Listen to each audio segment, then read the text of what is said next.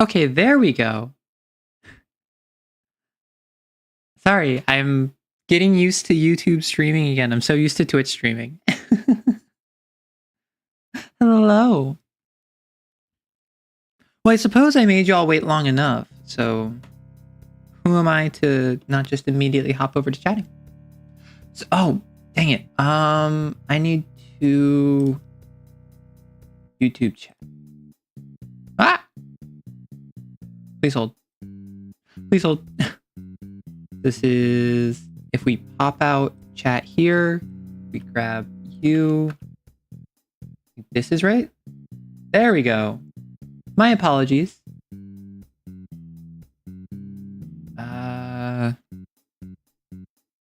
So, as you might have noticed, I haven't streamed on YouTube in quite some time. So this is me kind of readjusting. Oh my gosh.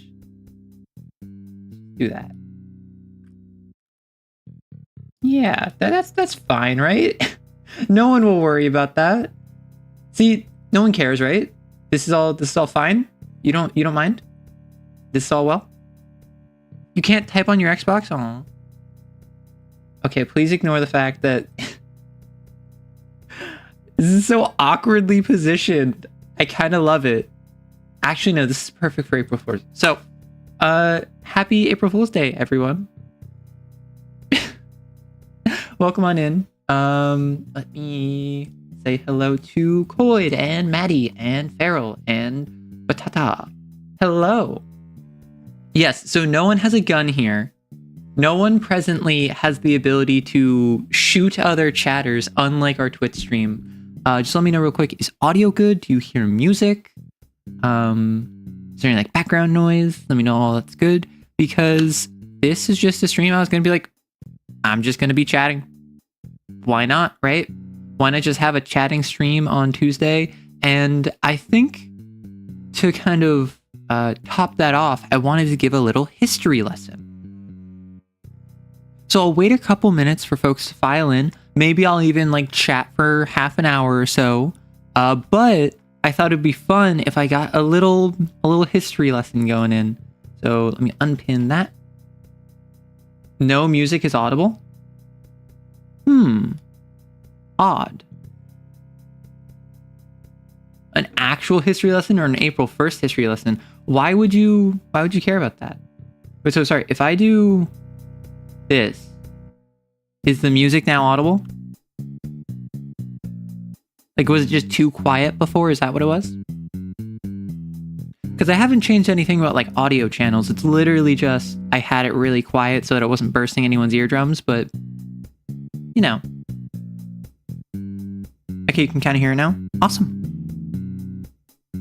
How are all of you today? We had Trans Day of Visibility yesterday. We have April 1st today. Normally I'm streaming on Twitch on a Tuesday, but I figured I would stream on YouTube and have a proper like D&D oriented stream. You hear something very faintly, sort of drum set and occasional bass. Do I need to turn it up higher? I don't want to like burst your eardrums, or who am I kidding? Of course I do. Sorry, I had to. I'm toxic to my community. You should know that if you've been here. But yes, burst out your eardrums, history and lore. So I'm going to wait on the history lesson. I'm probably going to do that at the hour. I'm going to wait for folks to file in. I'm going to let us chat. I'm going to let us get into the swing of it first. So, how is everyone doing today? Because I just spent the last like half hour rushing around, desperately making oh, I forgot to do something. I knew what I was going to do. I can do this. So for those of you who are YouTube only and you're checking out a YouTube stream, this is going to be very confusing to you. However, I do know that of those of you who are regulars on the stream, I'm gonna put this up. I'm gonna put this up and you're gonna go wild. Are you ready? I don't think you're ready. let me rename it first. So Coke. And then I'm gonna set the file. All right, this is the stream now. The star of the show has arrived. It is the rice cooking stream. Oh my gosh. I have too many things that just I don't have locked. I need to lock things more.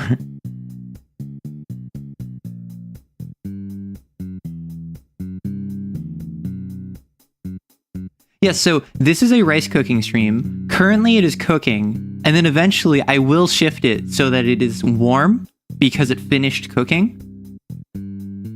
That is the entire premise of this stream. It is just a rice cooking stream.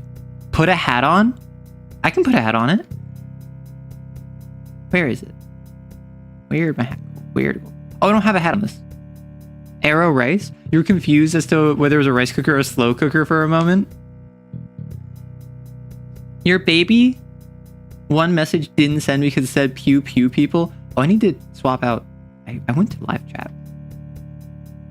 So just a piece of advice for everyone in chat. Remember to swap over to live chat. Above the chat on YouTube, there's a little thing that says top chat and then a little drop down. If you swap over to live chat, that'll actually give all of the different messages. So, for instance, I can do this. What? Oh, ha! So yeah, this is the stream now. I hope this is the kingdom that you have wrought upon yourself. It is a rice cooker with a gun. I just had, okay, who here has put egg in their rice before? Like, I didn't think to do this, even though this is literally a thing you do in fried rice. Put a top hat on it. I have a top hat. Actually, do I have a top hat? I might only have, I'm gonna add existing. I can add a fedora.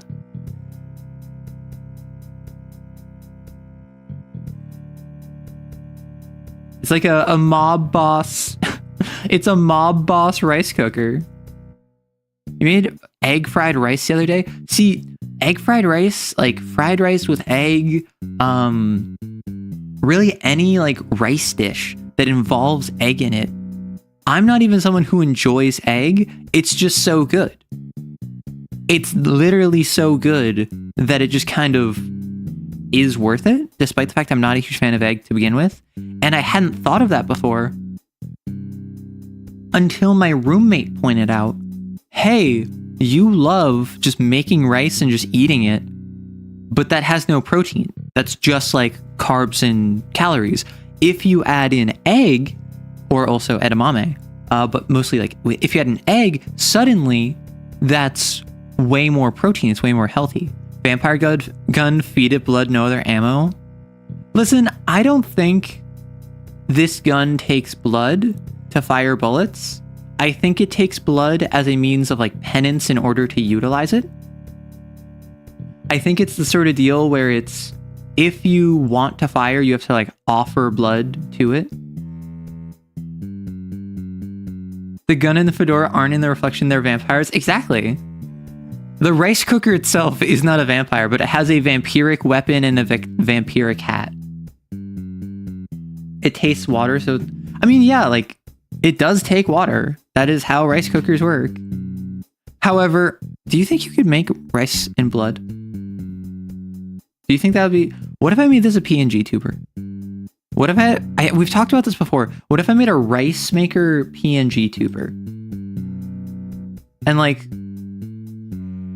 What if just like straight up I was just like,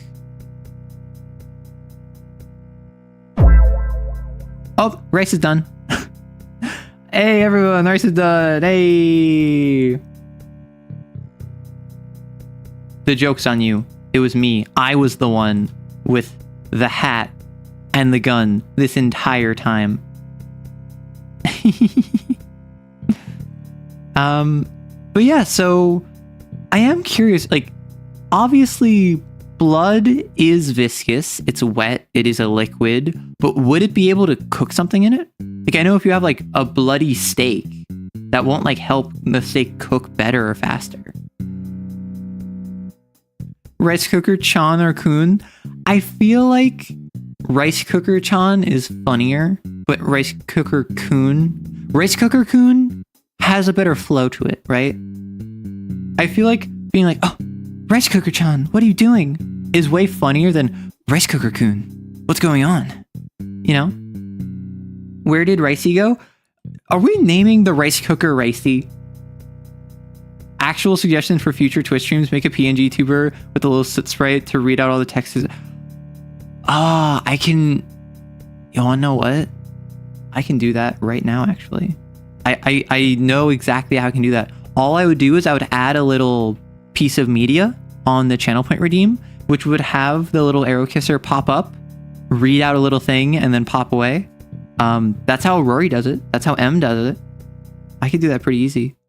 Drop that in suggestions. Remind me, because I will forget otherwise.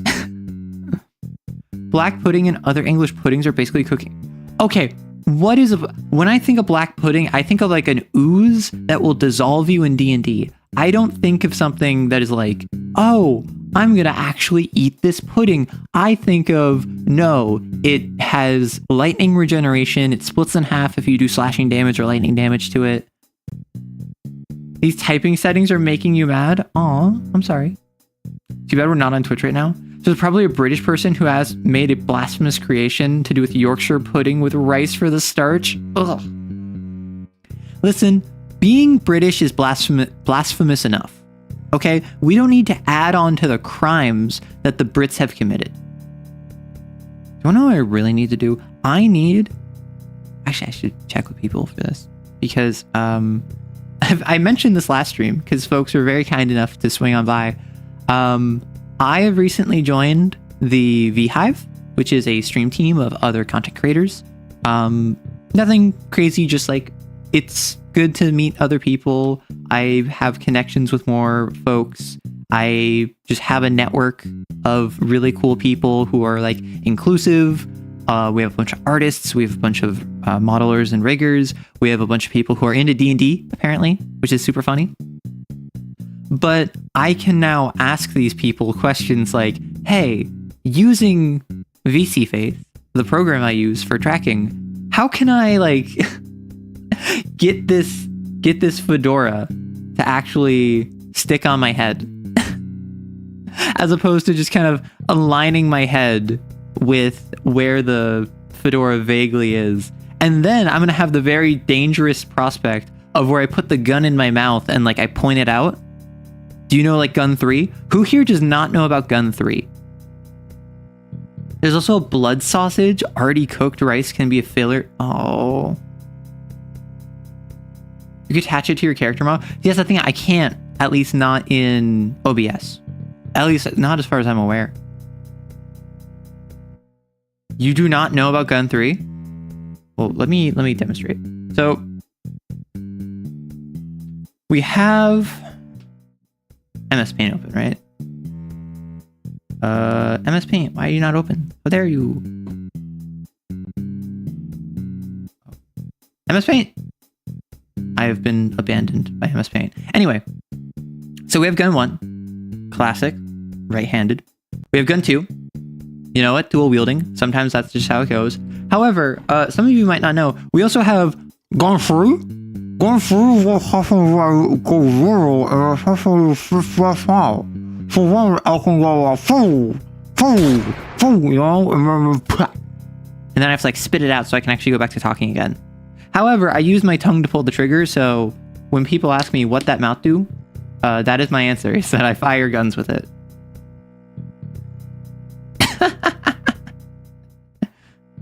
Now you're imagining a gun for a tongue version of arrow?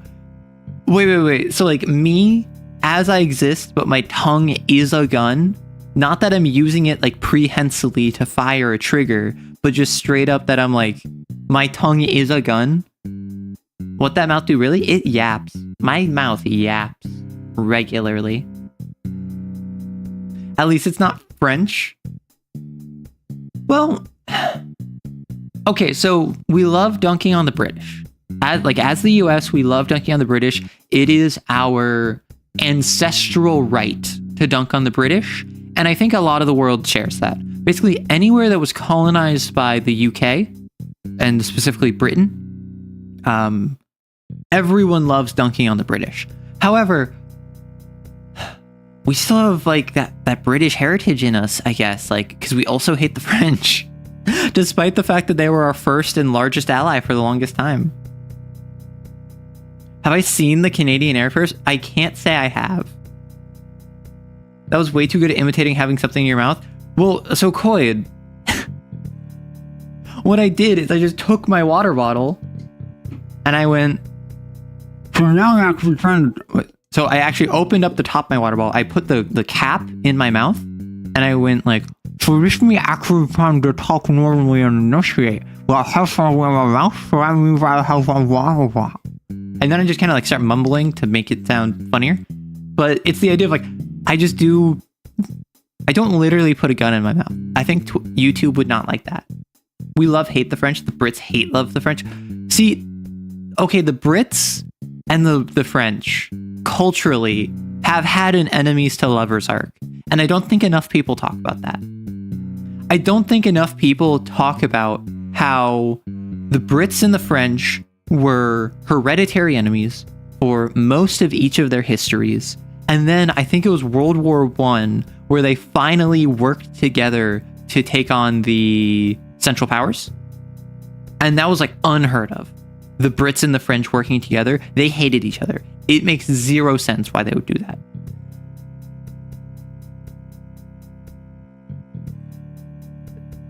Let's see if... I have 2 things of paint open, just in case. So let us see... Unfortunately, I am sad. MS Paint is a fickle beast. Let me see if it's my fault. It might be my fault. MS Paint. MS Paint. MS Paint! Okay, no. MS Paint has forsaken me. I'm so sad. Alexa, play Despacito. And I can't even be satisfied by you taking each other out. YouTube is so different. Because, like, I don't know if you know this, on YouTube, you actually have to, like, set up different stream settings than you do for Twitch. And that's why, like, you have plugins if you want to multi-stream, for instance. Bill Gates has abandoned us. I don't think Bill Gates has abandoned us. I think Melinda abandoned Bill. I spent too many years thinking MS Paint had been killed because Windows kept trying to get me to use some kind of 3D paint instead. So, for the longest time, for actual years, MS Paint was broken on my device. It would not work. For whatever reason, it just would not open for me. So I got into the habit of using Paint 3D. And then they killed Paint 3D. So then I went back to MS Paint. And MS Paint and Paint 3D... So, first off, remember, YouTube has different moderation settings than Twitch. So you have to respect the guidelines and TOS of the platform you're on. But also... at the top of the stream, remember to go from top chat, swap that over to live chat. Top chat does not show every single message. Only live chat does. Hey, Noah. Yeah, MS Paint has layers now. So I'm so happy that MS Paint has layers and that it has a little bit more functionality. But I do feel as though Paint 3D was just more robust. I think the best course of action, instead of making Paint 3D and trying to move away from MS Paint, is to just take some of the features from Paint 3D and just add them to MS Paint. That would have solved so many problems. No one would have gotten upset about trying to move to Paint 3D. You would have kept the integrations of MS Paint. You would have kept all the cool features that you added. Like, they have twice as many brushes on Paint 3D, and you can have a transparent canvas, which I don't think you can have in MS Paint. I keep trying and it keeps not working. No, MS Paint having layers is such a game changer. Like, just unironically, that is one of the best additions to MS Paint that they could have added. Will enjoy your food. I grabbed food before stream. So that's what the 4 gig MS Paint update was? Really? Maybe that's what my issue was, because for like over a year, I was unable to use MS Paint. Like I would open the directory on my computer to put in MS Paint because it would not let me open normally, and then it would just not open. Any other program would open. MS Paint was just locked. So I had to uninstall and go to the Microsoft Play Store and reinstall MS Paint. Hello, Vamp. I'm not Arrow Lies. What are you talking about? D&D is absolutely great. Them noms or moms, whatever. I feel like if you them moms, that is not stream safe. Now, if only you could add custom brushes like Photoshop or Clip Studio or Krita. Okay, I've heard GIMP is like unironically really good. Because it's basically just like free Photoshop, is what I've heard. Yeah, you missed Arrow Rice. Yeah, you have to go back and rewatch the beginning of the stream. I'm so sorry, except absolutely no, I'm not. Okay, so now that we have some more folks coming on in, I think this is where we get into the history lesson. I think the preamble's done. I think that now we're properly going to hop into the main history lesson. Are you excited? Are you having a good time? Because I want to bring you on a very high effort presentation about why, well, to put it plainly, D&D is good actually. And you're just being mean. I see so many people clowning on D&D, and I feel like, you know what? I think D&D really needs to just have its time in the limelight. I think too many people clown on D&D. I think wait, your classes were canceled at college? Well, good thing that you have Professor Arrow to teach you this, because I think D&D is where it's at. Actually, I suppose I should probably... Yeah, so this is classes like D&D. Unfortunately, they were cut from the 2024 edition. This is why D&D is good, actually, and you're just being mean. Because as we all know, D&D has been unfairly treated by the rest of the tabletop community. It has been seen as this boogeyman in the space. It has been seen as this content that, frankly, is not deserving of its place. I want to show you that it's absolutely the case. So, to start off, we're going to get some history. OD&D, original D&D, was released in 1974 by Gary Gygax and Dave Arneson. But it wasn't even a complete game at that point, because initially it was a framing device that you would utilize to build dungeons, to run games, but the actual combat was handled by chainmail, which was a different game developed by Gary Gygax and this guy named Jeff Perrin, who eventually left before D&D began. I think Jeff joined the army. So Gary Gygax teamed up with Dave Arneson, used chainmail for the combat system. They used this other game by Avalon Hill called Outdoor Survival to track how you would go from the city to the town, the city to the dungeon. So it's the idea of you're in a town, and then actually, I have a pen for this. Ha! So you'd start in a town, and then using Outdoor Survival, you would travel over to the dungeon. In the dungeon, you would utilize chainmail to fight all the monsters, get all the loot. You would grab everything in here, and then using Outdoor Survival again to get home, you would then head back to town, and then that's like your adventure. That's your session. That's your whatever. Let me go back to Lazy Pointer. But D&D began as a narrative framework for linking together war games. Who here didn't know that D&D started as a war game? That's actually why adventures are called campaigns, because of Napoleonic wargaming. A bunch of guys would play like World War II-esque war games, or war games set in the Napoleonic campaigns, where it would be you control entire armies. You would fight someone else like 40k style. Generally, there would be someone called a referee. who would be an impartial adjudicator to ensure that all the rules go smoothly, which would then become the dungeon master. And then this shifted from you're controlling an entire army to you're controlling a single unit, a single character. That's also why hit points are utilized to measure health. Because in original wargaming, hit points was a determination of how many hits can your army take before you lose all of your soldiers. Each soldier was 1 hit point. Further, in not battleship, but like ship combat, in ship combat, you would have like ironclads that were firing at each other. And if you had 8 hit points, this would mean that your ironclad could take 8 shells or otherwise be hit 8 times before it went down. Because if you think about that, a ship is good, it's good, it's good, it's good, and then it takes 1 fatal breach and then it's sunk. That's how ships work. That is not how people work, which is why everyone who says that hit points are dumb is kind of right, because they're not really conducive to controlling a single individual. And there is ship combat in D&D, but that's not the point of D&D anymore. The original D&D designers came from wargaming. They came from ship v ship combat. They came from Napoleonic campaigns. So they took all of those lessons they learned from war games and applied it to D&D.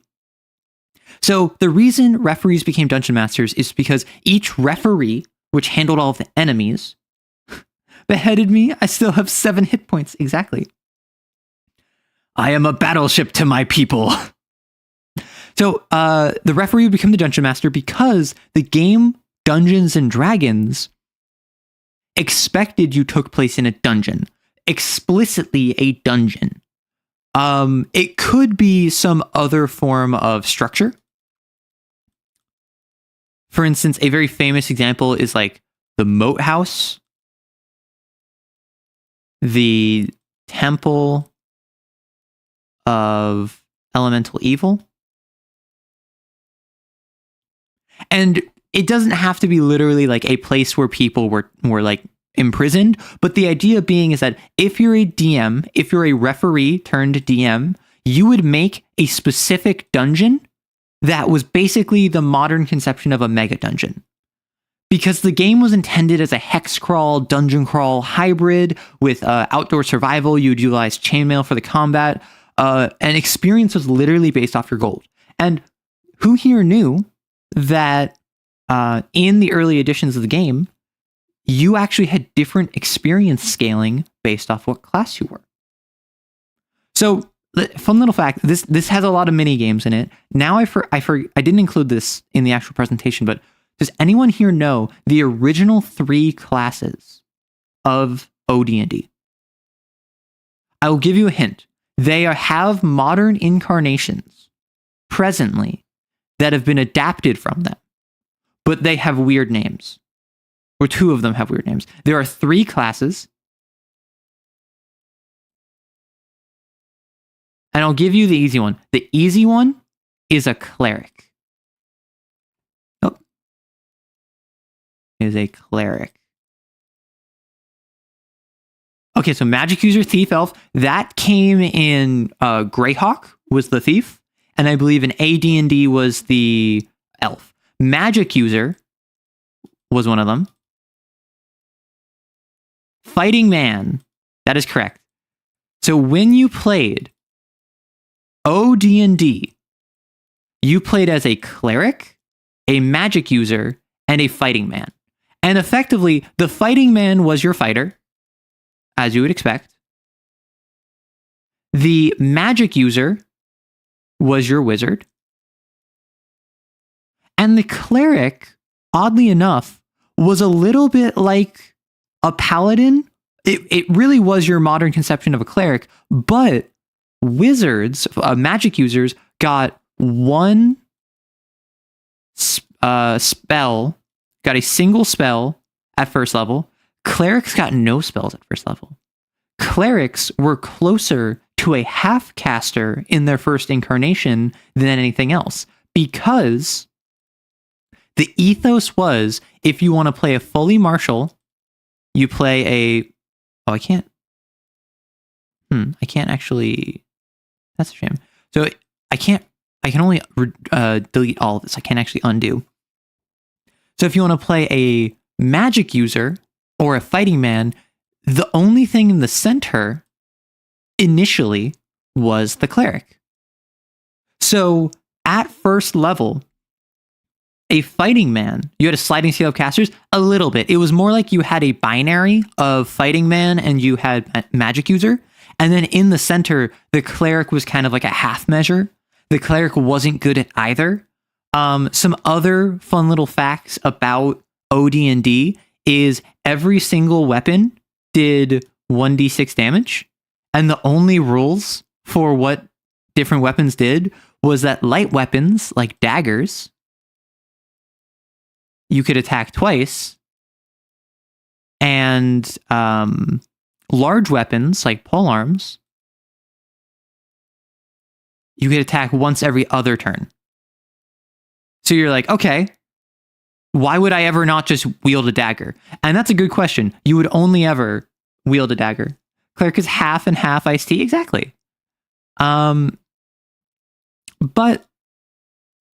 another important thing to remember is that set groups weren't all that common. So in addition to the whole like fighting man, magic user, cleric kind of culture shift, the idea that every single dungeon master had a dungeon that they ran, the reason that this worked, exactly, if you bring a knight, and the ethos behind that was that in the very beginning of the game, they only had D6s. This was before it became a D20 system.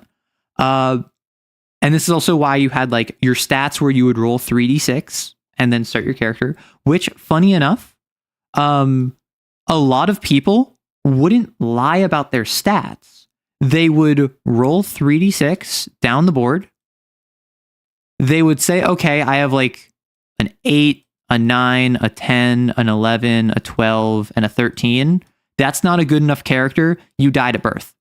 And then I'm going to roll again where I get a 13, an 8, a 3, a 4, a 16, and a 17. Oh no, I don't like these stats. Died at birth. And then I get like a 16, 16, 14, 10, 10, 9, 9. And then they're like, okay, yeah, I like this character. Sure. So the funny thing is, historically, the average rate of mortality was like 36 or something in like at least like medieval Western Europe. Not because people were dying in their 30s, but because so many people died when they were infants. Meaning, all of these people who were like, oh dang, my stat line sucks, you died at birth. My stat line sucks again, you died at birth. Okay, you're good. They provided a historically plausible reason why there was such a high mortality, because if we look at this from a meta sense, it is the idea that in real life, we are all D&D characters, and in the Middle Ages, infant mortality was so high because no one wanted to play with low stats. But so back to my initial point, that I just love talking about the history of the game. That's why I love the channel Matthew Colville so much. He goes so much into the history of it. But in the idea of like dungeon masters having, it's called realism, chump. In the idea that each dungeon master had their own specific dungeon, the game was a hex crawl, dungeon crawl. Set groups weren't common. Instead, it was closer to a West Marches style of game, which is why Matthew Colville brought that back like 10 years ago or whatever in his video. And then it kind of like got a life of its own in the public consciousness. What happens is you would show up to your gaming group. So you would show up and there would be like 3 tables active. And maybe last time you played with this DM and you played with this player and this player, but the other players that you played with, 1 was here and 2 were there. So then you show up and you're like, okay, this one has 6 people. This one has 6 people. This one has 5 people. I guess I'm joining this table today. That's why every single DM had their own dungeon. is because it's the idea is that if you have a big gaming group of like 10 to 20 people, you would not play with the same 3 to 5 other people every single week or every single session. You would float between all of the different groups that were actively playing. So what might end up happening is that you might have a level 5 fighting man with a +1 sword and a potion of invisibility. And then maybe you also have like armor and a longbow or whatever, but like this, like you are like, whoa, I was in a really high magic game with my last GM. I got a +1 sword and a potion of invisibility by level 5. And then you're in a group where it's got a level 3 magic user. It's got a level 3 cleric. It's got a level 5 fighting man. And then it's also got like a level 8 magic user with like a bead of fireballs, like a necklace of fireballs. And this was just common. Yeah, this my last DM gave me a +8 dagger, and like that's an issue that a lot of people would have. I wish I could have had the respawn option too. Listen, modern medicine, like the meta shifted. The devs patched that out. It was a bit of an exploit, so unfortunately, I'm so sorry for that. We should have a big channel D&D thing where some of us can be monsters, and I would love to do that.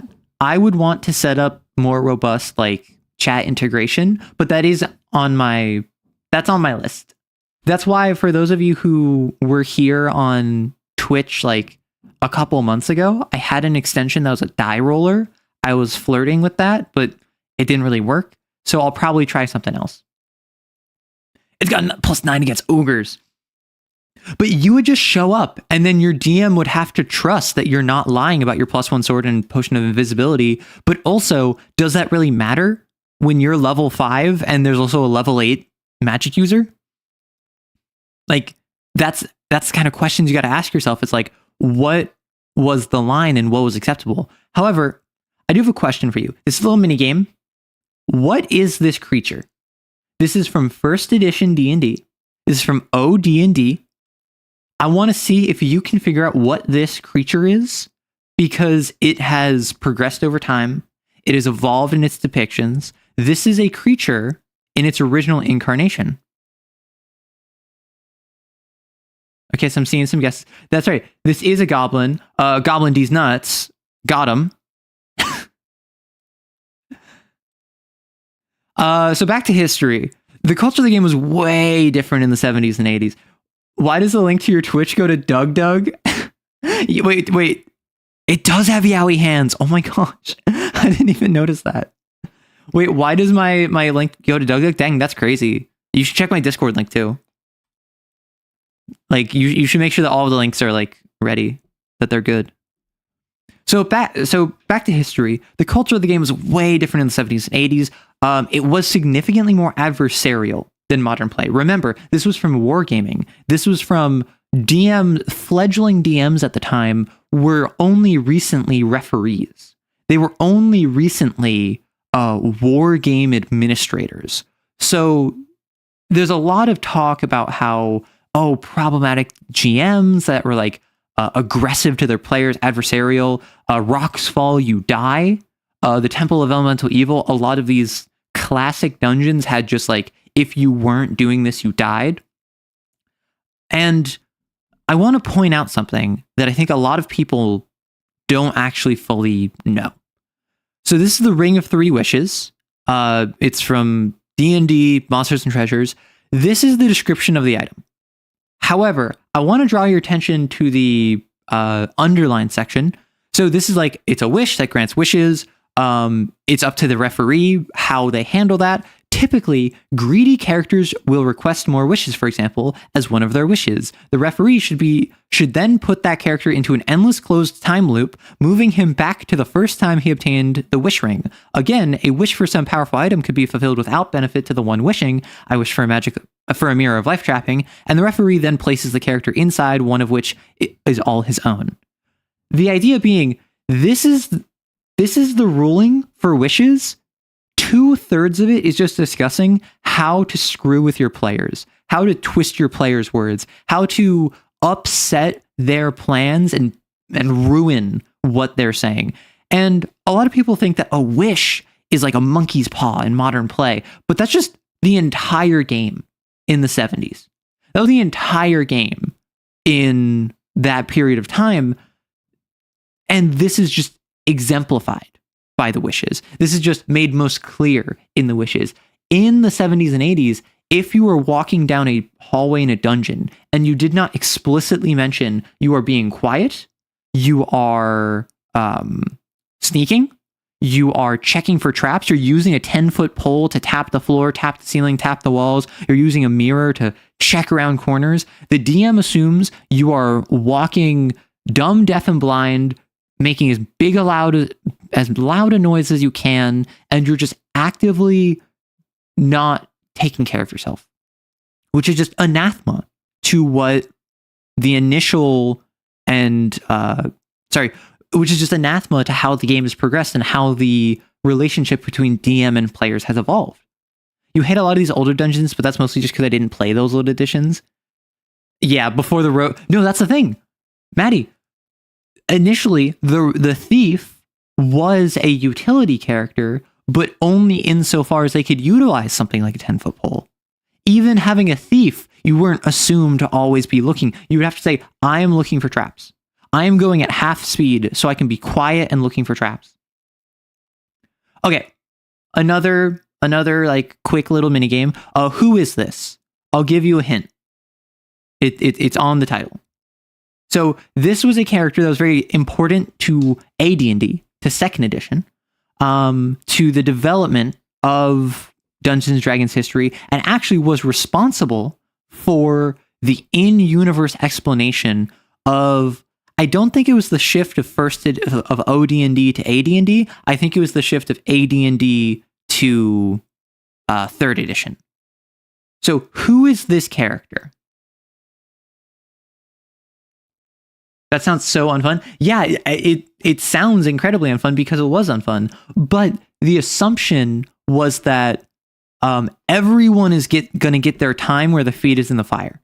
Everyone is going to hit a point where they are being hosed by the DM, and the entire party is going to be like, haha, you're getting screwed.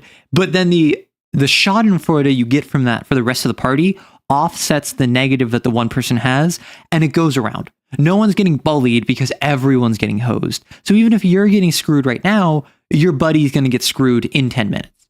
That was the prevailing design philosophy, which has really fallen out of favor in recent years. Yeah, so you guys are saying like Vecna, your buddy Luscious. Yeah. Also, hello, Connor from Cyberlife. I love Detroit Become Human. That's one of my hyperfixations. It's like Twitch chat, I guess. Oh my gosh. Yeah, so this is Vecna, often called like the Archlich. This is often like seen as a minor god of secrets, of magic, one of the villains in like Critical Role. Someone call him the King of Liches. I would almost say a Lich King. Lich King these nuts. Got him? So continuing on with the herstory. In 1977, we eventually got the Dungeons & Dragons basic set.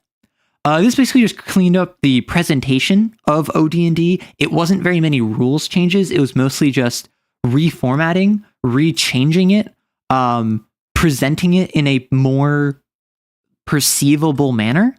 But it also brought us AD&D in the same year. And this is where we got into a bit of a cultural divide in the development team, because basic was more rules light. It was marked towards people who aren't familiar with D&D.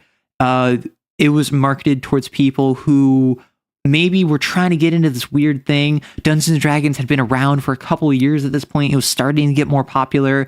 They were printed in zines and magazines, mostly in the Midwest and the West Coast, I believe. And then AD&D was more robust. It was marketed as the complete experience. It was marketed towards people who wanted the quote unquote full D&D experience. And then some boring stuff happened, like AD&D second edition, the company split apart. It was bought by Wizards of the Coast. Now we have Pathfinder, my favorite edition of D&D. And that's the entire history of D&D. Okay, so now I have a question. Who is this? Who is this? I'm sad you haven't shown the first edition Beholder artwork. Oh, I can show that, don't you worry. I just need to know, who is this, do you think? The clown? The Jonkler? He's the Jonkler? Exactly. This is the Jonkler. Some would say the Joker. Gotham. And this is my biblioteca. Matt Colville, Wikipedia, this one Reddit post that talked about the Ring of Three Wishes. I don't know, I just kind of freestyle it. Also, I didn't have this in the presentation, but like the 1d6 every weapon, like what weapons people use, I got that from Lindy Beige, that one guy from Persona 5. Okay, one more question to this. One more question. What is this? I'm going to give you guys one guess to figure out what this is. This is from first edition. I'm curious what you guys are going to say. No, Connor, it's not Goblin Those Nuts. It's not Shrek. It's not your uncle. Nilbog These Nuts. Got him? Obviously, it's a Nilbog. What are you talking about? Okay, that's my entire presentation. Actual picture of Rorson VT. True. Also, yeah, so that was my presentation. Please give all donations to... Actually, I'm not actually going to ask for donations. That'd be really funny. See, also, whoever brought up that my Twitch linked is Doug Doug's, I actually... I swapped out my... the description. I actually added in my real links, and it didn't save.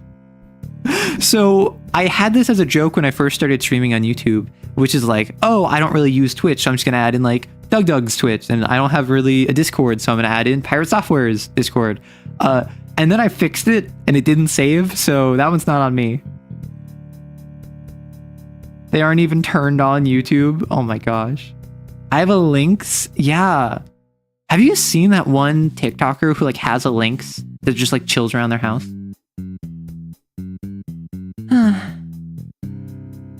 What do you mean you're so cooked? Is it because you had to like nailbog my balls?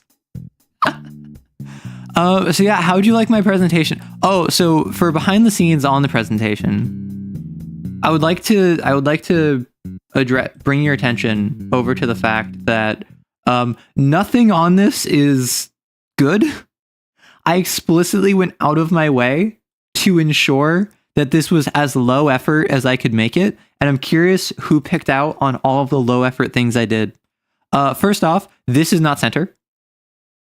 This is like aligned to the left instead of in the right. Thank you. I was hoping that I could make it like as real as possible and then immediately hard pivot into just like April Fool's Day joke. Happy April Fool's Day, by the way. This was my April Fool's joke. So as you can see here, it goes ABA, default font, just white background. Obviously the Goblin These Nuts.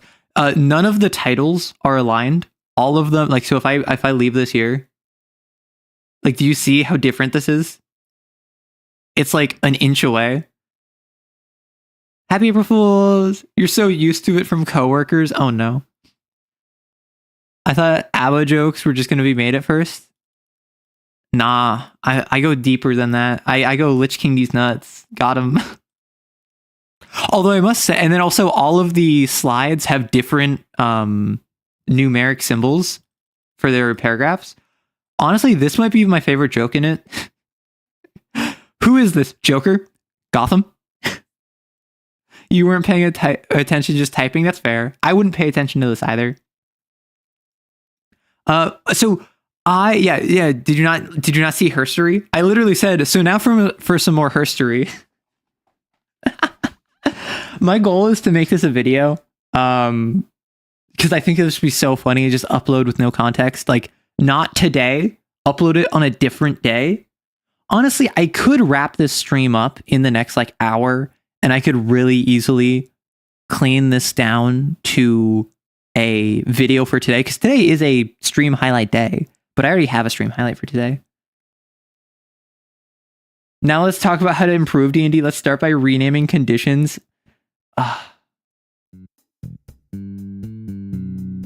See, that's the thing. I'm strictly speaking, I'm not trans femme. I am non-binary, but I think unironically being like actually it's herstory is really funny. Like I don't think it's necessarily productive. I don't think it's a fight worth fighting a lot of the time, but I do think it's funny to do ironically. Boss, watch out, it's the bat! Exactly. Though I will say, all of the information in there, I did legitimately research. Like, I wasn't lying when I said, like, the D&D stuff. Like, a lot of my information did come from Matthew Colville, because Matthew Colville is my favorite D&D channel, just straight up. I would also say Matthew Colville might be like my favorite YouTube channel and one of the biggest influences on me, both in terms of like D&D, but also storytelling and a lot of just like life. I'm not gonna lie, like Matt Colville has had a profound impact on my life, and I am extremely grateful for the fact that he has decided to make content and bring it out to the rest of the world, express himself, give insights into the past. Also, he talks about my special interests. He talks about TTRPGs. I love that. So a lot of this was literally just like, I have watched more knowledgeable individuals like Matt Colville, Lindy Page. I looked up Wikipedia information. I was looking at Reddit posts, just to kind of like make sure I wasn't leading anyone astray. Nothing in here should be false. Though I was tongue in cheek of just like skipping ahead to like, and now we have Pathfinder, my favorite edition of D&D. He restored your faith that old white guys can be non-terrible. Yeah, that's the thing. I think he's Gen X because he grew up in the 70s into the 80s. I think he was born in the early 70s and like grew up through the 80s. So like, I think Gen X by and large is pretty pog. I think folks that are like Gen X by and large are more cognizant of modern issues. They're more willing to work with younger folks. And the culture of Gen X really is chill, laissez-faire. Gen X as a generation never really was super problematic, but was like actively protesting whatever in like the 70s, or a little bit the 70s, mostly in the 80s, and like was dealing with like the 80s. I think broadly speaking, Gen X is pretty pog. It's like the same age as your dad. That's wild. I actually don't know how old he is. And I don't think I have a right to know unless he has publicly announced it. And even then, that's not a right. That's a privilege to learn. But no, like, I just really appreciate his content, who he is, what he does. Yeah, that was the actual philosophy of older editions. Exactly. And in older editions, it was expected that everyone was going to get their time where they're the one getting pointed at and laughed at. Right? Also, my model's a little bit messed up. Whoops. Oh, that would explain it. That's why my hat is off. Bye, Carman. Look out, the bat got him. All right, good night. Is definitely dad age, whether he's actually dad's. I actually don't know. And obviously, like, I'm not going to sit here talking about the, like, relationship status or speculate or gossip about other content creators, but I believe he is, like, unmarried and is not actively discussing his, like, personal romances on stream. Like, I don't really watch his just chatting streams a lot of the time, because generally he's not talking D&D, he's talking like old media, he's talking movies, talking music, which I just don't really keep up with. But my assumption was that he was just like not really sharing that with his community. So you're saying there's a chance, listen, if you can rizz up another content creator, like if you're gonna rizz up Matthew Colville, I would be so concerned, but also impressed in a weird way, you know? It's the sort of thing where, like, I wouldn't expect it. I wouldn't necessarily encourage it, but I would definitely just be like, that's pretty pog. It was never the DM getting laughed at. That's fair. But at the same time, a lot of the enemies would get laughed at, right? So at least assuming that you're not like being a jerk, assuming your enemies aren't implacable obstacles the party can never overcome. If the party is fighting an enemy and the enemy gets like bodied, that is the equivalent of the DM getting clowned on, because if your character is getting clowned on, no one's laughing at you as a player necessarily. People are laughing at your character and like, ha, it sucks to be you. Just like how if they clown on an enemy, they're clowning on that NPC and being like, ha, it sucks to be you, not necessarily clowning on the GM. Hey, there's another condition name. Charmed is now rizzed up. So incapacitated. When you said renaming the conditions, I didn't realize you wanted to rename incapacitated to cooked. I thought you were saying the name incapacitated was cooked. So I was a little bit confused, but oh my gosh. Oh my gosh. Wait, so you're saying there's a chance? Wait, what about you? What about me? What? Are you asking if I'm trying to rizz up Matthew Colville? The answer is no. I have too much respect for him. If I was going to disrespect someone by rizzing them up, I don't think it would be another content creator. No, cooked. Yeah, no, I got it. So you're cooked if you're incapacitated. You are rizzed up if you're charmed. See, that's the thing. Charming doesn't necessarily have to be that you're rizzed. It could be that you're just it worked.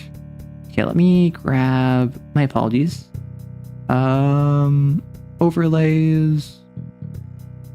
Where is YouTube chat? Ah. Okay. What I'm going to do, my apologies. I'm just going to fix YouTube chat real quick. Wow, this screen is not conducive to YouTube chat. Can you even read this if I do this? Is this even legible? I'm so sorry. Let me pull this up on stream. Yeah, that is illegible. Can I make it larger? I don't know if I can. I am so sorry.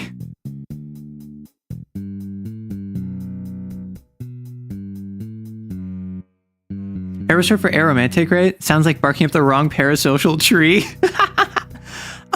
So arrow is actually short for arrow kiss, which is just my actual proper name is like,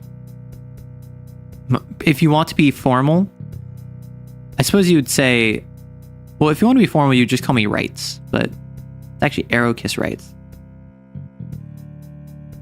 I do consider myself on the arrow spectrum, but I'm not like fully arrow, at least as far as I'm aware.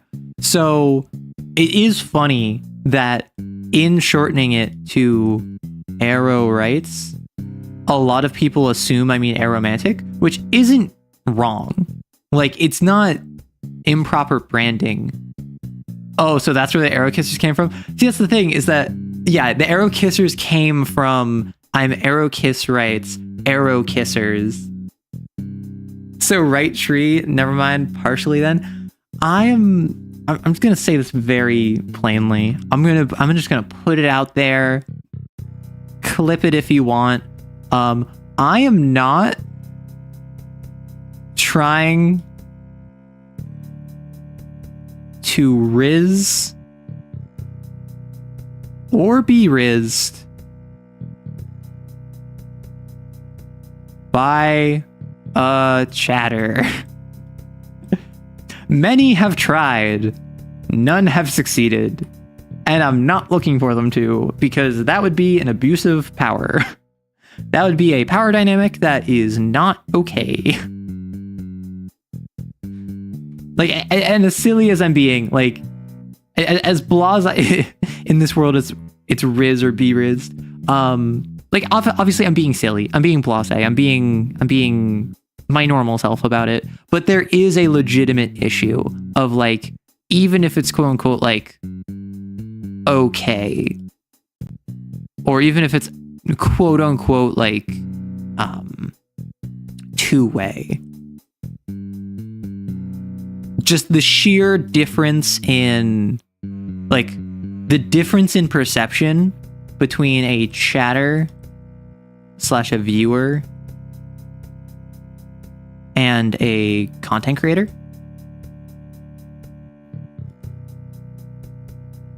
is too weird. Like, I do think that if you are a content creator, whether that is a DM or a writer or a music producer or a streamer, and you have a partner or partners, they should probably at least not dislike it. If you're someone who, for instance, let's say writes, and you are monogamous, so you have one partner, they should probably at least, like, think your writing is cool. Maybe they're not a super fan. Maybe they aren't, like, your biggest fan. But that's okay. Like, in the same way that if they are an artist, you should enjoy their art. You don't have to necessarily be their biggest fan. You don't have to be an art critic now. Just like they don't have to read everything you write. And I think it's that same sort of way where it's a lot of people want someone in their life. And honestly, I think the reasoning might be wrong. I think a lot of people want someone in their life to have unconditional support from. Gosh. And I think a lot of people assume this can only happen from a parent or a partner. So they look for a partner who is someone that is enthusiastically engaged in what they're interested in, even if they have friends who are just as, if not more, engaged. And they kind of turn their nose up at their friends' support because they're like, well, they're just saying that because they're my friend. They're just saying that because we're close. They're not actually unconditionally supporting me. They're just saying that to humor me. And that's devaluing your relationship with your friends, which is not very fair. They shouldn't be your partner because they're a fan and track you down. No, that would be bad. That would be bad. Which I will say, just to make it clear, like, I find it funny when people try to rizz me up. Because it almost never works. Sometimes I have legitimately been flustered. And those times are always the best because not only do I find it really funny, chat immediately picks up on it. Rizm with the tism. Abigail, you can't do that. The one time that I've been rizzed that I legitimately was closest to folding. Does anyone remember the story? I've told the story a couple times. The one time I was closest to folding is when my friend was talking about his 40k custom army. And he was just like rambling about how he has a army of orcs, which are snake bites. Which the snake bites are like the like beastmasters of the orcs. So what he did is he got a bunch of Tyranid models and basically kit bashed them to look orky, because it was the idea that a group of snake bites captured a splinter hive fleet, and a weird boy was their warlord, and he subsumed the local hive mind. So the Tyranids respect and listen to the weird boy as if he were the hive mind. So then they send out all of their Tyranids as like this exotic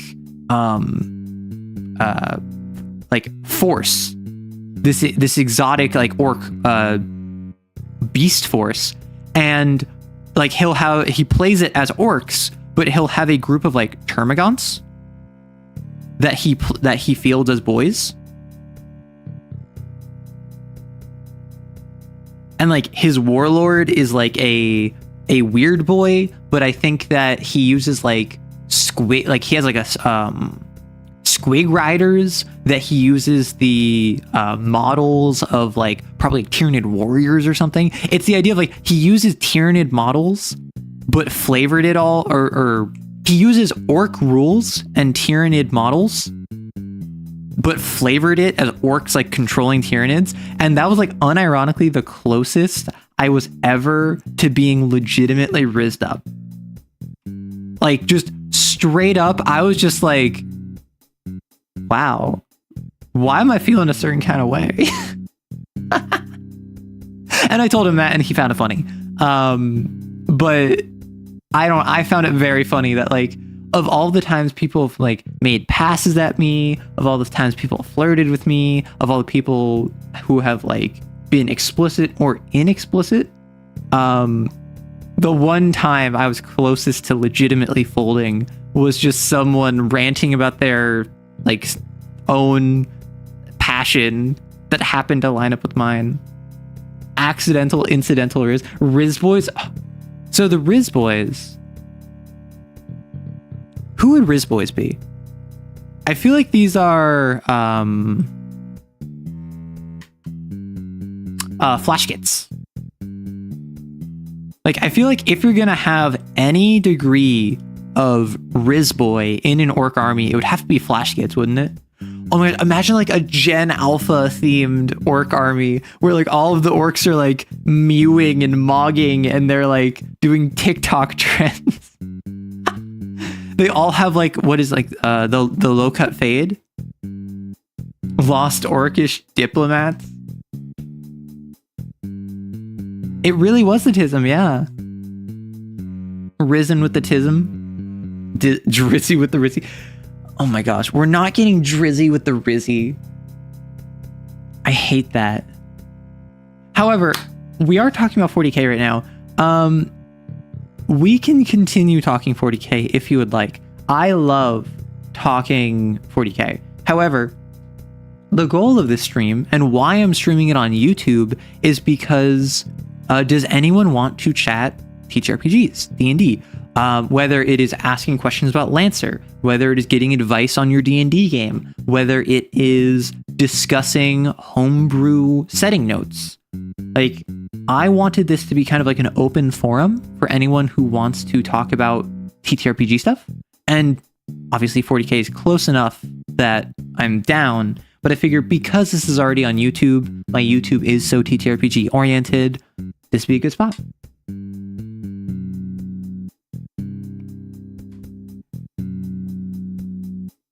So the Pegasus. How did I get into Lancer? I got into Lancer because I saw I don't know what the specific. I think it literally just came up in my recommended. But I had this oh yes, it's like his most viewed Lancer video. So I think when this was making the rounds, I watched my VTuber model is so tired. That's exactly what it is. What got me into Lancer? And I will just pin this for a minute. So this is a video by Zach Tact, and it is going over. I mean, I don't like showing off other people's content, but I can show it a little, like just as a. I can. Let me do this. Window capture. Yeah. So I'll just. This is muted. This should not have sound. I don't want to like steal this guy's work. I absolutely have loved Zach Tact's content. I have watched a bunch of his videos on Lancer. I've watched his videos on Blade in the Dark. Kane is one that I was not expecting, but I have absolutely loved when he's talked about it. Even smaller stuff like Death in Space. What was it? It was... What was that? Yeah, Magna Gothica Malagast was a really fun video that he made. Like, this channel absolutely got me into Lancer, like single-handedly. Because I saw the Horus video, and then I started watching, like, I watched, like, the Raw video. I watched videos talking about the different mechs and the chassis. I actually haven't watched some of the older Blades in the Dark ones. I want to watch that. But I basically got all of my Lancer lore from... Oh my gosh, this was 6 months ago. This was 4 months ago? This came out like a little bit ago. Oh my gosh. Anyway, so I've been watching this. I've been watching Zach Tact for like a year and a half at this point. Probably around a year, actually. And then eventually I ended up checking out the book. I ended up checking out the actual rule set itself. But no, so I got into Lancer via YouTube. And then I just kept exploring it. I kept looking into it. And then if you look on my channel... Oh my gosh, I need to check when this was. Please hold. Please hold. On my channel... May 3rd, 2024 is when I uploaded a video called VTuber Explains Lancer, a mecha TTRPG, where I had watched a single video. So actually just under a year I've been watching this Lancer stuff. After one video, I said, okay, I'm going to make a video summarizing Lancer's lore, knowing nothing about Lancer. So I made a Lancer video, and this is gonna hurt my soul. My old Lancer video. Do not watch. It's bad. Y'all fun? You really got to go? Well, enjoy. Thank you so much for swinging by. I made a video discussing the Lancer lore, having no information about what Lancer was outside of a single video, which like casually referenced like, yeah, so like, with an NHP in your frame, you can go across the BlinkNet and you can access the OmniNet, but Raw doesn't like this. And I'm just like, what do any of those words mean? Yeah, I just made up what IPSN stood for. How do I not forget mechanics when switching between systems? I ran Lancer once and kept forgetting I'm allowed to adjust the target number for skill checks, and you're supposed to use accuracy difficulty. So yeah, when I look at Lancer, because in Lancer, it is a D20 based system. It's a D20 system where skill checks all have a difficulty of 10. And there's a couple ways to make it more difficult. Generally, a 10 plus is a success. A 20 plus is a great success. I can't remember if it's a crit or not. It might just be like a really good success.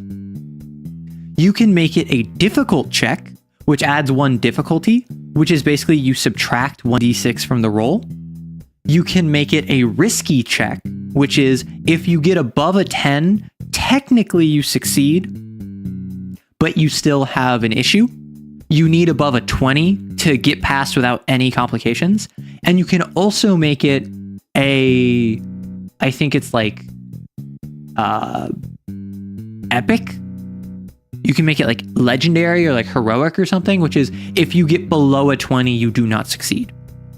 And generally speaking, in making a roll, you're going to have anywhere between like a +0 to a +6. And then also you might get +1d6 or you might get -1d6. So generally speaking, you're not going to change, oh, I'm going to make this 15 to make this harder. Because you only have like a +2 to the roll. Making it a 15 is needless. A lot of the times you're going to roll somewhere in the realm of like 8 to 14, which is why 10 is the cutoff. And then if you have difficulty, that'll be lower. If you have it be a risky check, you need to get above a 20.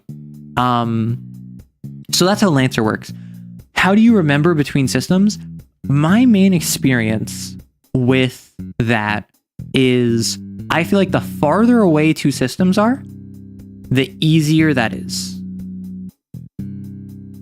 So with something like D&D and something like Vampire the Masquerade, I very rarely mess up, okay, here's how this system works, here's how this system works. Because I have like a D&D part of my brain and I have a Vampire the Masquerade part of my brain. And there's tons of brain in between them. So they don't really have mixed signals. What I do run into is something like Vampire the Masquerade and Werewolf the Apocalypse. These are both under the World of Darkness in the storytelling system, meaning their character sheets are like 60 to 75% the same. So while yes, skill proficiencies work identically in Vampire the Masquerade and Werewolf the Apocalypse, how touchstones work is different. How rage versus how the blood die works is different. This is where I generally struggle. And the main thing that I've learned to do is to just say, okay, in play, I think it works like X. We're going to run with X. After the game, I'm going to check. Oh no, it said Y. Hey, player, I ran it as X. I ran it as X. It was supposed to be Y. Are you okay with that? And then they'll usually say like, yeah, sure. And then we'll swap over to X. Or the player will be like, actually, I really liked X. Could we just, I really liked, we'll swap over to Y. Or they might be like, actually, I really liked X. Can we just like stick with X? And I'll be like, sure.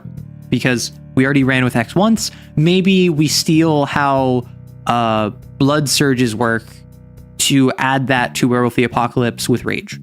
And then the player is like, man, that sounds really fun. Like, can we just keep doing that? I'll say, sure, let's do that. Strictly speaking, that is getting the mechanics wrong. But that's okay, because it's fun.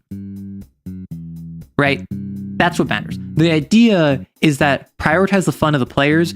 I personally feel the rules are a framework to facilitate fun. So if you're ever like, how does this rule work? What do we do? I'm not sure. I personally say, screw the rules. I have money. I do not have money. Screw the rules. I have money. And just go with whatever feels right in the moment. And then double check later. If you have a rules lawyer,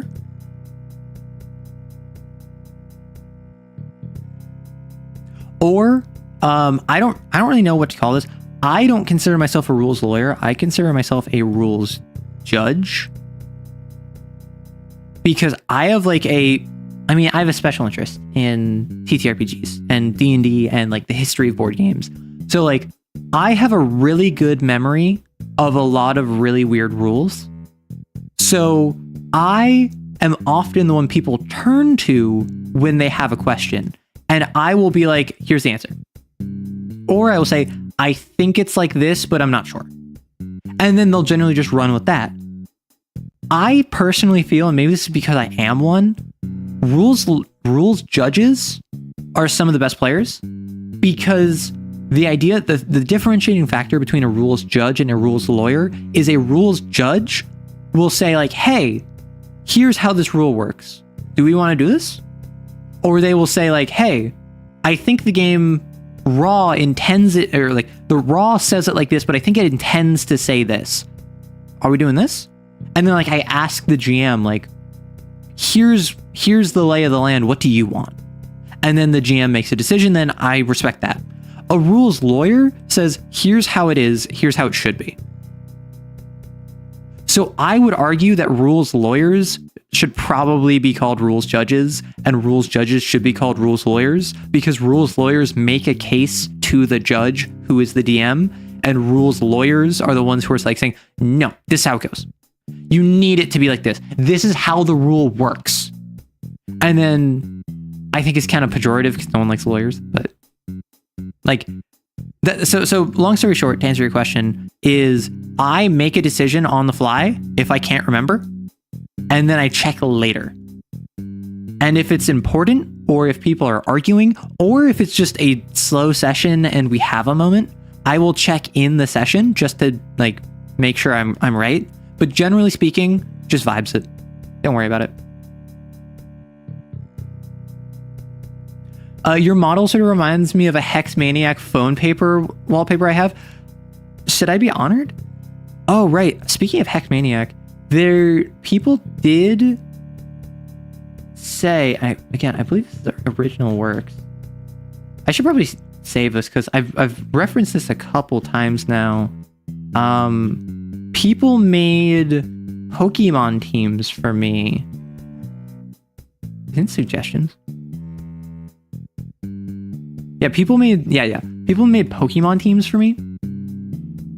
And I mean, I know a lot of people like Hex Maniac. I think a lot of people think that the Hex Maniac is like really pretty or like really attractive. So like, hey, I'm not gonna say no to being called attractive. But these are the teams people came up with for me as a Pokemon evil organization leader, because we agreed that I'm like, I think it was Ghost, Poison, Dark, Steel, Psychic. I'm like, these are the general typings that I would have on my team, just based off my vibes. So as you can see, there's a lot of Steel, there's a lot of Dark, there's some Ghost, Poison.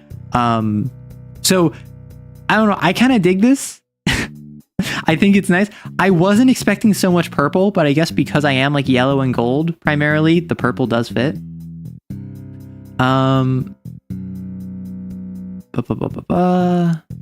Okay, first time chatter here. How do I get my players who only want to play fantasy interested in sci-fi? So my question to that is, do they only want to play D&D, or do they only want to play fantasy?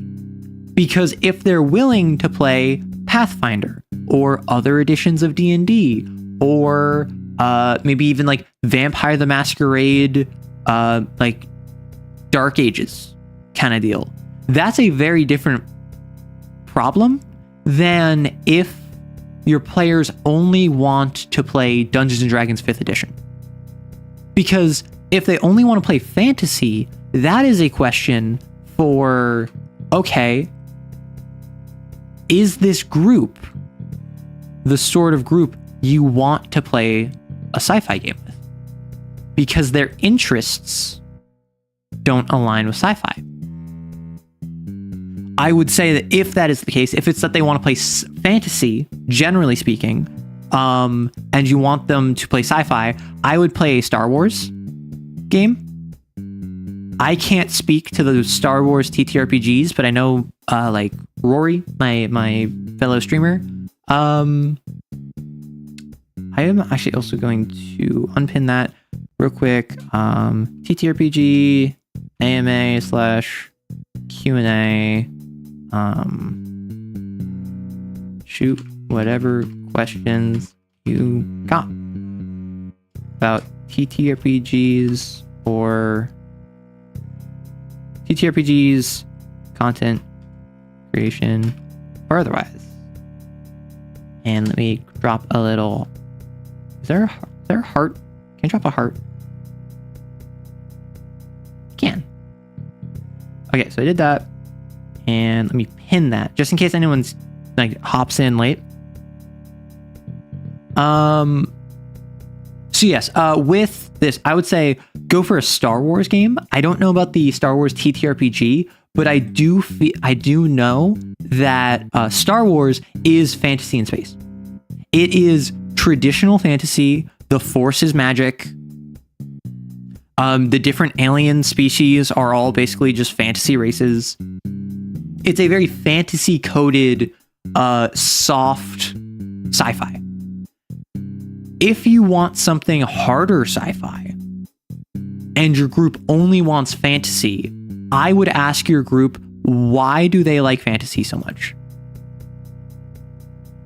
And if they say, well, you can just do anything, the possibilities are endless, magic is cool, then you can be like, well, in hard sci-fi, you can also do anything. You just need a scientific explanation. It doesn't matter if it's a warp drive thrombler or a photon emission carbangler, whatever technobabble device you have that solves the problem you need to solve is effectively an arcane catalyst. It solves the same issue of this is not true to reality. How can we overcome this? So you can bridge the gap between fantasy and sci-fi by just playing fantasy in space, or by saying, why do you want to play fantasy so much? How can I bridge that gap for you? How can I make that leap as small as possible? If you have a group that only wants to play D&D 5e, I direct you to the absolutely fantastic video Matthew Colville just made. He just, not the message link. He just released this the other day, and oh wait, why are so many people doing hearts? Why are so many people reacting? Matt Colville video on Forever DM.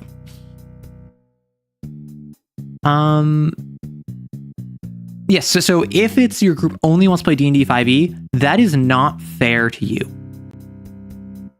Why is everyone so reacting? That's so, thank you.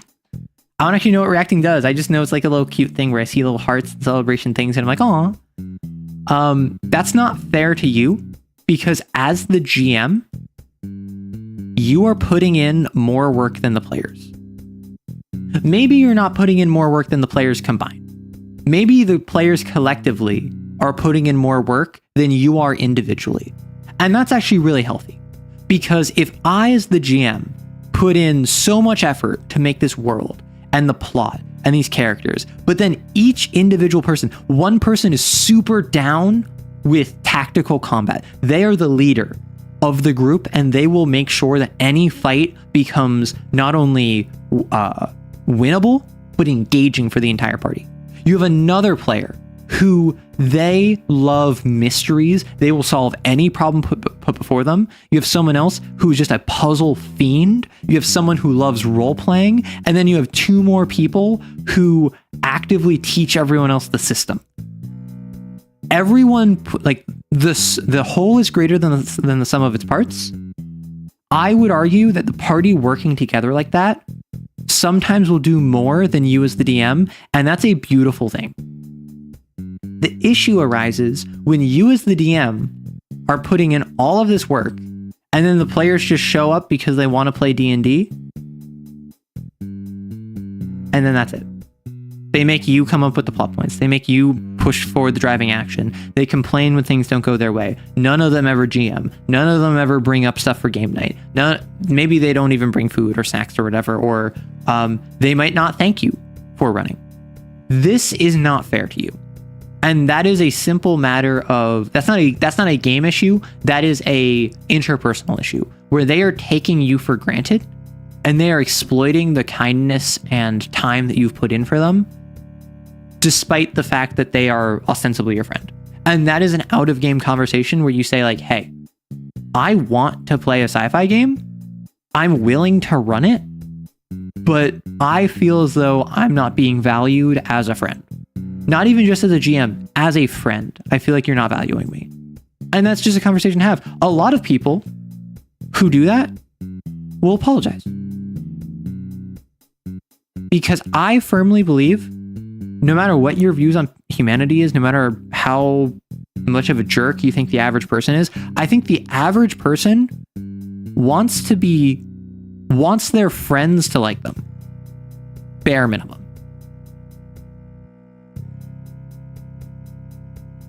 I think outside of, hey, like, the average person is kind, or like, oh no, humanity is inherently flawed or whatever. I think the average person wants their friends to like them. So if you tell your friends, hey, the way you're acting makes me feel like you don't appreciate me, your friends will probably course correct. And if they don't, well, they're not your friends then. At that point, it's a separate issue. But yeah, step 1 to differentiating systems, tons of brain. Screw the rules, I have funny. Do this now, check later, absolutely. I am the rules. I have the power of God and anime on my side.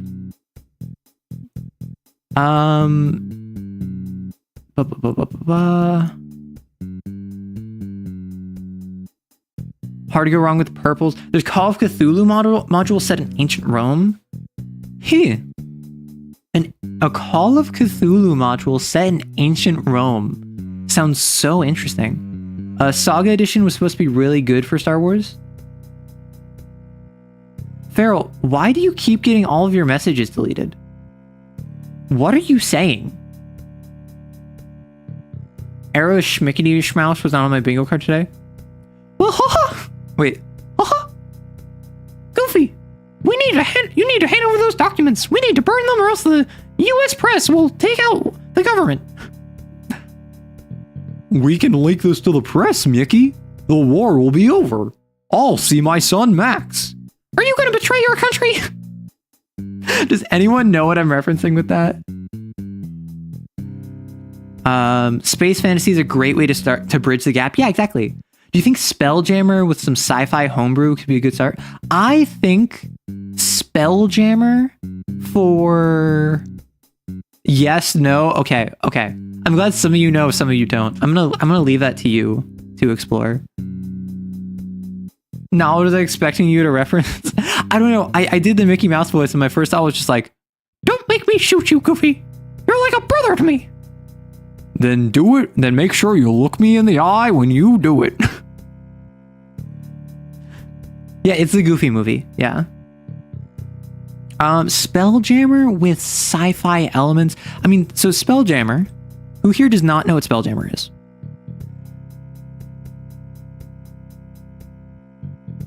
Spelljammer is effectively D&D in space.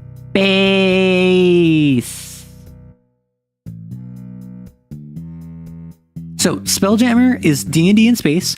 It has stuff like arcane powered spaceships. It has a like first level spell where you put a bubble around your head so you can like breathe in space. It has mind flayers, which have intergalactic colonies. So all of the mind flayers that are like in the bowels of the Underdark, like waiting to take over the material plane, those are seen as loser babies by the rest of their intergalactic empire because they couldn't conquer a single planet. I think Spelljammer but just remove the breath spell and make it like a space helmet. Take these arcane spaceships and say that they're like 70% technology with like a crystalline fireball combusting core.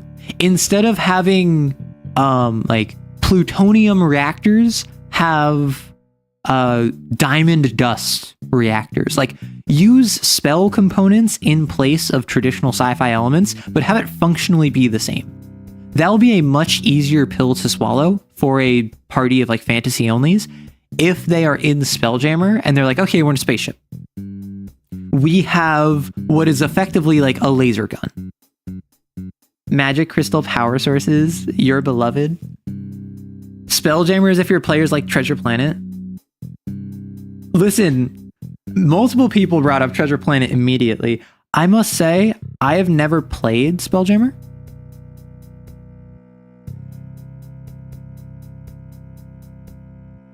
And the last time I watched Treasure Planet was, gosh, 20 years ago? Like, at least 15, if not more. I think maybe 20 years ago is not a hyperbole of the last time I watched Treasure Planet.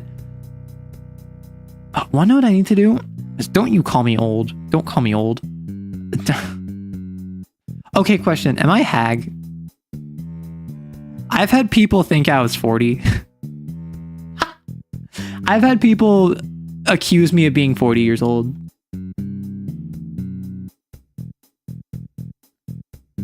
I last saw it 20 plus years ago. It had that much of an impact. Yeah, I don't remember it that well. I'm not gonna lie. There are a couple stuff, like some stuff from the 2000s. Treasure Planet, Atlantis, Sinbad. These are all movies that like I want to watch again, given that I haven't seen them in like over 15 years. Hag is 20 plus?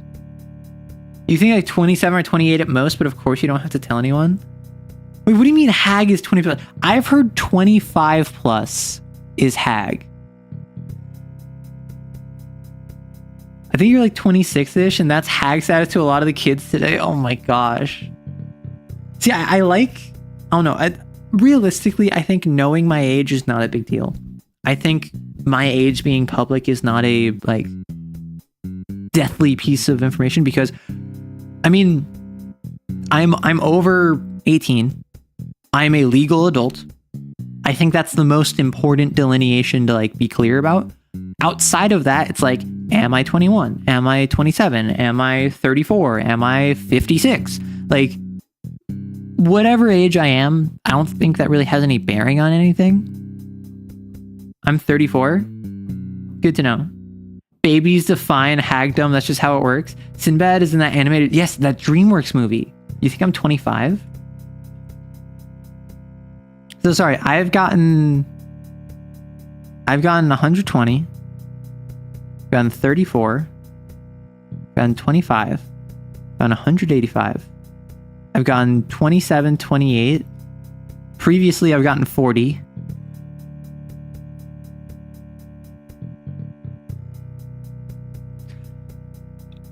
I guess I'm just gonna keep my mouth shut. 7.6 more billion. Okay, question. Obviously, more like the Morbius movie made more billions. That's not up for debate. That's just fact. Trust me, I've seen it. Don't worry. I've seen Morbius. How much is a Morbillion, do we think? Like, I feel like a Morbillion is like halfway between a million and a billion. Wait, Maddie, you didn't. Did you actually? Young enough to do it, old enough to know better. Oh my gosh. Children, stop thinking being above 20 years old, you're setting yourself up for an existential crisis in 5 years. It's going to be till you reach it. Here's the thing. Even when I was like under 20, I saw... I mean, for instance, like when I was a teenager, I worked at a store where There's like volunteers who were also working there. And one guy was working there, and I thought he was like 28, maybe like 27, 28. I don't know, around that. And he's just like, bro, I'm 24. I mean, he was like a taller dude. He was like wider set, more muscular. So like, just the fact that like he was more than a couple years older than me, and he was also like tall, I just assumed he was like way older than me. But no, he was like, well, it's still fairly older than me at the time. But the funny thing is, like, your perception is so different. Like, when you're a kid, a teen seems so old. Like, does anyone else have a story where like you were like 5 to 7 and like an 11 to 13-year-old watched you, like babysat you, and you thought that they must have been like 20? I feel like it's a very common experience, is children thinking like teenagers or slightly older children are adults. And I think it's the same principle of like teens thinking young adults are way older than they are. And then even young adults thinking other adults are way older than they are. I would ask you, if you look at someone who is 5 years older than you, don't they seem so much older? If you're 25 and they're 30, if you're 16 and they're 21, if you're 5 and they're 10, and I think this stops once you hit your kind of like mid 30s, because then the difference is so minute between 30 to 35. That's like basically the same age. 45 to 50, like, wow, I'm gonna like need my hip replaced by then. But there's this very sheer cutoff of when you're young and like still developing. And I would still argue into your 30s, not even necessarily it stops when like you're like 25 or like you're 26 or whatever. I think even when you're like 28, 29, you're like, wow, a 33-year-old has way more life experience than me. 25, you're breathing out a tube. Yeah. Children often fall into a trap of thinking that humans are like crocodiles and grow throughout their life. See, you're already mid existential crisis. No. Don't see. That's the thing. Don't call a crisis when you're like 15 to 25 a midlife crisis. That's being much too pessimistic. It's probably a quarter life crisis.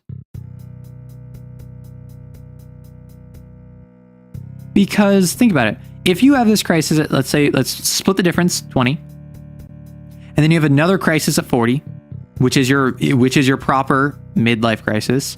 And then you have another crisis at 60. That's your 3/4 crisis. You're probably going to like die at 80. So if you're having a midlife crisis at like 17, that means you're gone at 34. I'm so sorry. See, even other people my age have more life experience than me. I mean, yeah, like me too. I think that's true for everyone. An optimist would say it's an 8th life crisis. Yeah, an optimist is also unrealistic. You have no way. See that, Maddie, you get it. The way to prevent like my midlife crisis at 15 means I'm going to die at 30. No, my life is just one ongoing crisis. So once it ends, I will have double that amount of lifespan until my next crisis.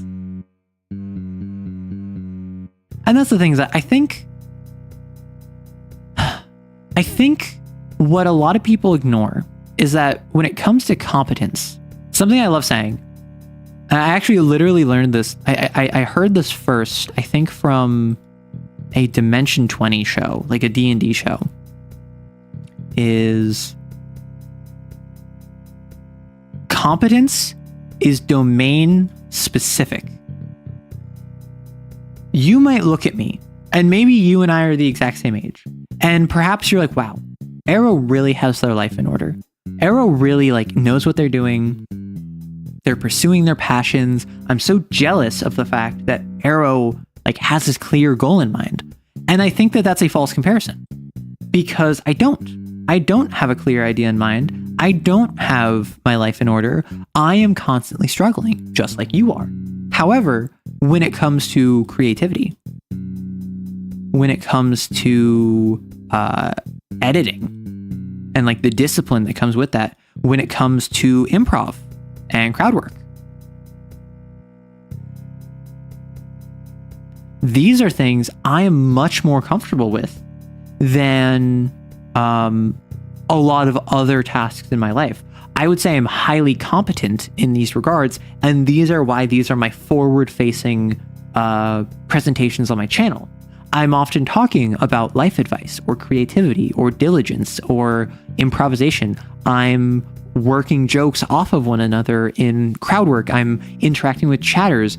That all gives off the impression of someone who, well, obviously, if everything they've shown us is good, then everything under the surface must also be good, which is not actually the case. I'm not going to show you the worst aspects of myself because I don't want to damage. I mean,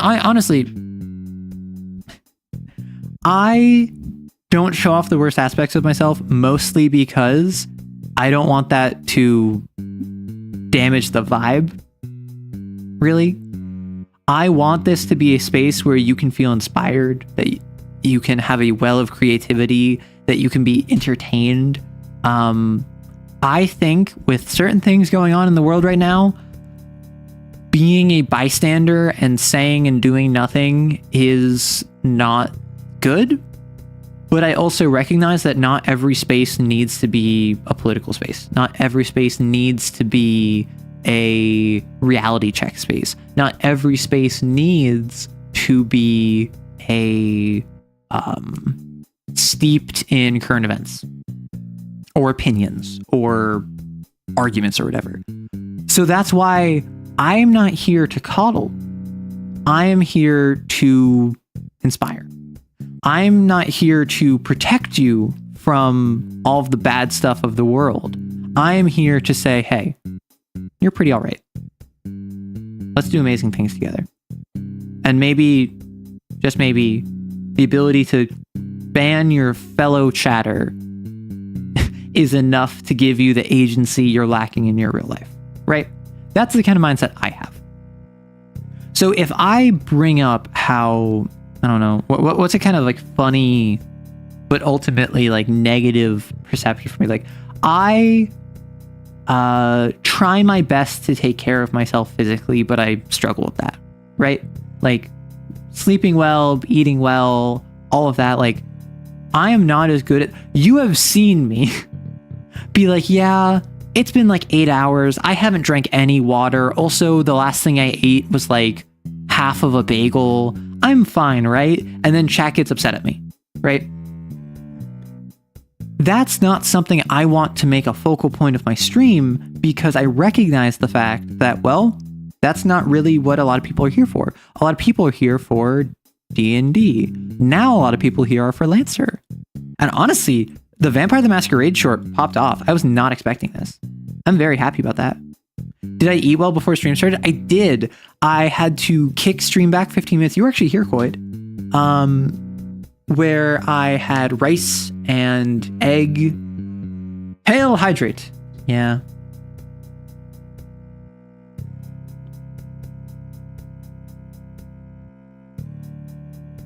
Thank you for the hydrate reminder.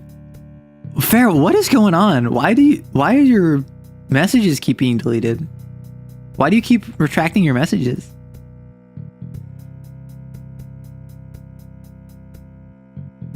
Oh, it was not very stream friendly. Yes, the egg and rice discussion earlier was okay, so my roommate and I have made katsu chicken a few times. Does anyone know what this is? Does anyone know what katsu chicken is? It's a like thin breaded chicken that you fry, and then you put in this very sweet soy-based sauce. And and it's super good. Generally has like a ketchup base to it, but I don't like ketchup. So what I've been doing is I've been making a katsu sauce, not for chicken, but I'll make a katsu sauce with soy, dark soy, Worcestershire sauce, a little bit of ponzu, some sriracha, and I don't know how to spell this. It's a Korean chili paste, gochujang. And I'll just stir all this together. It's a very sweet, almost like a teriyaki.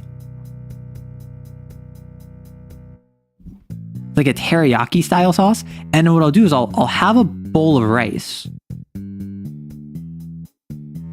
And then I'll put an egg in it. And then I'll drizzle this katsu sauce on top of it with like some sesame seeds, cut up green onion. I'll mix some chives and some garlic powder into the egg when I'm like scrambling it. Today I had it sunny side up. And honestly, this is just such a good meal. It's got protein, it's got carbs, it is sweet, it's filling.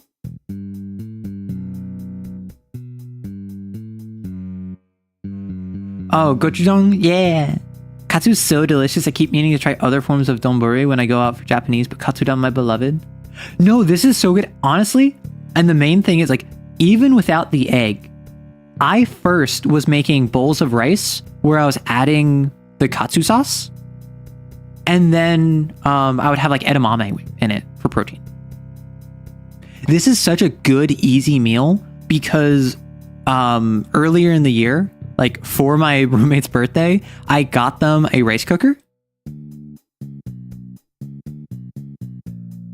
So what I do is generally, it's either like in the morning before stream or every night I go on a run. So I'll like put it on before I run. So suddenly the rice is just cooking. I get just rice I can pull out of the cooker. I can make an egg in 3 minutes. Throwing together the katsu sauce, super simple now that I know how to do it. No, see, and that's the thing is that it's strictly speaking, yes, I do use it more than them. However, I also make rice for both of us. So I'm not like using it just for me. It's 3 rice cups.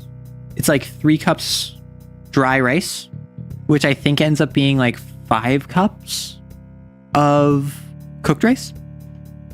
So generally it's enough for like 2.5, like 3 servings. So my roommate gets one, I get one, and then we like the next day one of us has some for like a meal. No, but katsu is so good. At first I didn't like katsu. At first I did not like katsu because it was very ketchupy. And I don't like ketchup. And now I've since struck in ketchup entirely from my katsu. And I use dark soy instead because dark soy is sweet. Ketchup is added for that like sugariness. And I also had katsu in ramen one time. And I wasn't the hugest fan of that because it was ramen, but the way, like with ramen, we got this from a ramen place. You got to eat ramen super quickly. You got to just like devour ramen in order to like not have soggy noodles, not have soggy katsu. I think it was because I took it from a I took it from a ramen place. I went over to someone's house. I brought ramen with me for like, so that we can have it. And then I think in transit, which was like 10 to 20 minutes, it was not fast enough. Like, I just make instant noodles. So what I've done is whenever I make instant noodles, I will cut up some carrots. I will cut up some mushrooms. I will grab some green onion. I will grab some chili oil. If we have any that are spare, I'll grab like bamboo shoots And I'll just take all of this and I'll add it to the instant noodles. Because then and also like sesame seeds. I will add all this to the instant noodles because then you go from instant noodles to... No, so it wasn't ramen to go. It was like a sit-down ramen restaurant that I was meeting up with someone else. So I was picking up ramen to go to their place so that we could sit down and eat it. Like I ordered it so I could bring it to their place, and then it was just too far. This little bit completely changes the vibe of instant noodles. Yes, it makes instant noodles more expensive because it's not just 99 cents or like 79 cents or whatever. It's also the cost of the cut up baby carrots and the mushrooms and the green onion. But at the same time, it's like, because I'll buy like a pack of I'll buy like a half kilo of carrots. I will buy a multi-serving of mushrooms. Green onion, we just have some green onion stalks that are in water. They regrow back over time. So it's just snip them off. Don't use too much at once. This ends up being like under $2. Legitimately good tasting ramen. Because the instant noodles are fine. They're generally very salty. The vegetables tend to be the weakest aspect, and like if they have meat or whatever, but the actual noodles, the broth, they're actually pretty good. You add in some fresh vegetables and like the bamboo shoots, the carrots, the mushrooms give some more texture, the green onion and sesame seed for garnish, the chili oil for some kick. Fantastic. That's much classier than what I do with instant noodles. Sriracha and chunky peanut butter. Wait, so sorry, do you add chunky peanut butter and sriracha to instant noodles, or you have it in addition to it? Because I'm not gonna lie, I do not consider myself a cook. My roommate is, though. So I've been taking various good habits of cooking and recipes and like palette swapping with my roommate. And I've just kind of been like learning via diffusion over time. You need to master the art of regrowing green onions. I keep getting it wrong. I haven't considered how far down I was cutting though. I stir the peanut butter and sriracha into the noodles? Is that good? I've never heard of that before.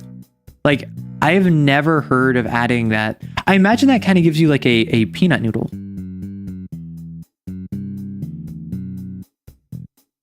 No? I imagine that gives you like a peanut noodle flavor. It cuts down on the chunky. It's the flavor of peanuts, but the actual thickness of the peanut butter gets cut down instantly by the heat, by the saltiness, and by the sriracha. Do you like peanut butter? Do you get peanut noodles that way? I do like peanut butter. I am a fan of peanut butter. Generally though, and I don't know what this, maybe this is because I'm from the US.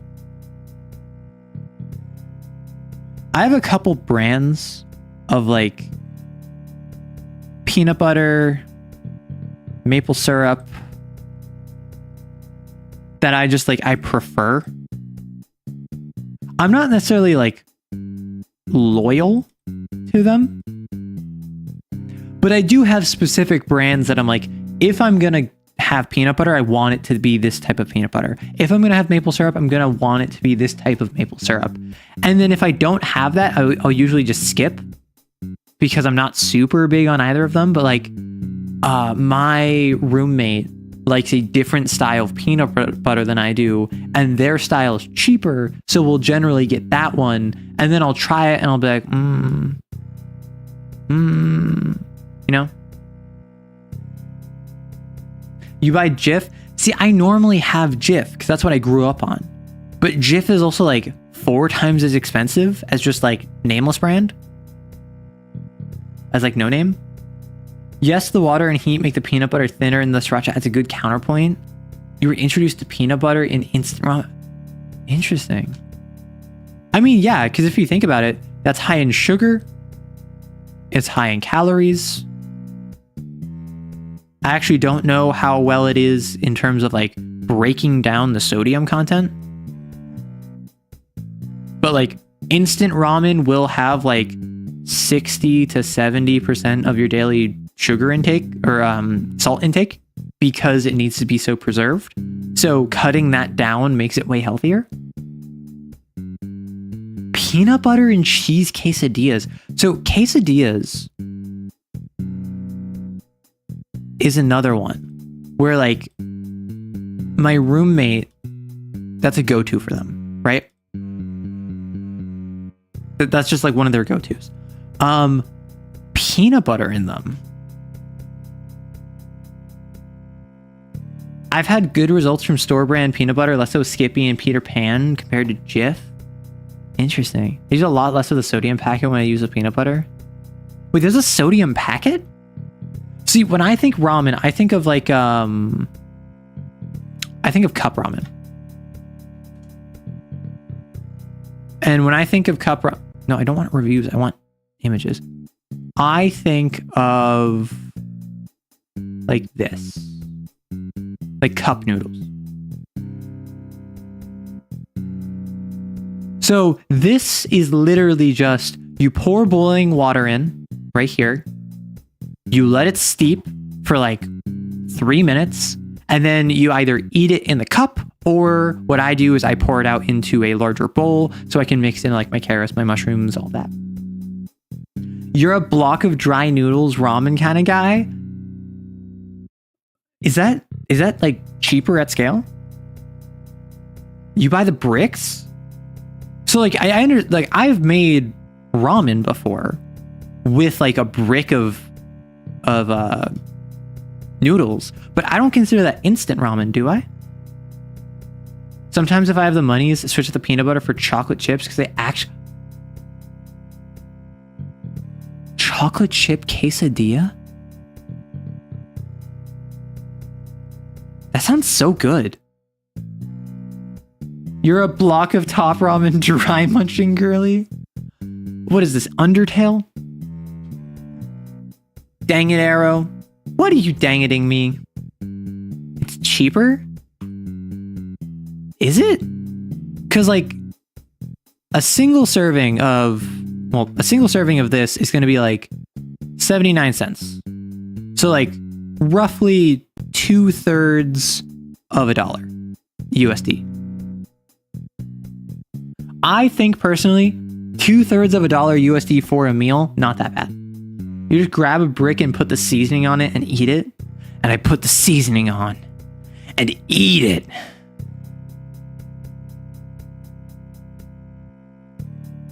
Oh my gosh.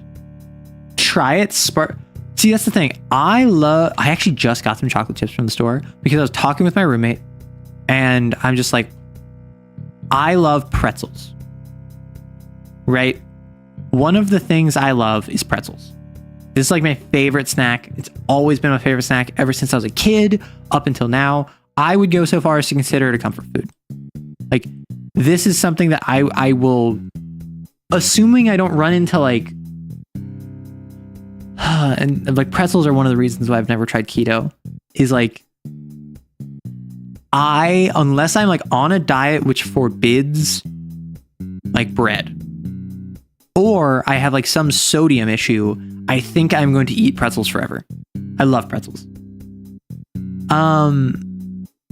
So I was talking to my roommate and we're at the store and I mentioned how like, oh yeah, something that I would do is I would take a bowl of pretzels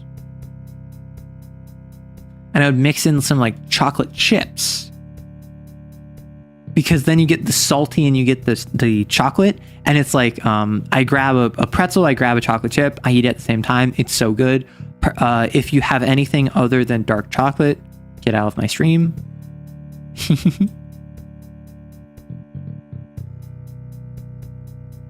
The blocks are 69 to 89 cents and the cups are more like 99 cents to $1.39. Interesting. Hard or soft? I generally have hard pretzels. However, I love me some soft pretzels. These just are less like snacking for me.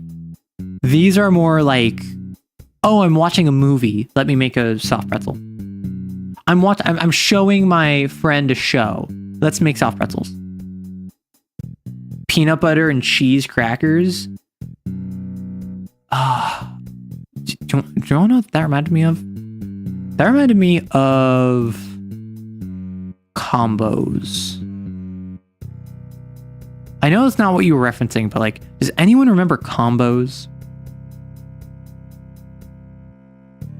Wait, what's the difference between this one and this one? Cheddar cheese baked cracker, cheddar cheese baked pretzel. Oh, it's a cracker. I love pretzels. You gotta try it. You'd recommend a smaller type of test, like a sandwich. But if you tried it, the 3-part of having a jar of peanut butter and a bowl of chocolate chips and doing the double dip. I haven't. That sounds... Sorry, Ayan. That sounds hedonistic. And I love the sound of it. So when I have pretzels, my go-to has always been stick pretzels. Currently, because they were on sale, I have like normal pretzels, like the twists. And not even like the little ones, like larger ones, which honestly are just not as good. I think it might be the brand, but like stick pretzels, my beloved. If anyone is, if I meet up with a fellow streamer, which I've been in talks with some various people over time of potentially doing something like that, if they give me a stick pretzel, that will absolutely like be Riz. That's my secret. Don't tell anyone though. That only my community can know. Other streamers can't know. They still make combos. Yeah, I just haven't had combos in years. Also, combos like were really good in the sense of like, you know, food where you're like, man, this doesn't taste good, but at the same time, it tastes really good. Like the cheese tasted like it wasn't actually cheese. Clip that so all of China knows. Are you gonna clip me saying that if I meet up with another content creator and they give me stick pretzels, that is like a sign of courting and I will probably be rizzed? Road trip snacks, absolutely. Oh yeah, what? Oh, you're gonna message all of VHive? Oh my gosh. Salty and savory? I mean, the cheese isn't savory, is it? How would you describe the taste of cheddar cheese? I wouldn't go savory. I think like the pizza one would be savory. Like this one, I would say is savory. But when I think combos, I think of the standard cheddar cheese. Soft pretzels are always better than the crunchy ones. I disagree because sometimes I want the crunch. Like when I'm snacking, I want a crunch. When I am celebrating, I want the warm. You know? Like, does that make sense? Because it's the idea of, and celebrating doesn't have to be like, oh, I just graduated or I hit a milestone. It can literally be like, I've gotten into the mindset of, I have enough things in my life where I look at them and I'm like, I want to save this for a special occasion. And then I never use them. And I'm sure every one of you has done the same, at least for something. I do this all the time. So what I've learned to do is I will be like, hey, I'm watching a show with my friend. I'm celebrating. Let me open that like Gatorade I have that I was saving for a special occasion. Oh, I just had a stream where I had like, I don't know, an average of 20 CCV, or like I hit a new record on all-time CCV. I'm going to celebrate by having like that piece of chocolate that I only have one more of. Like, that's the kind of stuff that I've started doing, is where I will treat myself with the things that I recognize are not valuable, but I do want to save. And this can be as simple as like when I was younger, I would have like Halloween candy and I would want to save it. I would want to save it. And then eventually I'm like, it's months later and I still have Halloween candy because I'm like, no, the giant pixie stick, I'm only going to have it for a special occasion. And then anytime a special occasion came by, there was other food to eat, so I wouldn't have it and I'd forget about it. And then the day later, I'd be like, oh, well, I should have had it yesterday, so I'm not going to have it now. And then I just wouldn't have it. So that's the mindset I've gone into. You don't have the self-control for that? I don't know if that's self-control. Is that self-control? I have a bottle of water I'm saving for a special occasion, that occasion being a natural disaster. I mean, honestly, like, I have some waters in my car, which even if I'm thirsty, I'm probably not going to drink, because my goal is, if I ever get in a situation where I'm stuck in my car, I have like 2 bottles of water. Maybe they're only tiny bottles of water, but like I have 2 bottles of water where I can drink my water. Like, maybe I'm stuck in my car and I need to wait for AAA to come get me and it will take 6 hours. That's a good time to use the bottles of water in my car. I was the worst about either A, eating all of it in a week, or B, having it, come Easter. Yeah, I was the same. I was either like all up front or all spaced out. Generally what I would do is I would have like, okay, here's the candy I want to eat. Here's the candy I'm saving, and I would eat all of this candy really quickly. But then I would have like one pixie stick, like one big pixie stick. And I'm like, I'm saving this. And I would have like a big chocolate bar, and I'm like, I'm saving this. But like all of the smaller ones, I would just eat normally. You never know when you'll get trapped in your car in a blizzard. Exactly. And that's why I have some blankets. That's why I have some water bottles. I think it definitely depends on what area you're in. But for instance, like if you are in the southwest of the US, you should always have water in your car. Not just for you, but also for your car. Because sometimes you are in a desert and it is hot enough that your car will run out of water. So you need to spend a water bottle or 2, or maybe even a gallon, to fill it back up, or else you're going to be stuck in the desert. Aw, yeah, car blankets. Honestly, I just have like, I think it's like 2 airplane blankets. And one of whom is like I use for like moving, like one of which I use for like ensuring that my car doesn't get like scratched if I'm like transporting a Christmas tree, for instance. But then the other one is like still in the saran wrap, or like still in the plastic bag, because I understand an airplane blanket is not enough to keep you warm if it's cold. It's enough to support you if you're like in a jacket, and then you put a blanket on top of that, or you put 2 blankets on you. I had to use hot water to melt ice off the little door with the gas cap in January. Love living in cold places. I'm not 100% on what an airplane blanket even is. So an airplane blanket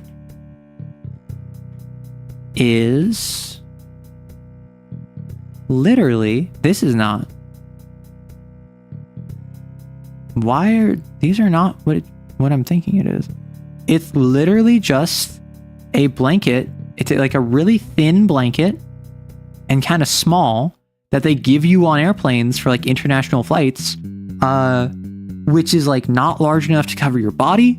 It's not very thick. It's not very warm. It's really just a thin piece of fabric you can drape over yourself to basically break the wind, to basically stop if like the vent above you is blowing down and like you turn it off, but you're still a little cold, you can put the blanket on you.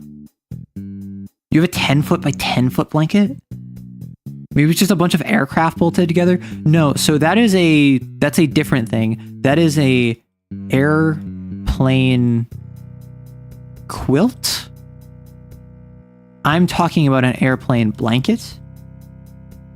Dreek, you should have known this. Like, keep up. Come on. What are you doing? Everyone should have a thermal blanket to both keep warm and also to hide from night vision goggles of whoever's hunting you. I mean, do you not just hunt the hunter?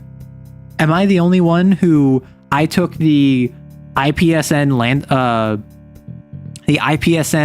Blackbeard approach of, well, I want to solve piracy.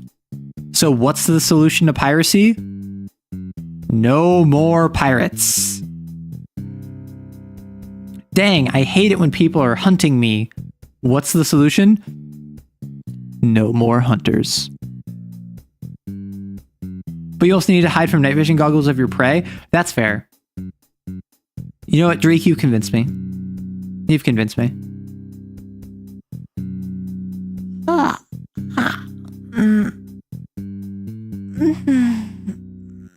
Yawn. And stretch. See, I'm worried. I'm a creature of the night. Why? Because I'm yawning at like 3:30.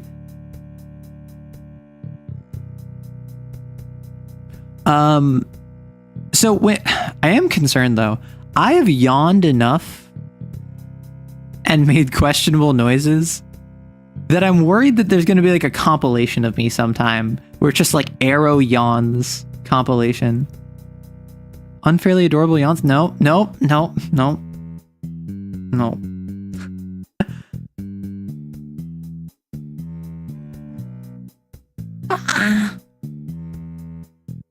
I don't know what it was. I woke up early because like my roommate got up to go to work, and my roommate has to like go into the city some days of the week. So like I got woken up when they were like moving around and like doing a racket or whatever.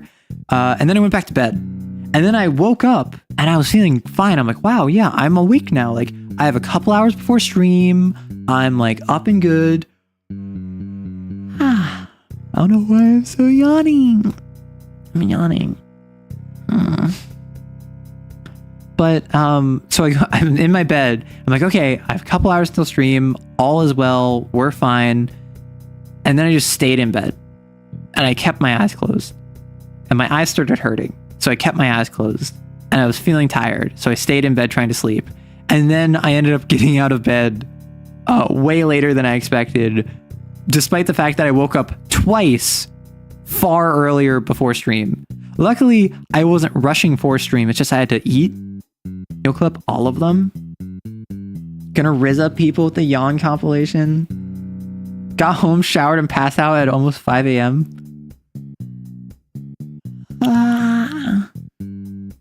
Why am I yawning so much? I think it's because I'm talking about yawning. My mother must be an empath, because I will say the word yawn and she will yawn. I will spell out Y-A-W-N and she will yawn. Did you make the mistake of getting too comfortable and then that led to yawns? This is not a bit, I hope you know. This is actually me just yawning repeatedly. And have I been told I have like a cat yawn? If you don't want to yawn, you could convert into a roar whenever you feel it coming. Roar.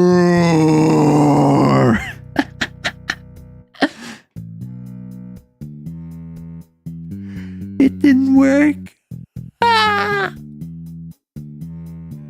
Well, at least you can say you came by your yawning. Honestly, thanks to dear old mom.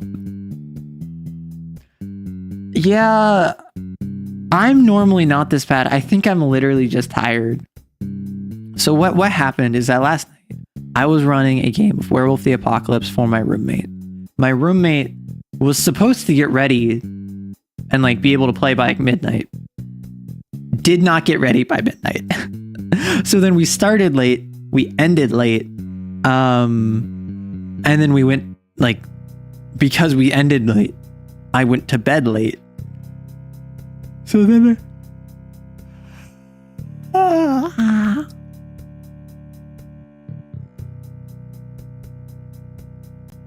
I am not moaning and crying at the same time. I'm yawning. Although I have been accused that I make random like moans, which I don't. I sometimes shout if the yawn is good enough. I could see those yawns going feline at times. I'm feline, like, that is not the way to go. I don't know. I was trying to be clever. I have been hit by a wave of lethargy. Ah! Sorry. You said to shout, so I decided to shout. I'm feline tired. Exactly. Okay, what can we talk about to energize me? Let's okay, I'm gonna do something crazy. Do you want to see this? Energy. Wait. I'm being energized. Do you see this? All right, I've been energized. Coffee? I don't drink coffee.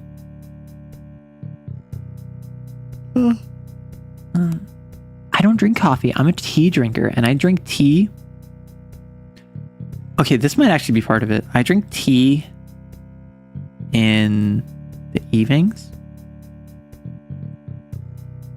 Generally non-caffeinated, but I'll have tea in the evenings when I'm being productive. So like I'll have some tea, I'll be like editing a video. Like the other night, I didn't have tea when I was doing this, but like I lit a candle and had the window open so I could hear the heavy rainfall, and it was such a vibe. Ever played Mage's Ascension? I have not. Why am I an adorable dork? You're not the first person to call me that, but why? Like, why? What did I do? I did not play Mage's Ascension. I got into the world of Darkness in V5. And I've since watched lore discussing the other non-V5 media, but I've never played them. My sibling actually has picked up, I think, Changeling and Wraith. I don't think that they've picked up Mage, though. I think it was just Changeling and Wraith. Here, sitting down with a nice cuppa for a stream sounds cozy, but not the kind of cozy that leads to falling asleep. Honestly, like, how interested would people be in a productivity stream? The lightning bolt thing was just... No, I was energizing myself. I'm energized now. You can't... No, I'm not tired. Okay, maybe I'm tired. I'm stretching. Maybe I'm tired. Do I just change this to an ASMR stream where it's just literally me sleeping? Sleep stream? What would be a productivity? I think a productivity stream would be, I am being productive.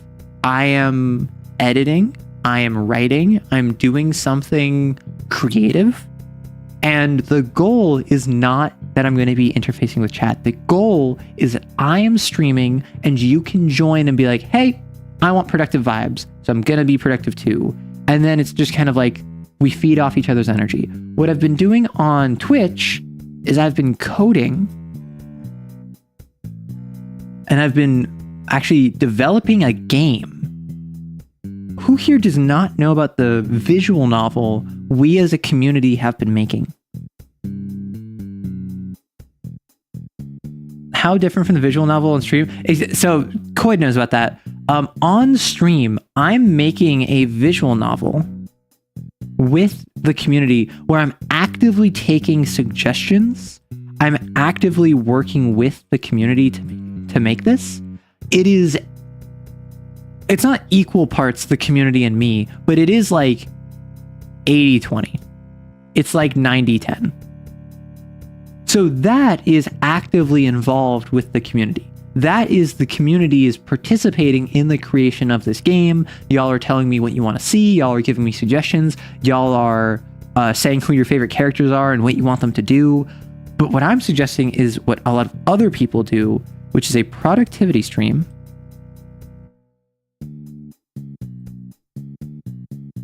Where it's literally just, I'm there. You might be able to ask some questions. You might be able to say some stuff in chat. But fundamentally, it's not really focused on interactivity, the main focus is kind of the community production.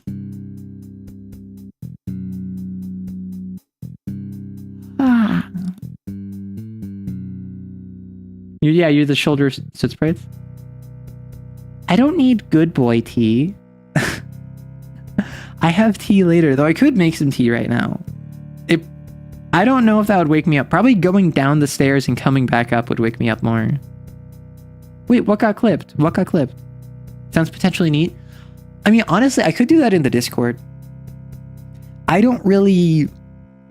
I don't think I've ever gone on VC in the Discord because, like, I don't know. I'm worried about what that would promote. I don't want people to, like... I don't want people to be weird. I'm a little bit worried about that. I'm not gonna lie. But I feel like a little... If we have a yawn compilation, just post it in the Discord. If you make a yawn comp, just post it in the Discord, I guess. You're not the most productive sort, though. See, I am someone who... I'm honestly so surprised how well the visual novel has been going this far, because I'm not productive when I'm yapping. If I'm in a conversation with someone, I will generally need to play a game that is low effort, like Bigotry, or do nothing, or do something that is less than half my concentration. I need like 3/4 minimum concentration on a conversation. So I can't read, I can't watch a video, I can listen to music, I can sometimes listen to like a podcast or something while also chatting with someone else, but like fundamentally, if I'm in a conversation with someone, most of my attention is on that conversation, unless it is someone I'm tuning out. I have a friend. I love him. He's lovely, but he talks so much. He calls me all the time. He talks a lot, talks to himself, yaps to fill silence. So I will just tune him out and I'll like play a different game while we're in call. And he loves that.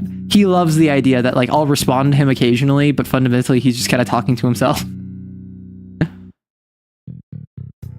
The disappearing messages starting to get almost distracting.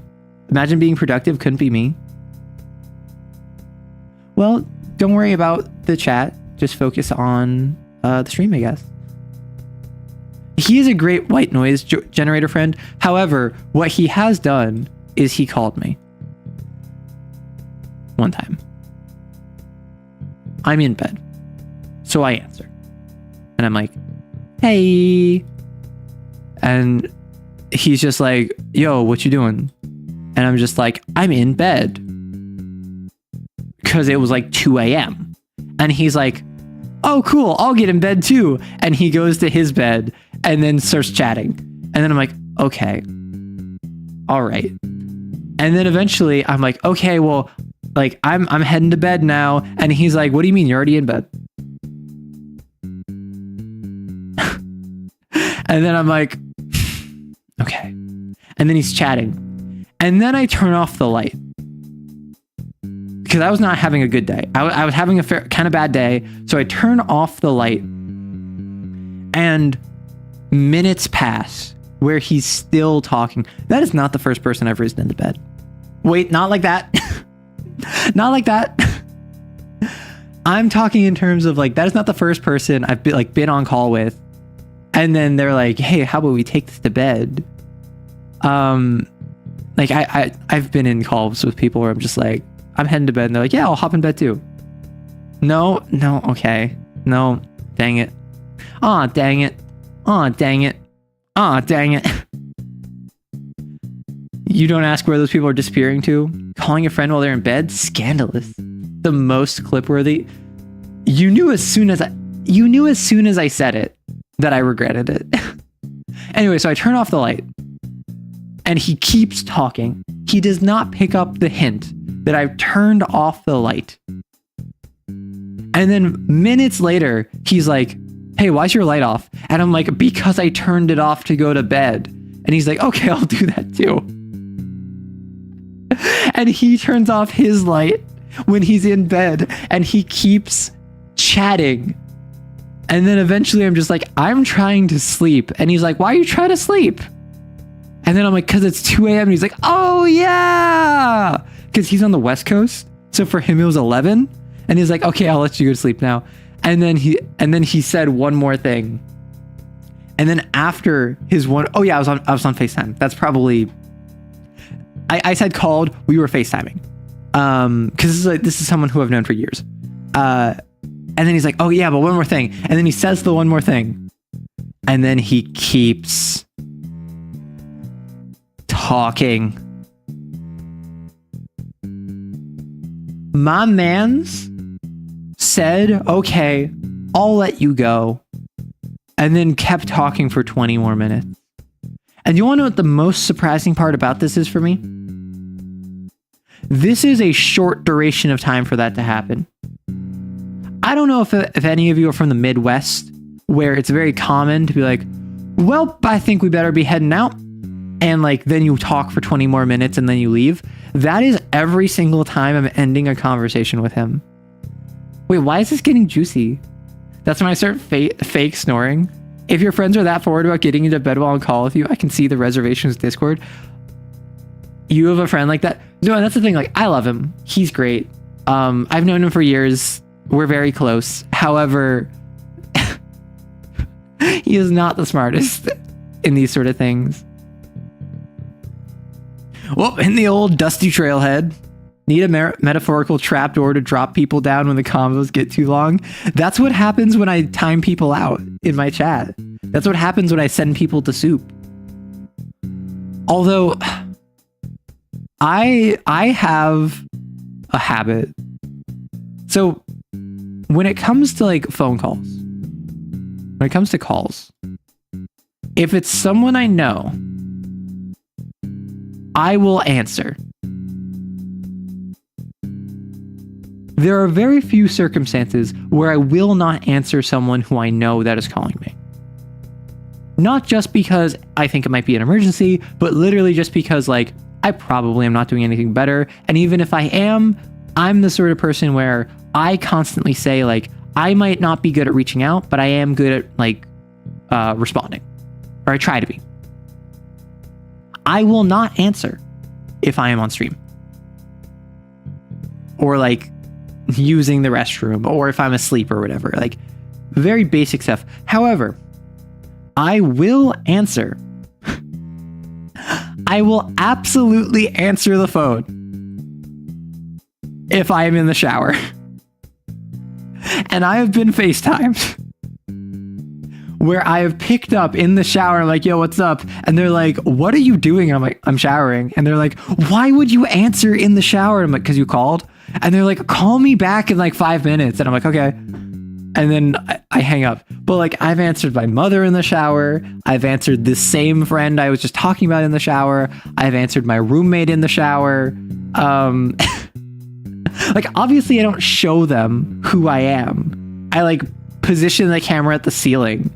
But I do find it very funny that I'm the sort of person where like, even if I'm in the shower, like if someone calls me, I'll be like, yo, what up? And they'll just be like, girl, what's going on?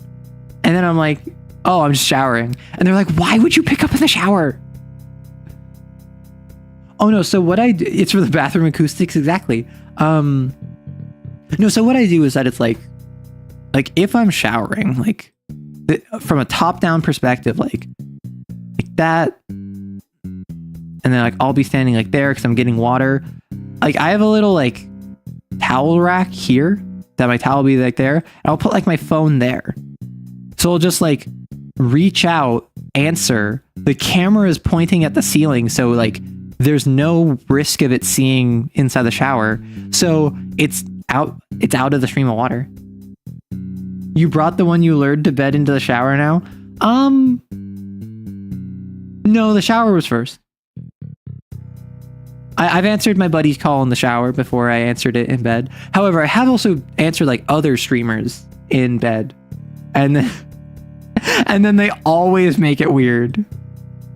I don't know what it is. Streamers, other content creators, whenever I mention like, yeah, I'm in bed, they'll always be weird about it. I don't know what it is. Now I'm imagining having a phone call while having a shower beer for some reason. Shower then bed is the right order in many ways. Well, yeah, because you shower before you go to bed. Because then, like, you're all clean when you sleep. You're getting real drizzy with them. Listen, I am someone who... Listen. Chill guy meme. Listen, this is my new OC. He's just a chill guy. Like, this is me when I answer the phone. I'm just a chill guy like that. Maybe your freak flag is just flying higher than the other streamers as they feel they have to reassert their weirdness. I guess, like,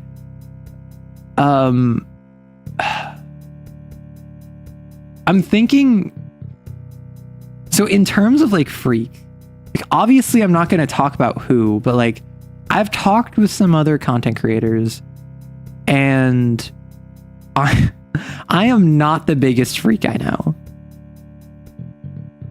Like honestly, and this is just like, I say content creators, really I mean friends. I mean both like friends who are streamers, friends off stream, but like I am not the biggest freak I know. I'm very like not forward about how much of a freak I am, as like even my Twitch chat, which I would say I'm at my most unhinged on Twitch.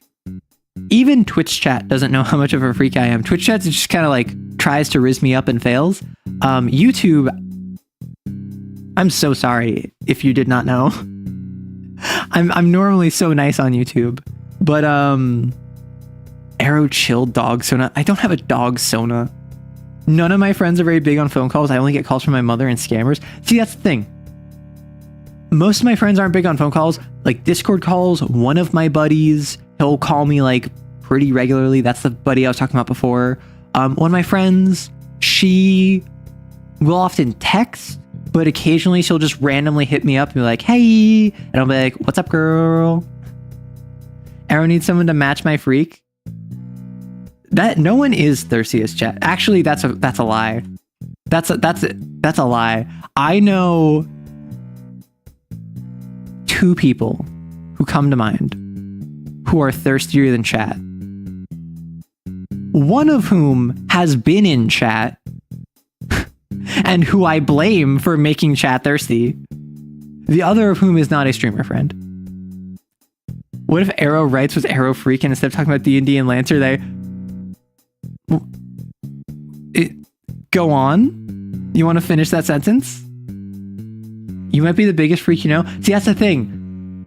I thought I was like one of the biggest freaks I knew until I started talking to people who were open about that sort of thing. And I'm like, I am not a freak in comparison to these people.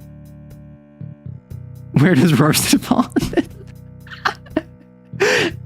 Yeah, okay, so Rory is absolutely a freak.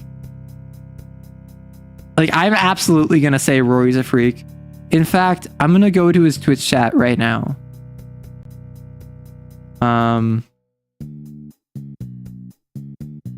I need you to know I'm explaining to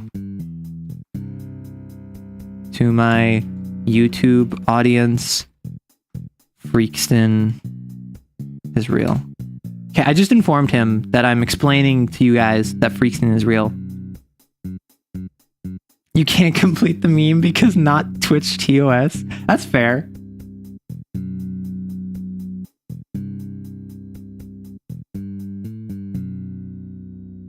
Oh no, he's coming on over. Hello. I beg your pardon, Arrow. My chat can't hear you because I disabled Discord earlier. That's so funny. There you are. Hello. All right. Yeah, so I was just explaining to my chat how, so Rory, you know my propensity to just answer phone calls whenever, right? Yes. Yeah, so I was explaining that. I was explaining how like I've answered phone calls like in bed, in the shower, whatever. And then my chat was calling me a freak, and I'm like, no, I know some people who are bigger freaks than me. 2 people in particular, and immediately multiple people were like, where's Worston fall on this? Is it Worston? Is it Rory? Is Rory a freak? Okay, no, it's not me. I'm absolutely a bigger freak than I am. Oh, 1 second. I think that's true. Because I know. Okay, I can't say it, but I know stories about you. I feel like I'm innocent here. Oh, you know, one story about come me. in here and cause issues. So. You know one story about me, which is not stream safe. So you're not going to repeat exactly. That's why I'm saying that. So like, and I know multiple non-stream safe stories about you. True. What are you gonna do about it? Mutually assured destruction, but with Discord DMs. Force and pull in the classic wasn't be defense. Okay, hold on here. Secondly, I'm playing Pokemon right now. Also, we need a name. It's a male Timber. Go, Arrow.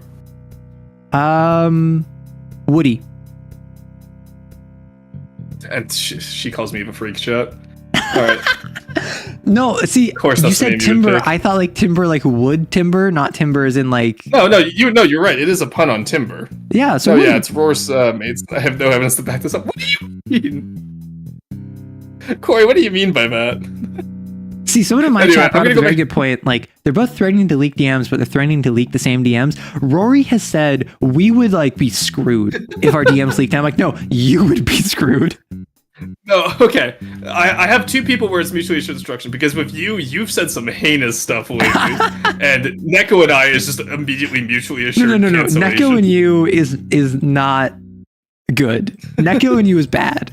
Yeah. Me, it is entirely you are the aggressor. What do you mean? You respond just as bad sometimes. That's not mine. I do. I absolutely do not. I am the victim here. What do you I need to call HR. I was personally victimized just the other night. Wait, Rory and Arrow just stood there pointing at each other. Do you want to know how I know that you are not a victim? So apparently we're in a standoff where you have a flintlock and I have a revolver. Arrow is not a victim because if you look in memes, there you go. Oh no! Look in memes. In your memes or my memes? It's processing. Give me a second. Yeah, no, you're lagging out, buddy. In your Discord. There we go. That is proof that Arrow is not a victim. Arrow writes, loves your comment. March 29th. There we go. Alright. Man, you just got hit by a massive lag spike. Also, I have Pokemon music blasting right now. That's probably why. I don't think he can hear me. I don't think he's listening to me. Pretty typical, actually. Really. There you go. I can hear you now. Okay. I raised your volume. Wow. I can't believe you were ignoring me. Actually, yes, I can. You ignore me all the time. Oh my god. Okay, first it's like, oh, you yap too much. Now it's you ignore me. Oh my gosh. And yes. Anyway, alright. Rory's out here saying Rory not listening. Classic, so true. I hearted his comment, which means that obviously I must be a freak. What exactly was his comment, do you think? I think it was just me saying fuck yeah to a big rock. I think that literally was it, yeah. Yeah, I think that was guys will see a giant rock and just go like, heck yeah. True. Except we swear when we see the giant rock. Well, yeah, I don't swear. That's part of my branding. I'm on YouTube. Excuse you? True, yeah, you gotta be family friendly here. Chad, did you know that, here, I'll leave you with a fun Pokemon fact, okay? Did you know that in terms of, human and... Oh my... Keep going. No, it's okay. This is it's family friendly here. I can't say it. No, it's okay. Anyway, I'm gonna go back to Pokemon. I'll see you around. Yeah, see you later. Also, Arrow, what are we doing to Soul Link Nuzlocke? And he's gone. The hoe is gone.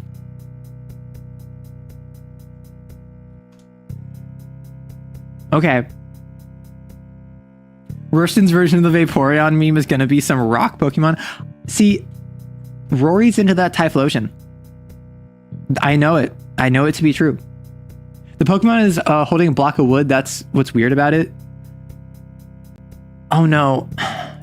Are you actually going to post a yawning compilation? That's so silly. But yes, so that was my buddy Rory. That was my friend Rorston. Reminds me of a YouTuber who makes Lucan the Wrong Kink Vulture. Excuse me?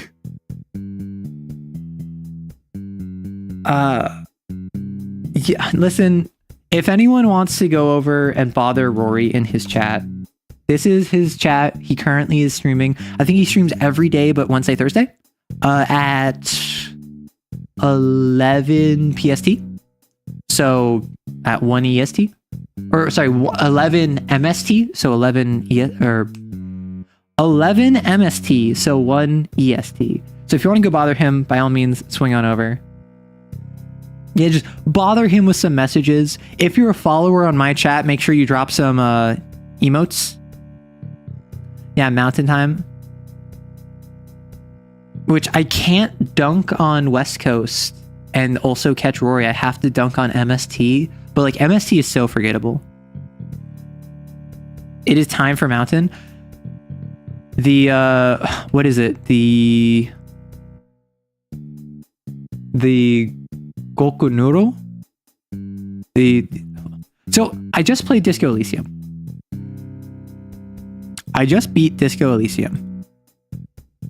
I was so excited to finally look at the wiki. Woe be me when I find out how sparse the wiki is. However, Mountain Time is for the Giant of Kokonuru. Except Arizona, that's still MST. Yeah, Arizona's weird. Arizona, like, is strictly speaking PST, but doesn't swap time. So sometimes they're MST, sometimes they're PST.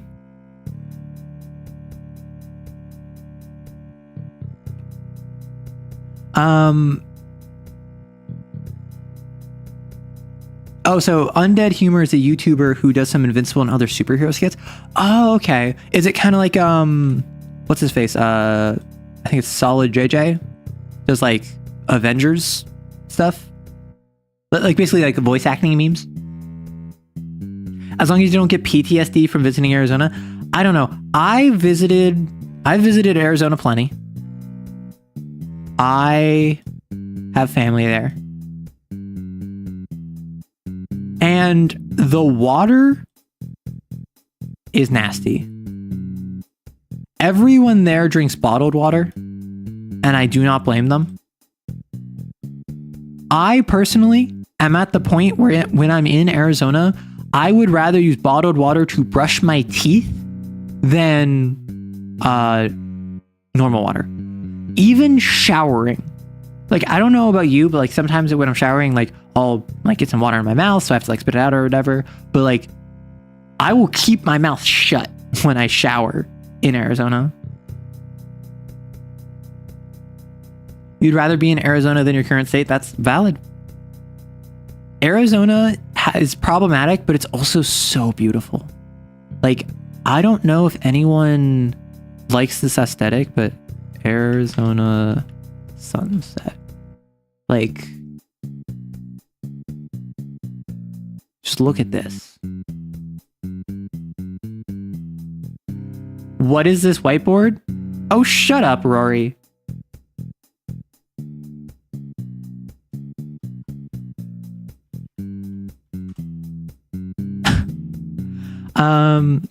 Idaho's very problematic. Yeah, I mean, every state has its problems.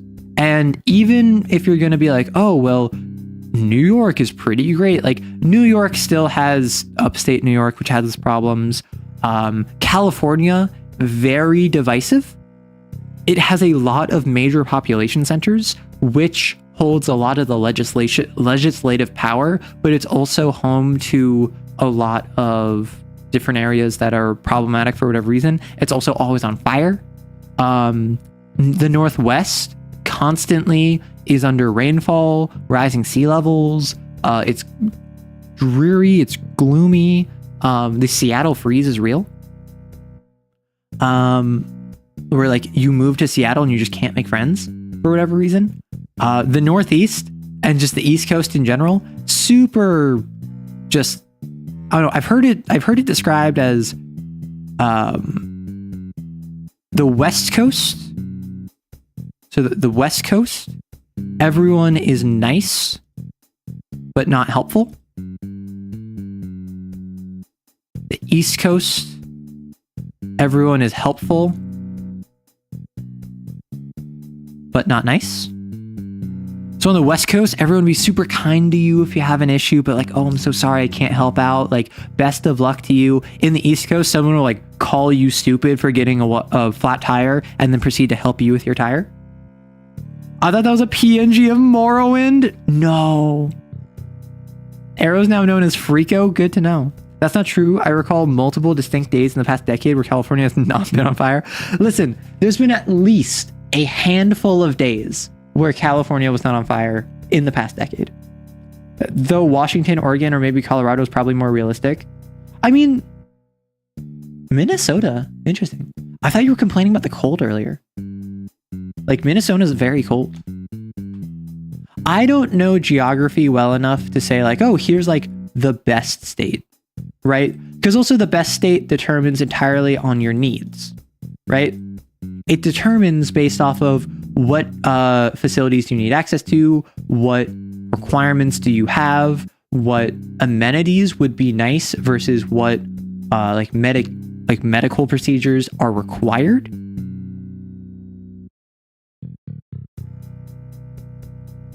Minnesota want to contact without Viking heritage without going to Scandinavia. I can deal with the cold if it means I have rights.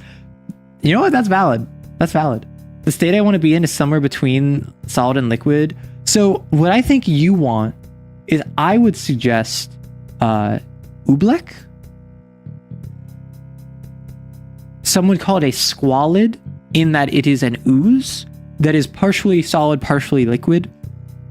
It has the firmness and resistance of a solid, but it has the mobility of a liquid. Alternatively, you could just become a cat boy or cat girl, depending on preference. As we know, cats are liquid despite being solid.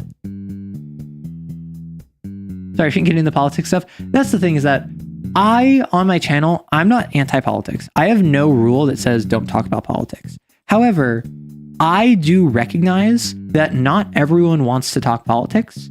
I personally am not someone that is very politically savvy, and a lot of other people talk about politics already.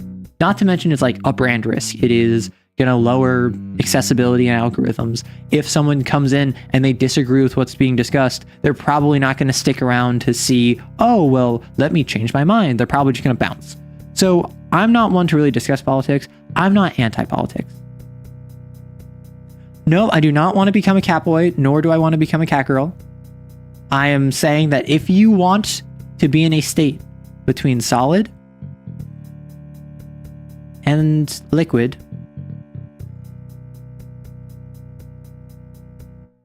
a cat is the best option. Now, if you want to get over to gas, but you want to skip over that pesky liquid state, simply sublimate, which is the process of solids becoming gases without becoming liquids. Yeah, I take offense with your plan to convert the entire human... Okay, again, I am not the one who came up with the plan to turn everyone into cat boys. Also, I had to ask for clarification on if this was like anime cat boys or if this was like cat archetypes. Although I will say my roommate was more on board when they learned that they would be like a black cat boy instead of a anime cat boy. Non-Newtonian fluid, exactly. Sublimate your desire for sublimation. That sounds like just like need a break from the states of matter.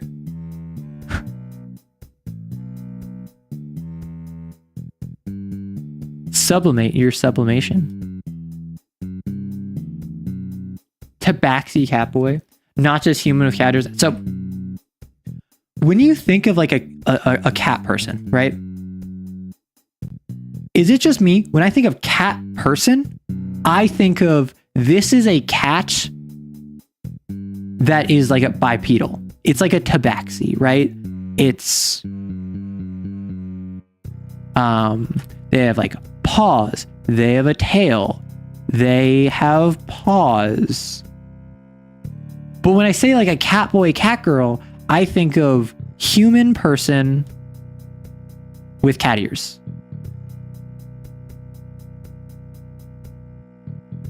Is that just me?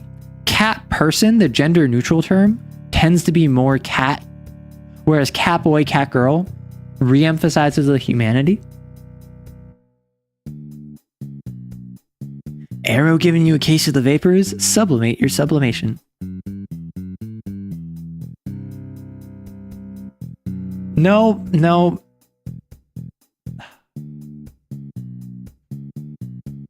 You're more cat than I am, Aidston. I like how at this point, Rory and I are just sniping at each other across platforms even. This isn't even like we're bothering each other during our Twitch streams. Across platforms, we are bothering each other.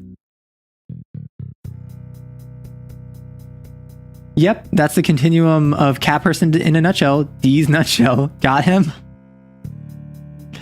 Listen, Gotham, Joker. Gotham, nuts. D's, king. Lich, Vecna. God of secrets, goblin. Goblin D's nuts. Teacher, I accidentally hit sublimate instead of submit on my homework. Well, I guess it's just up in the air. What's gonna happen? I think of an anthropomorphic cat when saying cat person, but you are a furry. How many of you are furries? This is your furry check. Reminder, there's nothing wrong with being a furry, and that is totally acceptable in this community. However, I do need to do like a census to figure out how much of my community is furries, just to kind of like keep everything logistically in order. Cross-platform sniping, that's true friendship. Exactly. That's how you know that like we actually properly hate each other, is that we're bothering each other across platforms. Some might even say across time and space.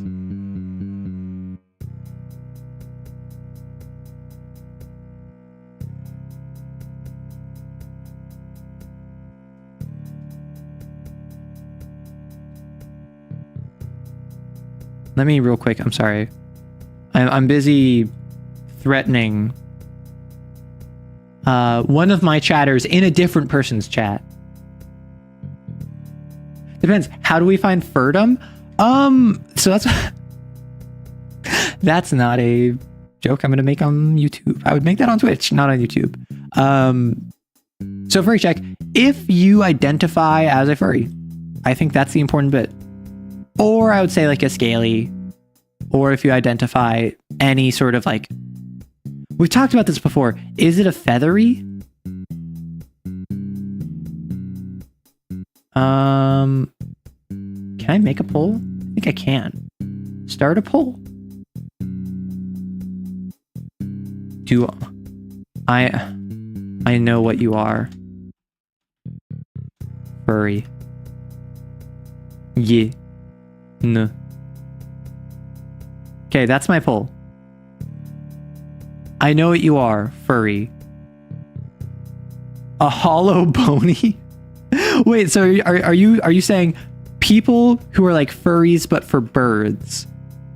They're hollow bonies. Oh, I've brought this up before. Dragon bone is hollow.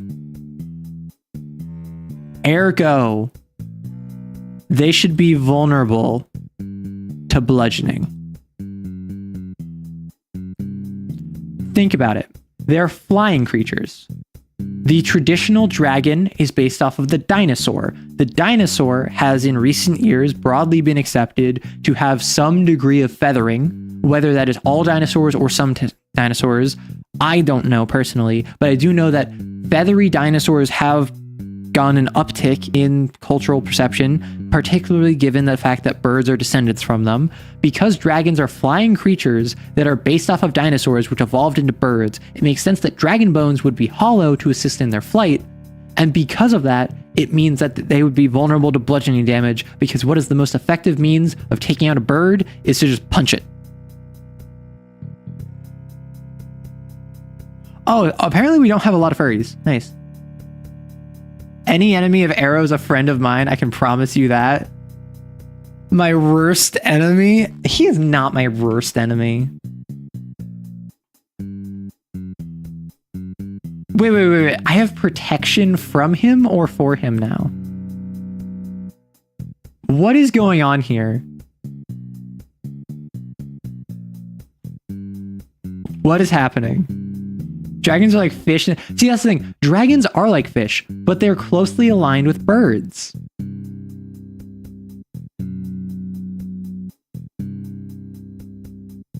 Wait, Coyd, this is your first time seeing Rory, and you said, oh no, he's hot? How dare you? Frenemies to furrowers? Birds are modern dinosaurs and cats are natural predators. That means that cats are natural enemies of dinosaurs. The Egyptian pantheon is anti-dinosaur. Okay, you want to talk about fighting against tyranny?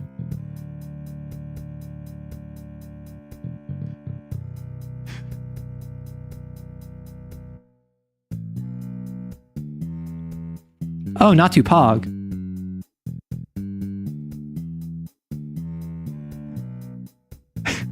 Wait, I didn't start harassing. So I currently, okay, so what I'm going to do, I'm going to open up his stream in a tab and I'm going to have his stream in the background. How does that sound? I'm going to, sorry, let me just set up. Okay, we're going to put up, not you.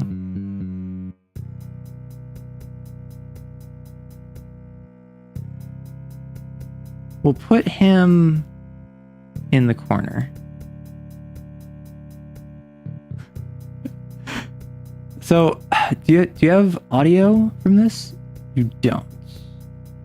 Who knows how it goes, right? Okay, so now you should be able to hear him.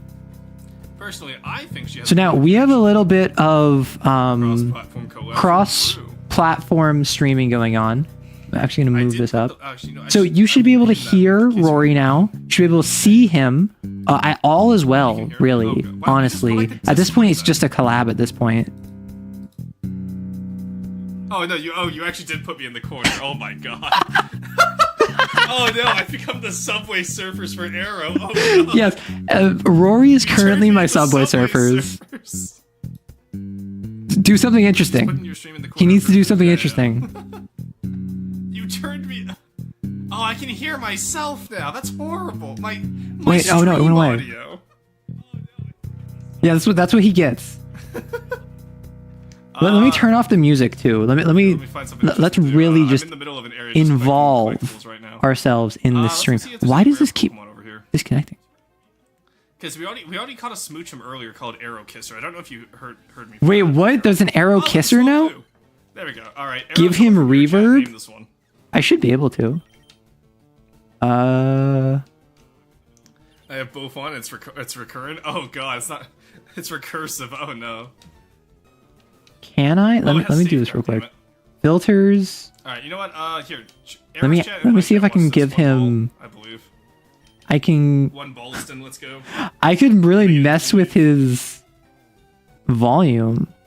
I don't think I can give him reverb in natural OBS. There you go. I did something interesting, Arrow. You're welcome.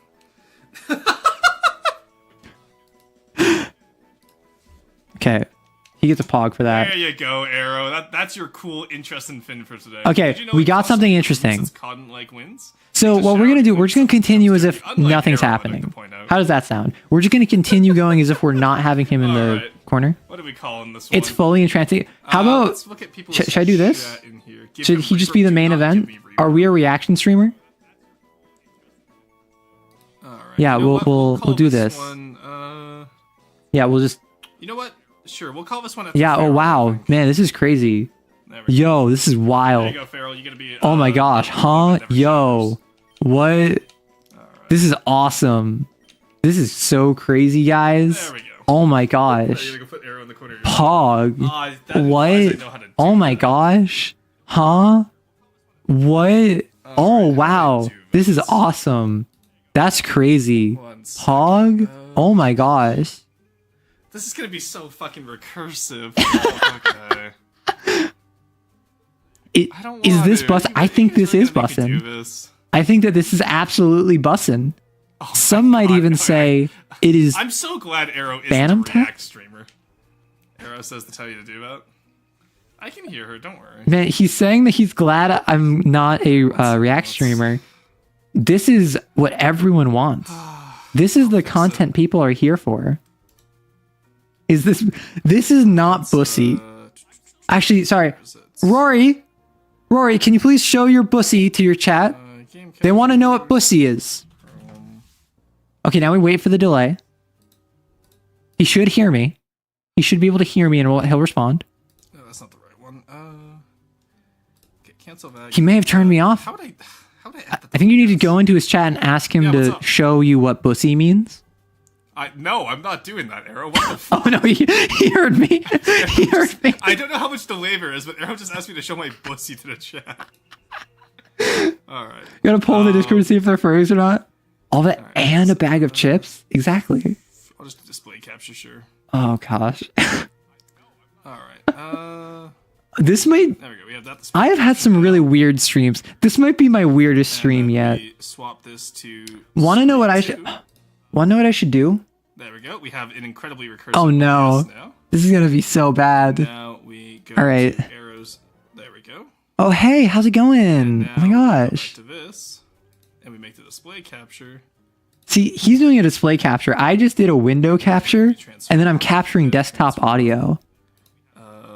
Honestly, I think I have the more elegant solution No, that's not here. gonna work how I want it to, damn. So many hands. Alright, no, let's not No, do that. my face is only up there let's do it a once. different I way. don't see why it's so handsome. That's a browser source. Okay, so as he figures that out, want to be so funny? A window capture, that's such a good Want to idea. be so funny? If That's I do... There we go. So many hands... There we go, now we're capturing the audio. Would be so funny. Wait, why is this so low res? Put her just up here. Okay, so what I'm gonna do, See, chat? It's just that easy. I'm going to pretend like I'm playing this video game. That's what I'm gonna do. So I am going to put myself right there. She can at the top right. No, that's where the Pokemon's gonna be actually. So maybe like, you know what you do with it here? She can just be in my. I'm gonna put that there. Then I'm going to... Why are you so low res, Arrow? That's crazy. Wait, no. This is what you guys wanted. How do I... I'm playing this video game. I think it's shift. All right. So now if I do that, Nope, that's not right. Arrow I'm sorry. I'm trying to remember how to do this. It's minimum. Ah! Why? Wait, That's this so works. annoying. I'm gonna put that there. Okay, so do I need to? Okay, welcome to my Pokemon playthrough. I'm so glad to see all of you come by. I'm just really excited to play this Nuzlocke. I'm just going through and playing this. I'm sorry, Pokemon I'm trying to remember how to do Pokemon is a strong term here. Maddie, make your description care package. Wait, I'll get that in just how a does this second. work? Here. We're being... Okay, yeah. So if I what? Okay, welcome to my... What is happening on my stream? I don't even know what I'm looking at anymore. take this, Arrows on top. Okay. Challenge that. Yeah, I'll go over and challenge this old guy to a battle. Like, that's really what we need to do. Wait, how does it work? It clearly proves that Arrow's the more skilled streamer. Exactly. That's why he has like 500 more Twitch followers than I do. Having both streams open is hurting your brain. Oh no.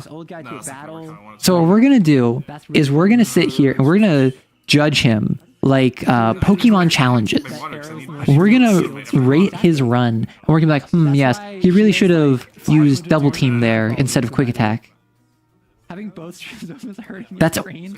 Are you calling Rory an old guy? He's like 25. So what we're gonna do... Nobody knows what we're looking at anymore? I'm glad. I'm glad I'm not the only one. I ain't gonna lie. I think I completely... Oh no, there we go. Okay, we can see run. Row, row, row your boat gently down the stream. Merrily, merrily, merrily, merrily, life is but a dream. What the fuck is that, Aaron?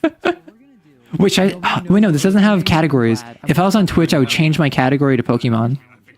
That should bring that back. I cannot hear Wait, so, good. row, row, row your boat gently down the stream. Merrily, merrily, merrily, merrily, life is but a dream. Row, row, row your boat gently down the stream. Merrily, merrily, merrily, merrily, life is but a dream. Row, row, row your boat gently down the stream. Merrily, merrily, merrily, merrily, life is but a dream. Oh, do you know why it was so pixelated? I forgot I had her on 144p. That's why. Whoops. He had me on well, 144p. That I have hoe. no idea which arrow version I'm hearing is the current one. That's good. You hoe. That would have been so much easier. Yeah, you're making arrow money. I know she's not monetized on YouTube. Oh, shut up. I know her ass ain't monetized. Some serious cluster fluff which appears to be going on. Yeah, it's not great. I'm gonna return back to where I was. Whoop. Oh, she just got to the 144p clip. Nice. All right. Oh my gosh. Back up to I think at this point, he doesn't deserve my attention or my affection. I can't believe that he would do this. Actually, that's a lie. I absolutely believe he would do this. I'm gonna let him. I'm gonna see how long it takes him to realize that I'm not actually like showing a stream anymore. So any archaeology, I love rocks. Rocks are so cool. Rocks, like my favorite rock is this one rock. Did you see the one rock that did the thing? It had like a stick that was a component. Like pretend like I'm saying something really cool. He can't hear me right now. Putting someone on 144 is an awful insult.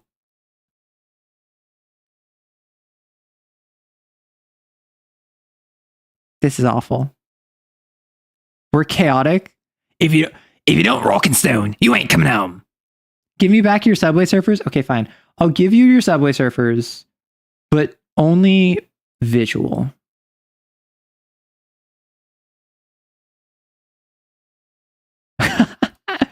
Okay, so I'll give you your reaction streamer. I'll give you the reaction clips in the background, but you don't get audio. You don't get audio. It has to be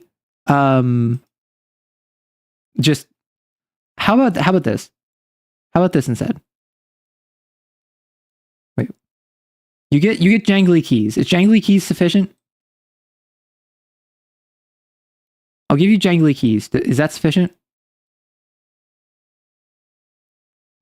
Oh, shut up, Rory. You don't deserve that. You had me on 144p. Where did my jangly keys go? My jangly keys disappeared. I think I broke it. Something broke. Okay. Nope, that's not what I wanted. I'm breaking it. I'm not sorry, but I am worried. Okay, let's jangly keys there. Okay, so now the jangly keys can cover him. Okay. So I'm putting that there. This is more interesting than he is. True.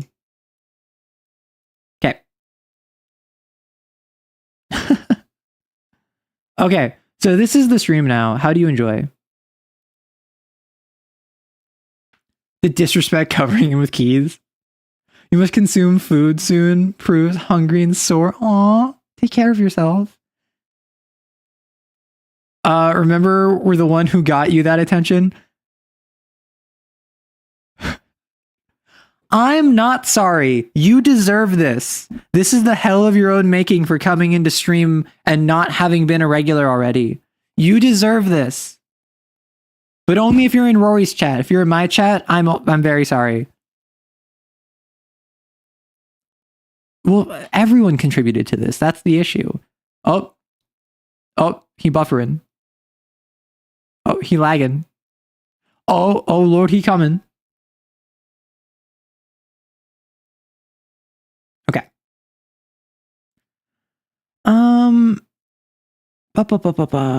You're genuinely playing up a stream on your Xbox.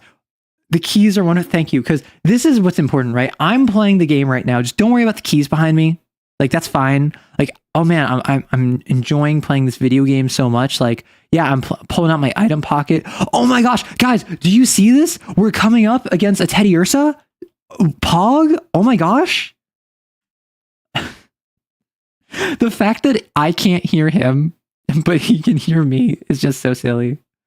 I should probably no. So the tragedy of the commons is when there is freely accessible resources. No one is going to conserve the resources, and and no one will preserve them. So we run out of common resources because they were not regulated.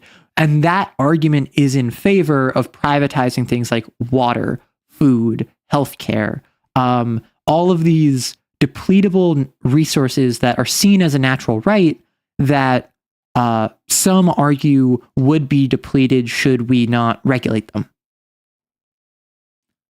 See, that's the thing. The keys are there to distract you from Rory. Sign up to experience the best of Rochat chat, follow or subscribe. Yeah, remember to support the original creator. Like, I'm going to sit here and react to it and profit off of their hard work, but don't forget to check out their channel. Don't forget to like and subscribe. What if I'm in both chats? Then I'm so sorry. Vicky, Rorston Keys. You genuinely love it. See, that's the thing. I am someone who I have taken inspiration from various content creators. Like Doug is a huge inspiration for me, like stream wise.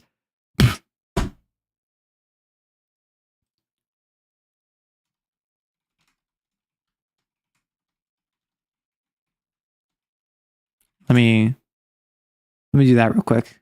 Sorry, I had to type in his chat real quick. Yeah, I know. No, don't worry. You can't prove it's him. You can't prove it's him. At least it's not Anakin Skywalker's thesis on dichotomy and the tragedy of dark plagiarism wise. But see, I'm so glad you asked about this. Master Windu actually told me about that as soon as I came in. Threatening copyright is pretty bold coming from a pirate. You realize he's not a pirate, right? He's an archaeologist. He's an archaeologist. It's just in from the depths, he creates the Deepwater Guard, which they themselves are pirates. Also, now that we don't have his audio... Oh, I know what I'm going to do. Want to know what? I need to make it so that I can't get copyright struck. So, want to know what I'm going to do? Perfect. And now, no one can get upset at me because clearly this is transformative. Rory, you can't get upset at me. It's transformative content now. Oh my gosh. This might be my dumbest stream idea yet, but I don't actually think that it's a bad stream. I think that I've had streams where I played games and I had the game upside down. I've like just casually made stuff unwatchable purely for the sake of my own amusement, and I don't know how effective that is. I feel like from an audience viewing perspective, none of you enjoys it. Pirates steal in the high seas, archaeologists steal from the dead. You're lagging? Oh no, I got shut down. Are we back? Refresh. Bro, he took it down. Man, this gameplay sucks. Like, I really should react to a different channel. I should be like XQC and be like, whoa, that's crazy. Sorry, let me go off to like go make lunch real quick. Y'all watch this without me. Tell me what happens when I get back. Can I turn it on its side? Like rotate it?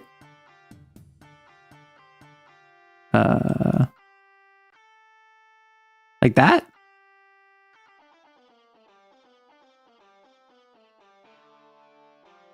Like, how are we feeling? Like, is this prime? Sorry, I gotta move my keys. Is this prime viewing experience? Is this what we want to watch? So if you want, I can like, I don't know, I can turn back on MS Paint. Really get this party started, as it were. Dang it! Why does this? Apparently, it doesn't like it when I have MS Paint open and it overlaps it. This is so no. This is flipped horizontal and rotated. Of course, Carson. Suggest whatever you want. What if I made it gradually rise from the depth? Oh gosh. Move the screen diagonally? I think there's time dilation. Arrow's reply in chat appeared before I noticed it on stream. Yeah, so YouTube has a delay. Twitch has a delay. So I'm watching Twitch chat I'm watching his stream, then responding. Then I am saying what I'm saying in YouTube. Then there's the delay of YouTube, but the chatting just has the Twitch delay. It doesn't have any YouTube delay. So we're getting interstellar in this, is what's happening, really. This is so Kirsten, you love it. I mean, would you prefer the audio back? Would you prefer if I just flipped horizontal and rotated?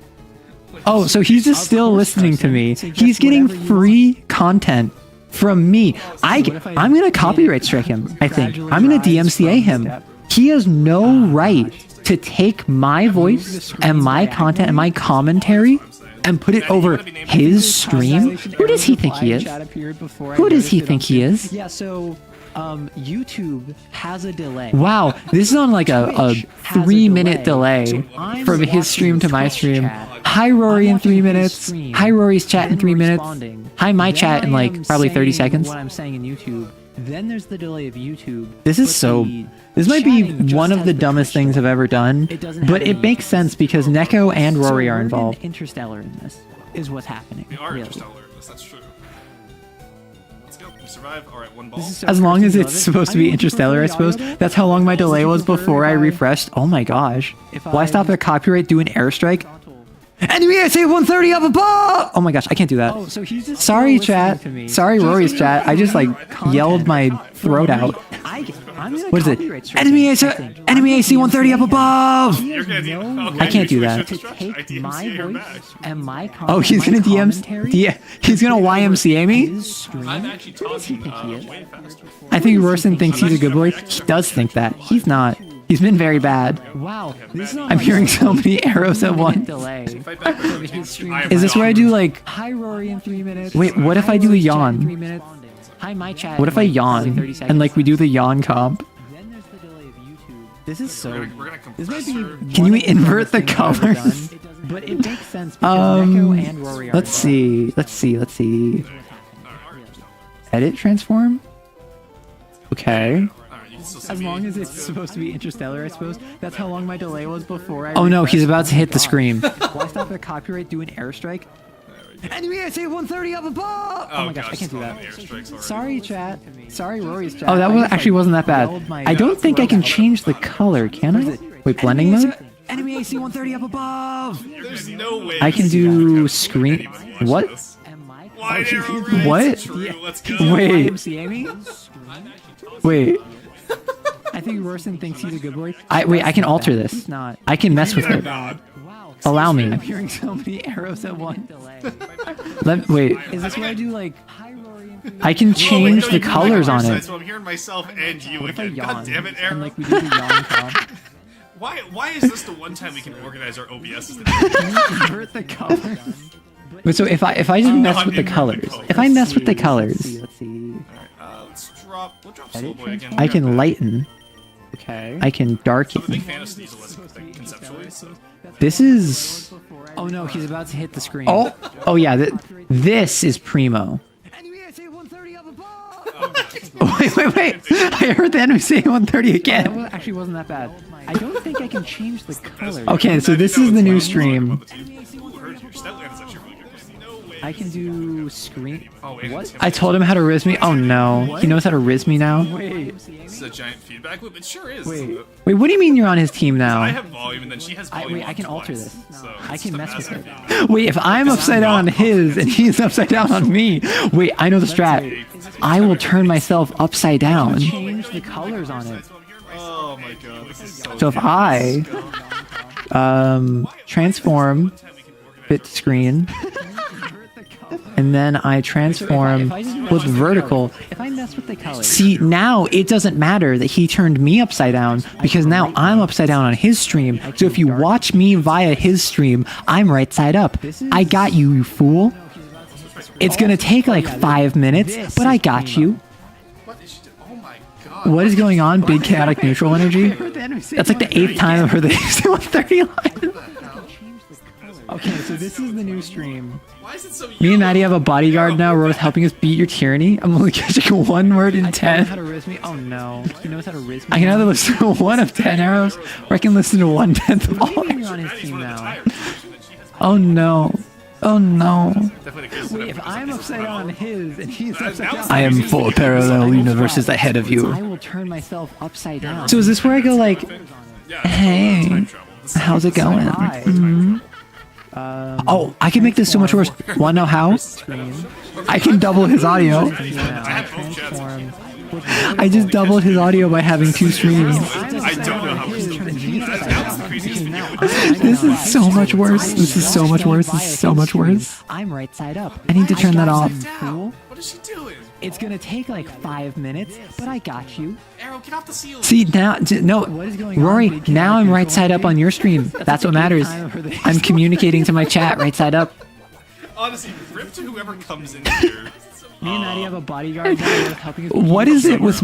Okay, does anyone remember my last YouTube stream? My last YouTube stream, we had 4 hours of entrance of the gladiators and shower noises.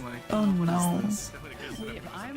Arrow's right up on your stream now. Wide arrow rates. Universes ahead of you. So is this where I go? Okay, so now when he inevitably swaps back the stream, I'm gonna go back to normal, so I'm ahead of the curve. Wanna know how? We're not doing a Spider-Man. I can double his audio. Someone inform Arrow we're not doing a Spider-Man. I just doubled his audio. Oh good. I just heard word that he's not giving me a Spider-Man kiss. You doubled my audio, you So much worse. This is so much worse. This is so much worse. I need to turn that off. Arrow, do the female look? What do you mean? Turn it off! Turn it off! See now, Farrell, you have to be more polite if you want that. What are you talking about? What if he anticipated that? I don't think he can anticipate anything, personally. Now this is where you have to ask, how's it hanging? Not how's it going? Just talk the female voice for 25 minutes? I mean, 4 hours? My issue is that I generally speak in a higher register. However, when I'm speaking for 3.5 hours, my voice starts hurting. Oh hey, what are my pronouns? I go by anything. Generally, I'm generally they them. I'm also comfortable with like she her. I don't really have a problem with he him. It's just generally I present more femininely, so I'm fine with whatever though. Like if you want to call me like an it, that's chill. So she's still gonna be upside down. I just heard word that he's not giving me a Spider-Man. Oh no, he turned me right side up. However, like a minute later, I'm already gonna be up. Do you have a squeaky anime voice? Wait, hold on. Arrow, do the female look? I outsmarted you? No, I outsmarted her. Hi! I've outsmarted them. Hey, Jared! I win this. Oh my god! If you want. That's like the highest I can go. What if he anticipated that? I don't think he can anticipate anything. Personally. Nice try. Now this is where you have to ask, how's it hanging? Yeah, so the clown music copyright strike. So what it was is that it was the clown music was in YouTube's internal database of registered music.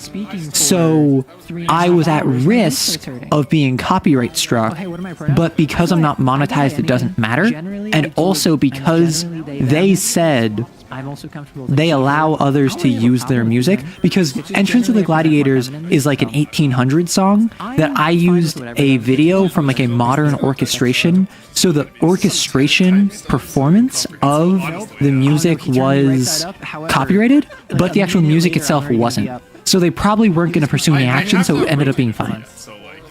Fair? She's still upside down on my side. She thinks she predicted me, but she won't.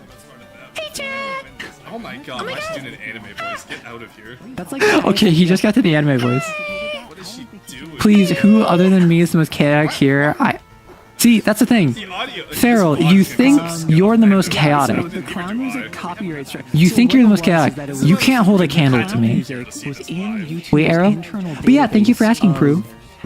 Yeah, I'm non-binary. I don't really have strong feelings on gender, so I go by really anything. Generally speaking, I go by they, them, and she, her, but I don't have a problem with most things. I'm trying them out, and it's always awkward for me because I'm always like, I don't want to tell people one thing and then tell them a different thing later, but I'm just trying it out. I'm figuring out my comfort level. MIDI March of the Gladiators. Oh, that'd be so good. So we're gonna mute Arrow. We are going to take off the Chrome capture. Okay, I got muted. Safe now. because I do not want to have to listen to Rise of the Gladiators. Or March of the Gladiators, sorry. There we go. Alright, we're back to being safe, chat, no worries. We are back to... Sorry, I just had to call him a hoe. No. What do you mean, no?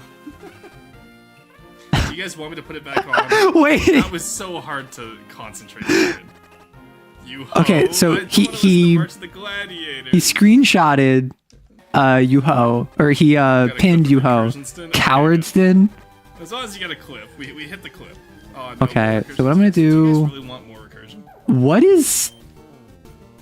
What even is here? Let me see if I can fix this. Oh my gosh, what did I do to this? It was sorry, let me fix this. Blending mode normal. There we go. Okay, I think for now we're giving up the Rorston. I think we're done. I think that this impromptu collab is over. We're so back. He's currently struggling fighting a tree. Point and laugh at him. Point and laugh at the streamer. Let's get some music going. Let us get MS Paint back up. So that was a nice little tangent. He's saying he... Wait. He's saying he rizzed me? What do you mean?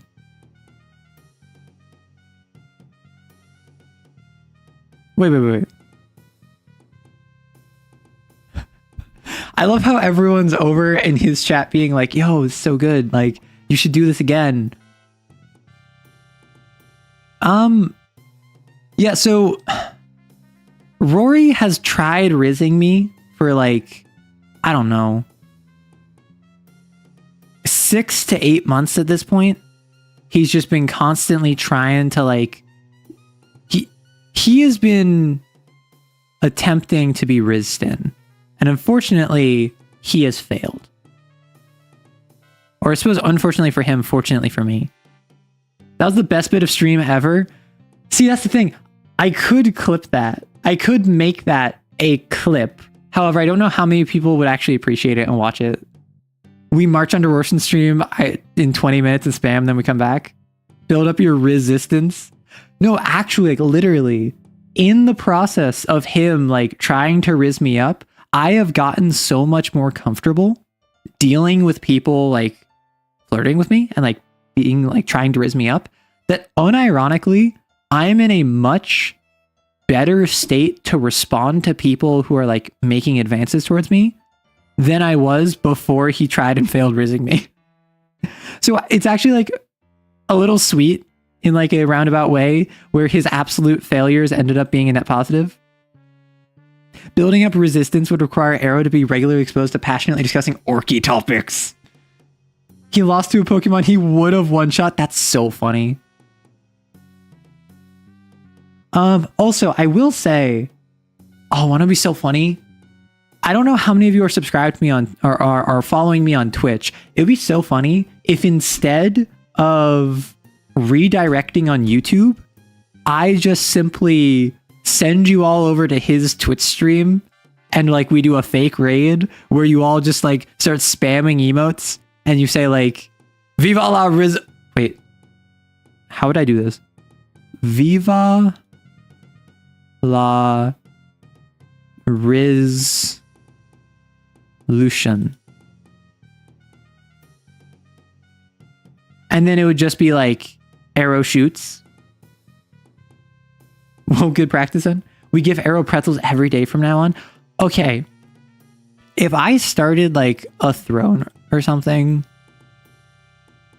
and then like people just bought me pretzels, that would effectively like be the start of my inevitable decline into being like a parasocial like GFE content creator. Cause like you don't mess with my pretzels.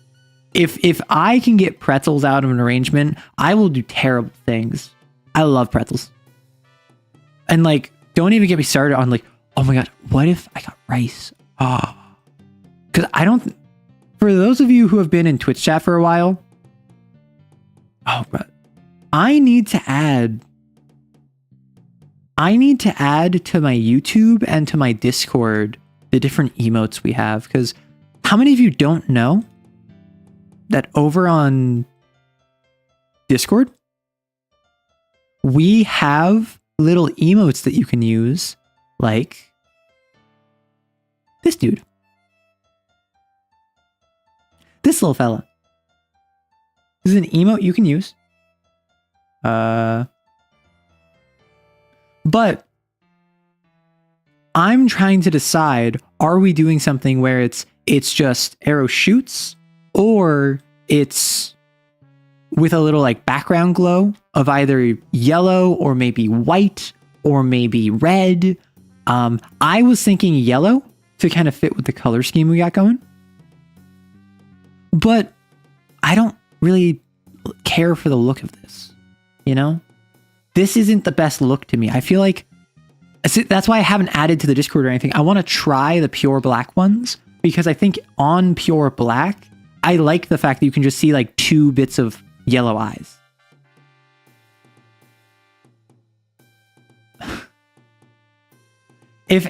Listen, if Rory makes me pretzels, if you make me pretzels, I'll fold like one. I'm just throwing that out there. I'm being straight up like that. If you make me pretzels, I will fold like one. Because I love pretzels. And I'm not even joking. Like I just like pretzels.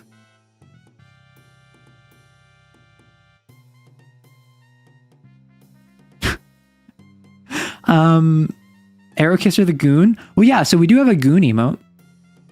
We have a little gooner, which not in the weird sense, don't make it weird, but in the sense of like, we have a little like, hey boss, want me to take him out, boss? Yeah, let's take him out, boss. Where are they, boss? The 2, see, that's the thing. I like the 2 like baleful eyes. Like if you just have a little like creature staring at you with like a gun in one hand. Rice pretzels dipped in. See, that's the thing. Rice and pretzels are separate for me. Pretzels are a snack. Rice is a meal. Wetzel pretzel? I don't know.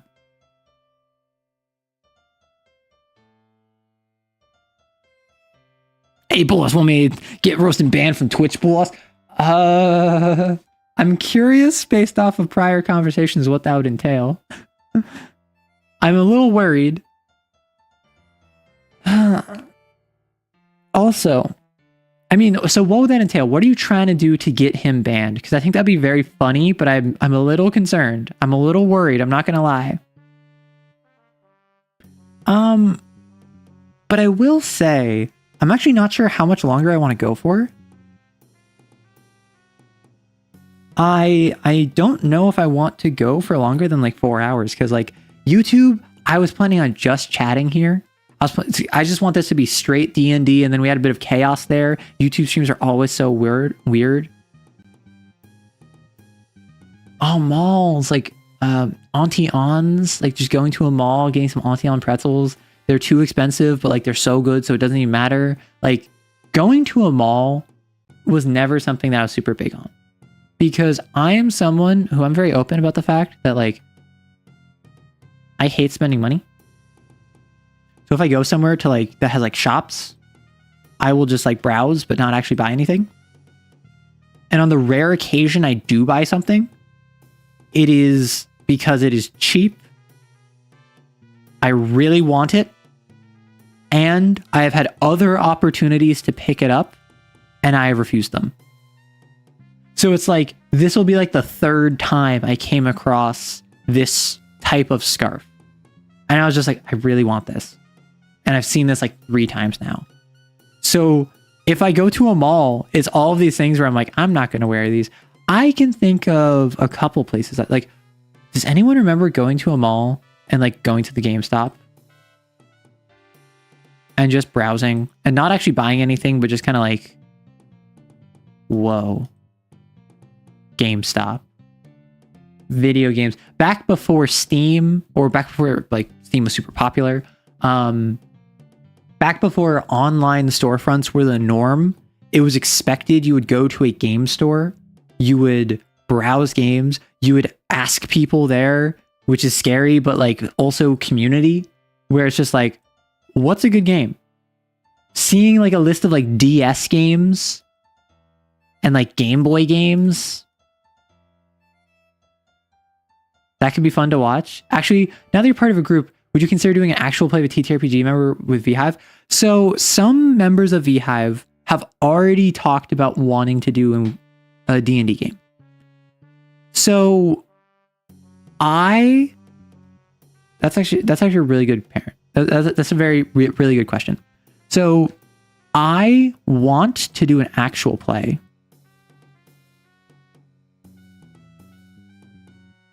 But I'm going to prioritize content creators who are friends first and foremost, because I think I would only want to show a game that I have an established group with. So for instance, I am currently I technically did session 0 with them, but we haven't had a chance to play in the past couple weeks. Rory, who Rorston, the other guy who was just on stream, and Neko, one of our mutuals, I'm running a game of Lancer for them. The goal is just quick little game, run it for them. The goal is, if this ends up going well and we all fit together and like it's narratively satisfying or whatever, and our play styles mesh and we think it would be interesting, we would like run into an actual play. Same thing with third encounter with the scarf, and now it's on sale. Exactly, that's a sign. If I run into folks at VHive who I get to know, and then maybe I play a game with, and then I feel like I'm comfy with them, then I might start an actual play series with them. The thing about an actual play is, my interpretation of an actual play series is, I think you need to treat it as media, not a game. You need to treat it as you are actors performing in a show, more than you have to treat it, this is a game where I'm having fun with friends. And I think a lot of people from a viewer perspective would say, no, I want to see all the inside jokes. I want to see all the mistakes and the learning. But personally, in my experience, and from what I've seen of what people respond most to, I feel like it's the drama. It's the RP. It's the plot. The narrative elements that a lot of people connect with in watching Critical Role, D20, Dungeon Dicey or whatever, Acquisitions Incorporated. A lot of these also have humor,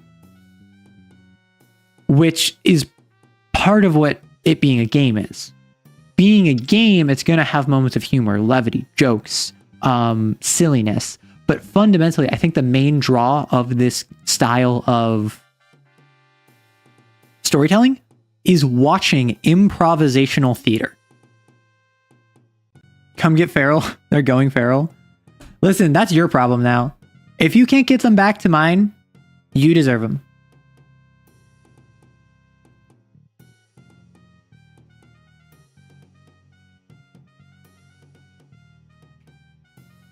Wait, it's your weekend with Feral.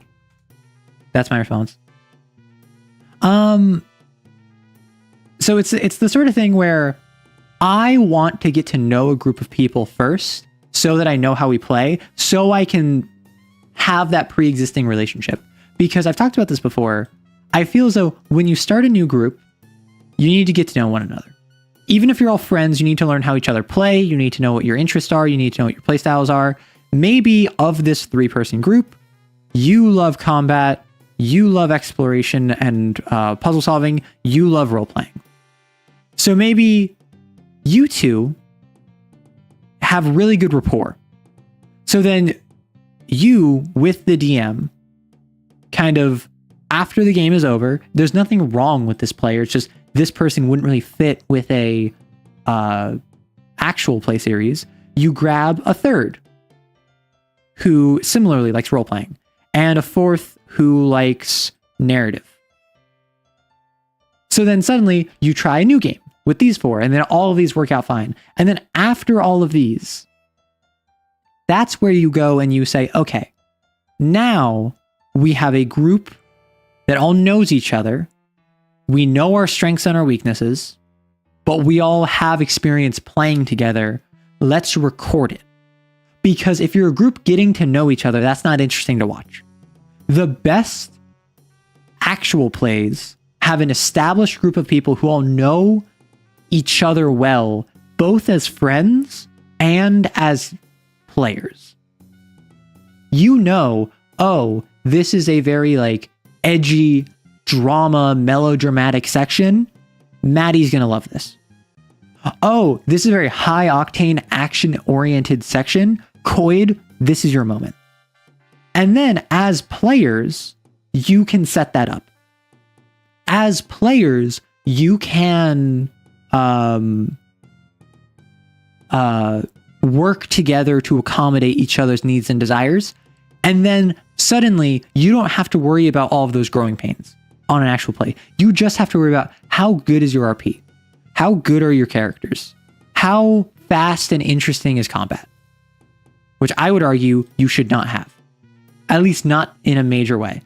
Because how many episodes of Critical Role is 20 minutes of setup, a 3-hour combat, and then 40 minutes of really interesting plot resolution? So it's setup for a combat that takes 3 hours, and then it's plot resolution, which is actually super interesting. You get 40 minutes in like a 4-hour show. Not very good. That's why I think the best systems for an actual play series is like Vampire the Masquerade, City of Mist, Call of Cthulhu. I think Candela Obscura, which I have not played. I think a game like D&D and a game like Lancer and a game like Pathfinder, I think these are poor on their base as a foundation for an actual play series because they're all so combat oriented.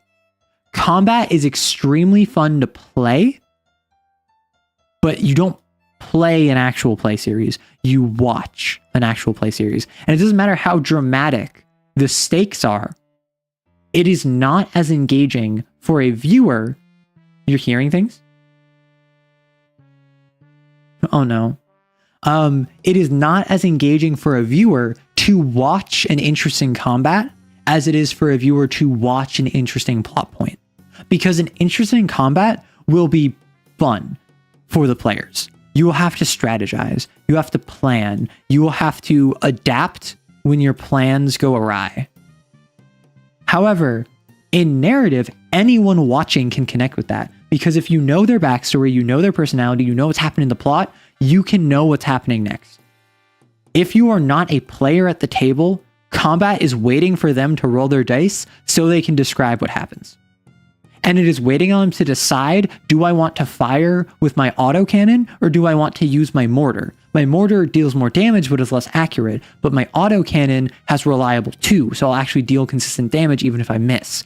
Grr, I need to think about this. And then it takes them 2 minutes and then they tell the group what they want to do and then the group argues with them and then you spent 10 minutes on a single turn and that's not fun to watch.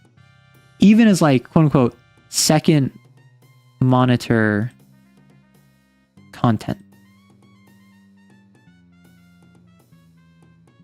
You hear the keys? Oh no. And that's part of what the visual novel you're making is about? Exactly. You read me like a book just there.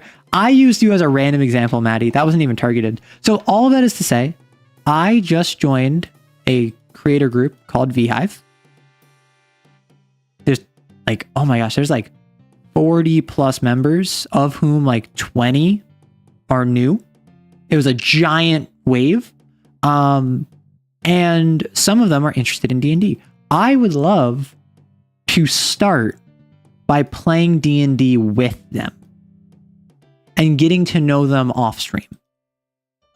There's a reason that despite joining, I haven't immediately been like, hey, let's collab, let's do collabs and whatever. I want to get to know these people off stream, build that connection off stream. And then once I know them, once I have more rapport with them, then we can stream, we can collab, we can play D&D. And then if it's a really good group, then we can do an actual play. I gave you away. Listen, I said it's Rory's weekend with you. Also, make sure that if you are bothering Rory, like if anyone is in Rory's chat, if anyone is over there, they're chatting with him, they're engaging with his community, make sure you drop a follow. Make sure that you perhaps give him a sub and subscribe to him. Amazing content creator, as much grief as I give him. Do not tell him I said this. You're not allowed to tell him I said this, but he's actually quite sweet. Just don't tell him. You're not a dog, but you are feral. Yeah, like, if you're feral, you go on a leash. You're feral, but you're not a feral dog? Yeah, I presume you're a feral human. Is that problematic to say? That feels problematic to say, but it is like exactly what it says on the tin. Okay, so what I'm going to do, I'm going to open it up to a couple questions. Do you lead dogs around by the nose? No, you lead bulls. It's been just about 4 hours. Normally, I stream for like 8 hours, but I did have a little bit of a delayed start. This is a YouTube stream. It's just a chatting stream, so it is a little bit hard on my throat. I think what I'm going to do is I'm going to wrap up once questions are done. I think I'm going to wrap up once everyone's done with questions, whether these are questions about me or TTRPGs or something like, are you going to do an actual play series with these VHive members? You can ask me how my games are going. You can ask me for advice on your games. You can ask me for advice on storytelling and TTRPGs. In the meantime, I am going to step away for just a couple minutes, but think up your questions. I'm going to start a Q&A. Let me just grab this.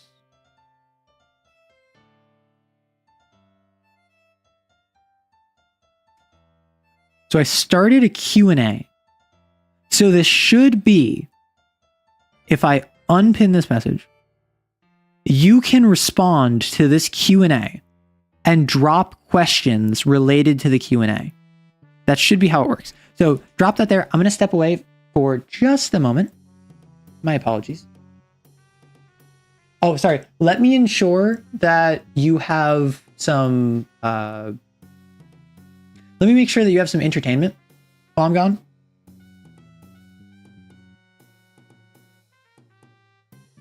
Sorry, let me just... I don't want to leave you bored, as it were. So I'm going to...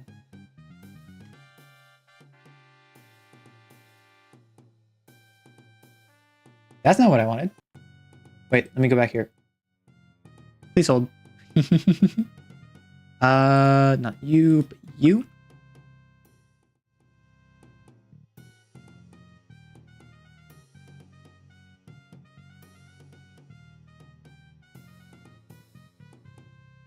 I'm putting in way too much effort into this. Why is everything activated? Oh, my stream elements is... Oh, my stream deck broke. Oh no. Like, you want to have like bulky, high HP Pokemon? I only test it with.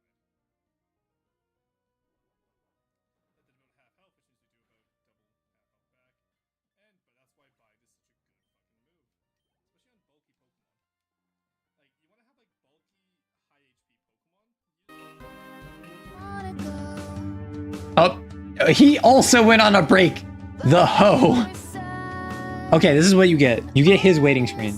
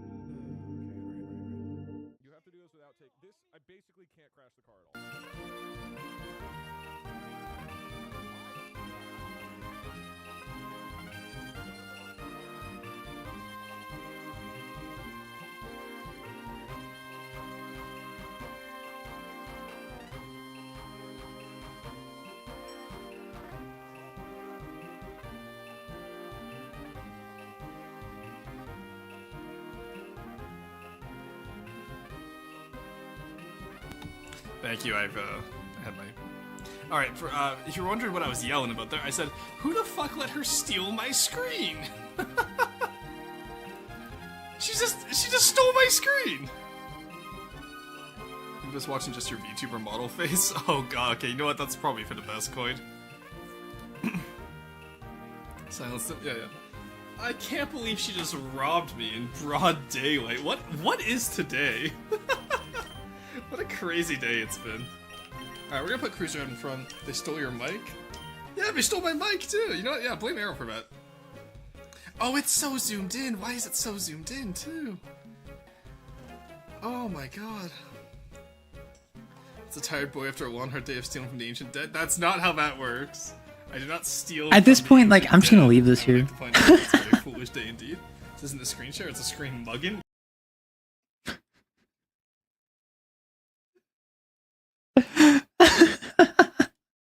Wait, no, I'm in chatting. Sorry.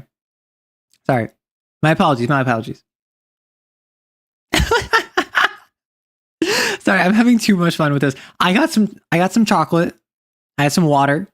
Took care of myself briefly. How's everyone doing? Yeah. This isn't keys. Oh, my apologies.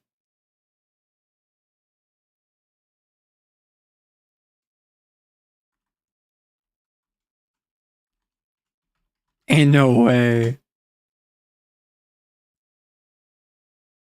Oh my gosh. Y'all are wild, I must say. Okay, so, that's a tired boy after a long, hard day of stealing from the ancient dead. It's the boss! Okay. Let me...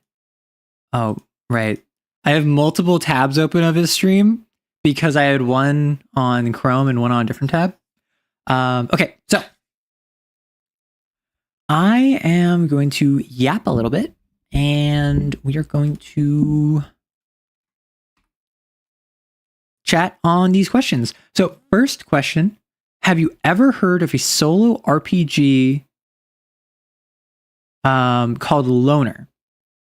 I have not. Let me look this up real quick. Loner RPG.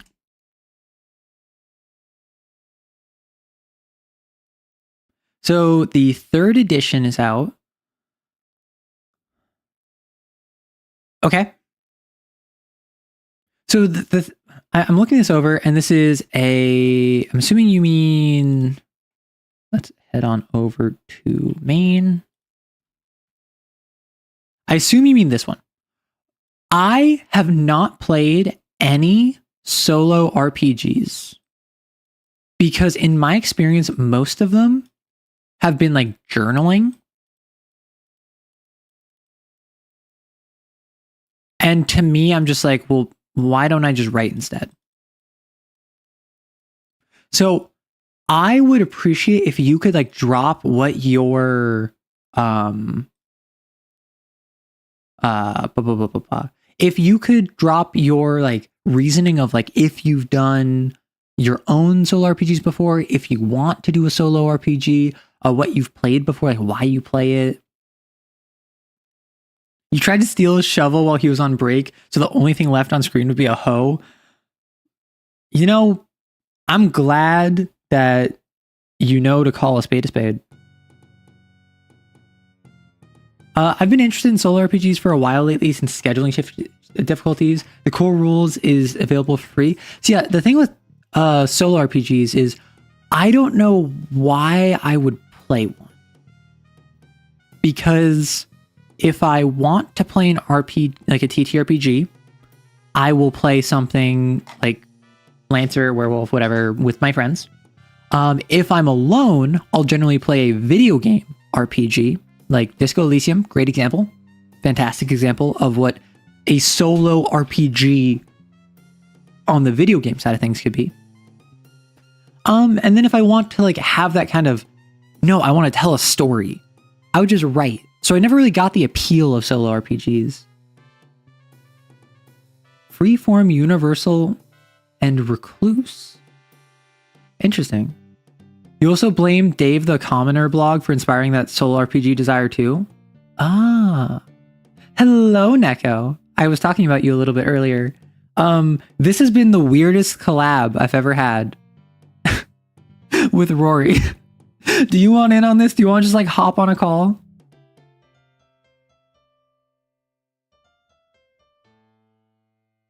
Okay.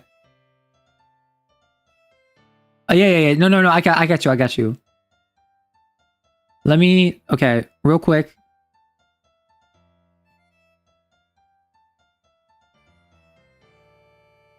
Okay. We'll just have Neko off to the side.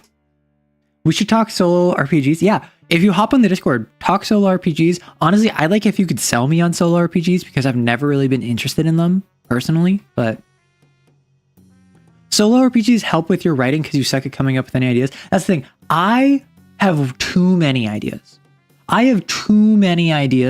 So, wait, I just realized something. I'm dumb. I am extremely stupid. If I go to my overlays, I do YouTube chat, and then I cut you down, and I cut you down. I can just do this. Suddenly you're much more legible, even if you're not like entirely legible. And then if I just do that again, and do you, and you, that is much more legible than what I had before. I'm so sorry. I totally forgot I could do that. And then if I really want, I could do you, and you. So now like more of the messages are visible. Wow. I did not think about that until literally right now. But yeah, if you could talk about the hit MMORPG Final Fantasy XIV, where you can get up to like 70 levels for free along with the new expansion. The thing about that is I've actually heard Final Fantasy XIV fell off. I actually don't know if that's true, but that's what I heard. Is Rory a father now? Yeah, Rory's the mother. Rory's the mother of Neko. Maybe you're too good at writing to understand. Mpreg Greg. So I wouldn't say I'm good at writing. However, I have so many ideas. I have schemas that I come up with. Honestly, a lot of my writing, like in terms of my writing, I have, realistically, I have one project that is in the editing stage that I keep talking about on stream because it keeps coming up. Like my writing keeps coming up and I keep saying like, yeah, I've written a novel. The only issue is, because I've been doing YouTube for the past year and a half, I haven't had time to focus on editing. So it's been kind of in limbo. And now is not the best time to get into publishing. And like, if I really wanted, I should have finished editing like back in December, January. Submissions for 2025 started January, February. But now it's a little bit too late already, which is just unfortunate. But I looking back at my old writing, I think I would need to go back and do major rewrites. So it's whatever. I have a second piece, which I'm like a third of the way through, which again, I haven't worked on in like over 1.5 years because I've been so focused on content creation. The thing for me, I have ideas, but I have a limited wellspring of inspiration, and I draw from that so frequently and consistently for content creation that I don't have the time or the inspiration really to write. I'm so oriented around YouTube and even stream that I'm just like, yeah, I just can't. Yeah, I saw your DM. Did you see Final Fantasy XIV in here? So the thing about Final Fantasy XIV, I'm going to say something, and I would like everyone's immediate and genuine reaction, okay? I have never played a Final Fantasy game.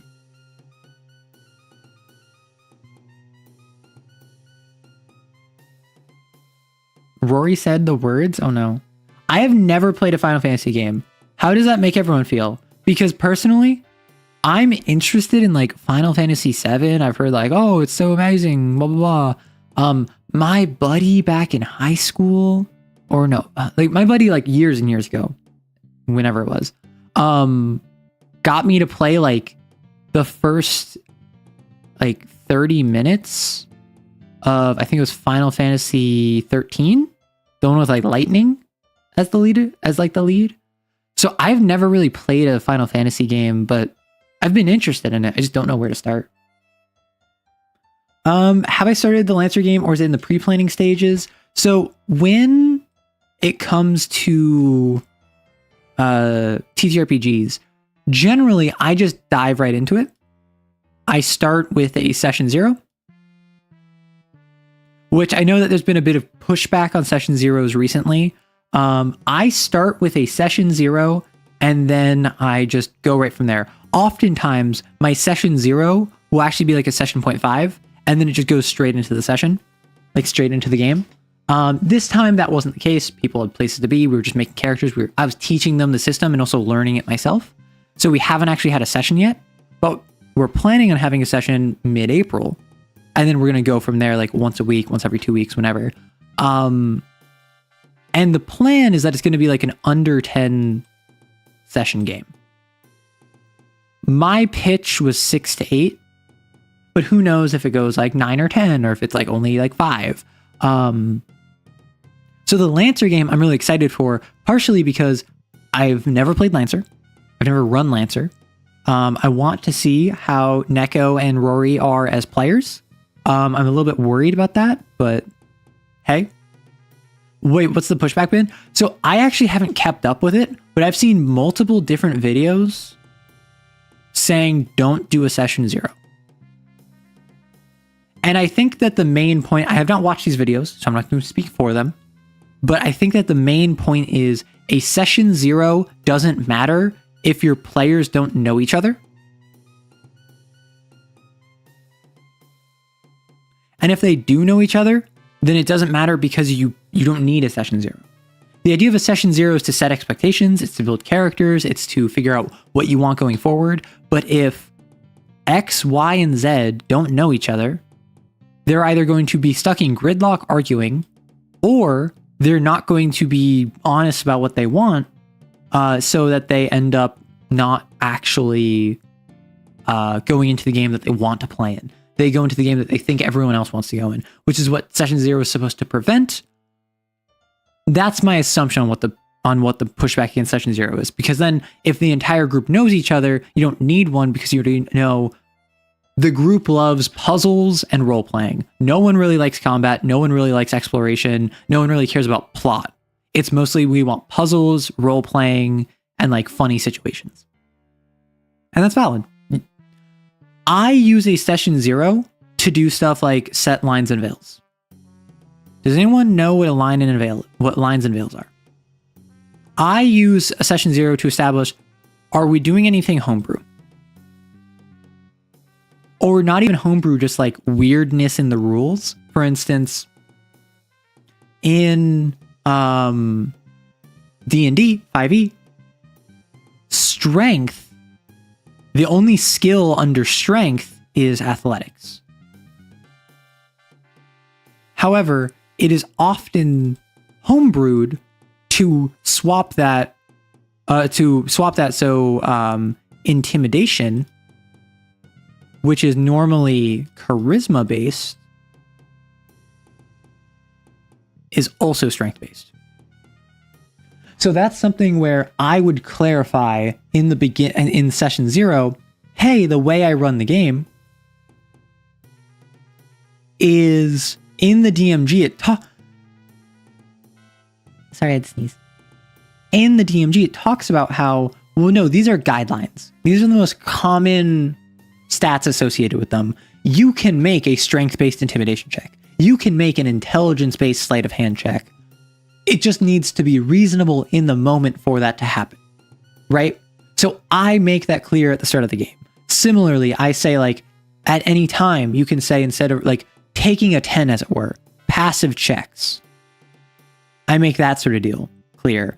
I talk about the plot coupon, or the plot token, which is I give you as the players a plot token, which at any time you can be used to reroll a single die. Then, once you use it, you can't use it again until I, as a villain, use it. So it's the idea of you as the party get a free reroll, but once you use it, you give the enemies a free reroll. And then once the enemies use it, you get another free reroll, but then you open it up for them to use it again. So that's the sort of stuff I establish in a session 0. Me and my NHP goblin build, goblin pilot waiting for part 2 of Wildfire. Okay, anyone who knows Lancer, I'm starting up a game in Lancer for 2 people, which I want to last between like 6 to 8 sessions, maybe 10. I'm planning to get them to like LL2. Like, how good, like, should I look into doing No Room for a Wallflower? Or should I just do it raw? Should I just like make my own thing? I love homebrew. I don't really do standard like written adventures too much, but should I look into No Room for a Wallflower if I'm just doing like a get from LL0 to LL2 baby's first Lancer game, both as the players and as the GM? The rules is written for barbarians in 2024 rules, but only when raging? Yeah. House ruling D&D is dangerous because once you start, it's hard to stop. I disagree. I think... Well, actually, no. So, I think... once you start homebrewing, it's hard to stop homebrewing. That being said... I don't think it's hard to stop using homebrew. I love homebrewing D&D. I wrote an entire compendium. It's a 100-page long document that I never released to the world, which was all about character bases. The idea of forming based off of Matt Colville's strongholds and followers, having a stronghold that you get different bases that like benefits at when you rest at. I have never used that. I wrote this like 7+ years ago, probably 7-8 years, like probably 6 or 7 years ago actually. And I edited it over years until I finally got like the 6th revision done. But I never used it. I never like pushed for it. I was never like, actually, I know this really cool homebrew that you should really have in your world. Like, I feel like there's a difference between making homebrew and using homebrew. And I feel like a lot of people get stuck in, once they start homebrewing, they only want to use homebrew. They stop using canon raw stuff. That's where I think, like, okay, chill. Like, learn how to play a sorcerer. Play a druid for once. Stop trying to be like all of these random homebrew things. But in terms of making homebrew, I love it. You like to make an athletics check to stand up and walk. I rolled a nat 1, causing my vision to go black, my body to go numb, my legs to give way. Iron deficiency. I mean, I talked about that last stream. I had a similar story where I was just like in my room. This was years ago at this point. I was just in my room years ago at this point. And I just crumple to the floor. Like, I go from standing to just like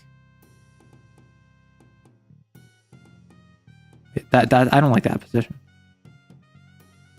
I do like full on like crumple to the floor, black vision, no sense of balance or motorics or whatever. And then I'm there for like maybe a minute. And then I just stand back up like nothing happened. And I'm like, huh, that was weird. And then I go on with my day. And then I tell my doctor that. And my doctor just gives me a look, just like,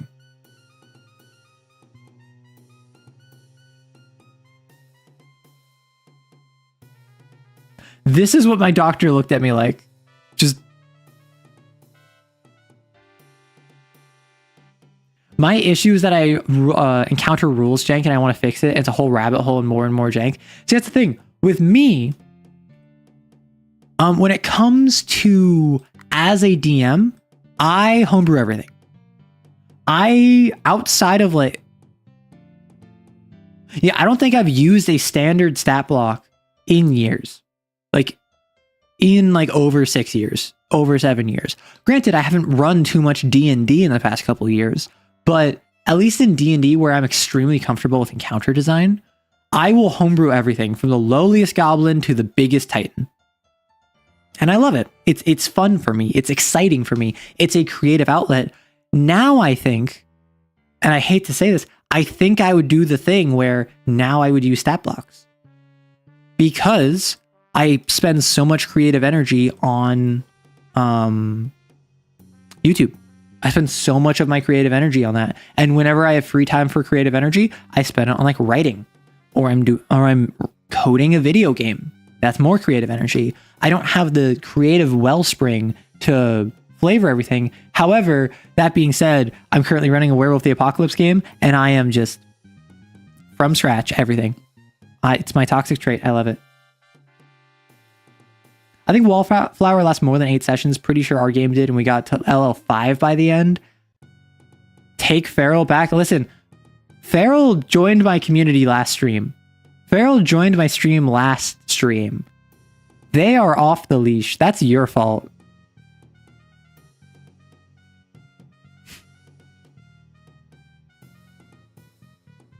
Get him, champ. Sorry, let me just... I tried to keep my house rule docs to a single page because I knew that could sprawl into a... Yep, to rebalance everything. What I do is I'll pick and choose. So for instance, it was like 28. Yeah, that's a bit much for what I'm trying to do. Thank you though. See, I appreciate it, Scav. What I'm trying to do is whenever I have like homebrew, I don't necessarily say I'm keeping it under a page, but what I will do is I'll say, okay, I'm picking and choosing of X, Y, and Z. I'm going to ignore X.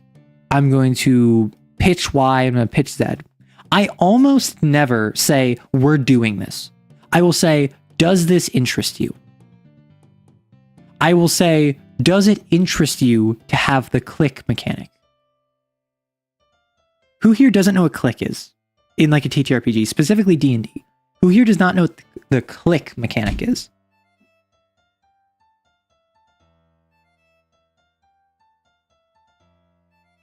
No, it says Catboy. Although he is one fat Catboy. Like, look at him. Look at this lad. He's a chonker. So, click as a mechanic is a homebrew mechanic that is when someone encounters a trap, the first thing you as the GM say is click. And then the player immediately has to say what they do. The idea being is that you're walking in a dungeon, you step around a corner, click, what do you do? And then your response might be, I jump back behind the corner. Or you might say, I hit the deck. Or you might say, I cast shield. Whatever you do, what is your gut reaction to you hear a clicking noise when you're walking? And then, based on what you do, that affects how the trap interacts with you. So for instance, if you are walking around a corner and then you hear click, and the trap is like, I don't know, a giant mouth that will shoot fire, and you hear click and you say, I jump behind the corner, then you would just be safe.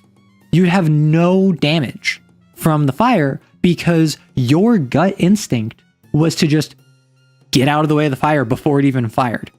You'd be completely safe. You'd avoid the trap, as it were. If your reaction was, I hit the deck, so you hear click and then you hit the floor. Well, the fire might not take up the entire hallway, but it's still going to burn you. You need to make a dexterity saving throw like you normally would, like would be normal for this, but you make it a disadvantage because you're prone. You make it a disadvantage because where are you hiding? You're trying to like flatten yourself against the floor. The idea behind click is it adds narrative elements to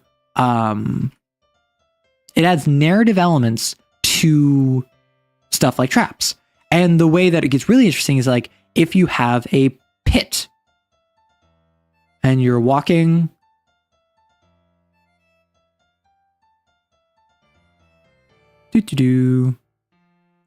and then you hear click because there's like a pit trap that you're falling into. If you say, I jump backwards, you'll probably be safe. If you say, I hit the deck, you'll probably fall into this. If you say, I cast shield, nothing would happen. You spend a spell slot, but your dexterity saving throw is normal. You don't do anything special. If there is a arrow that is shooting at you, casting shield might stop the arrow. Hitting the deck might make it miss. Jumping backwards might not do anything, and then you get hit by the arrow anyway. It's a way to add more narrative to what is traditionally, functionally random chance, which is like a deck save.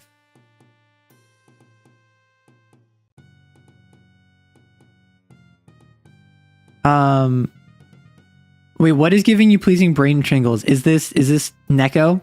Is Neko giving you brain tingles?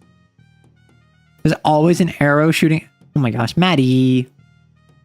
That's actually so, yeah, I made a short about it like, gosh, probably over a year ago. Like plot tokens, click, lines and veils. Those were some of the earliest content I made in shorts. So I am not posting them now.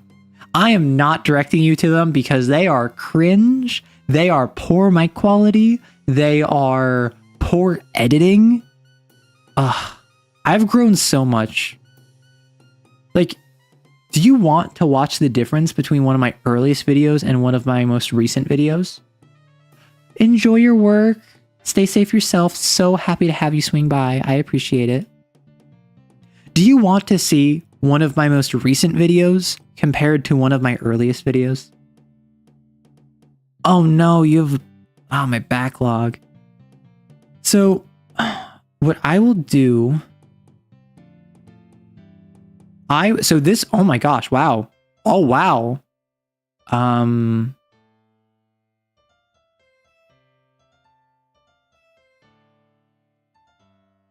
Sorry, hearing about the click. Oh, I'm so happy. Sorry, I just learned that my two most recent videos are now my most viewed videos. Like How Powerful Are Vampires and Big Gun Go Burr are now my two most watched videos. Just blanketly. Shorts.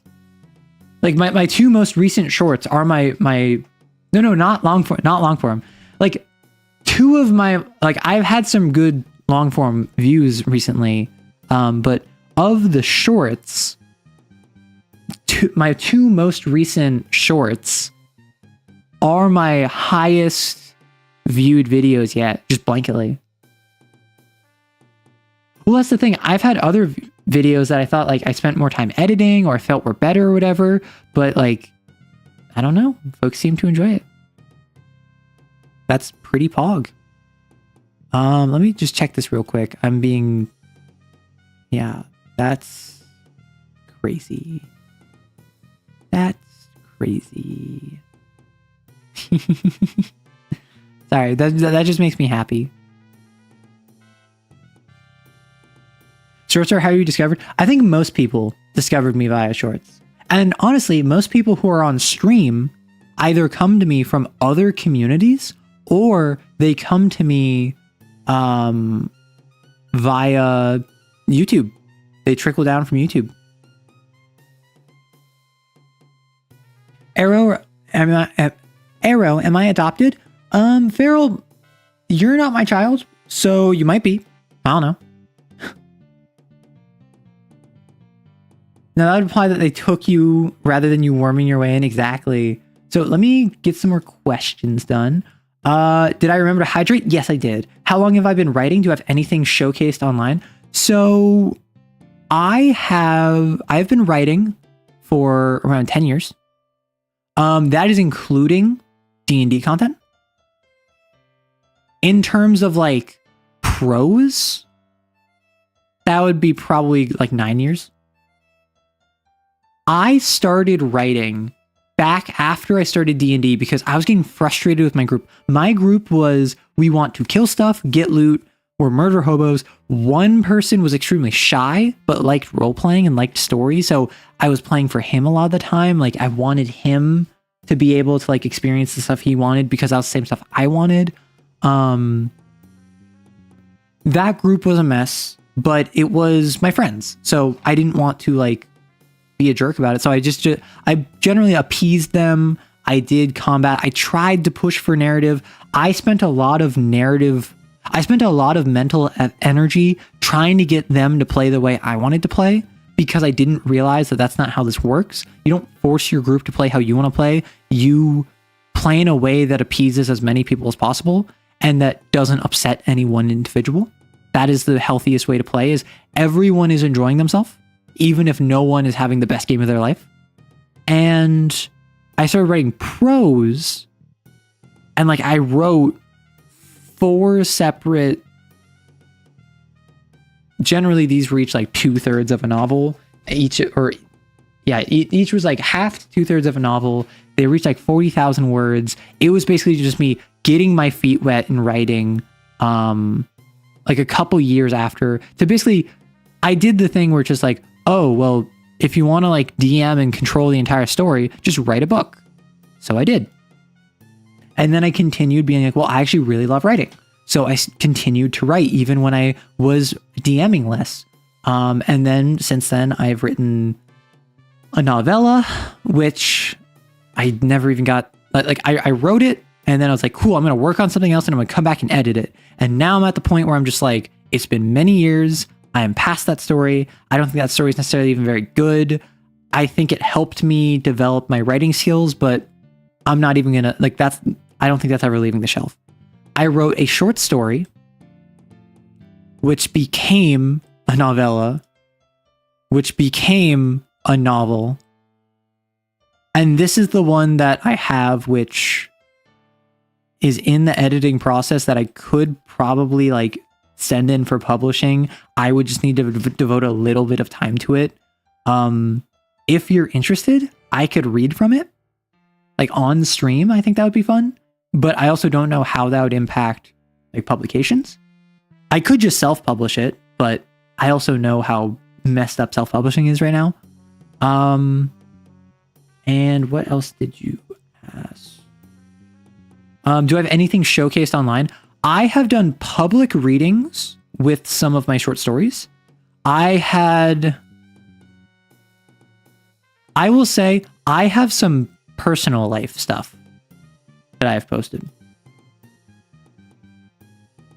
And some of it's extremely personal. Some of it is professional.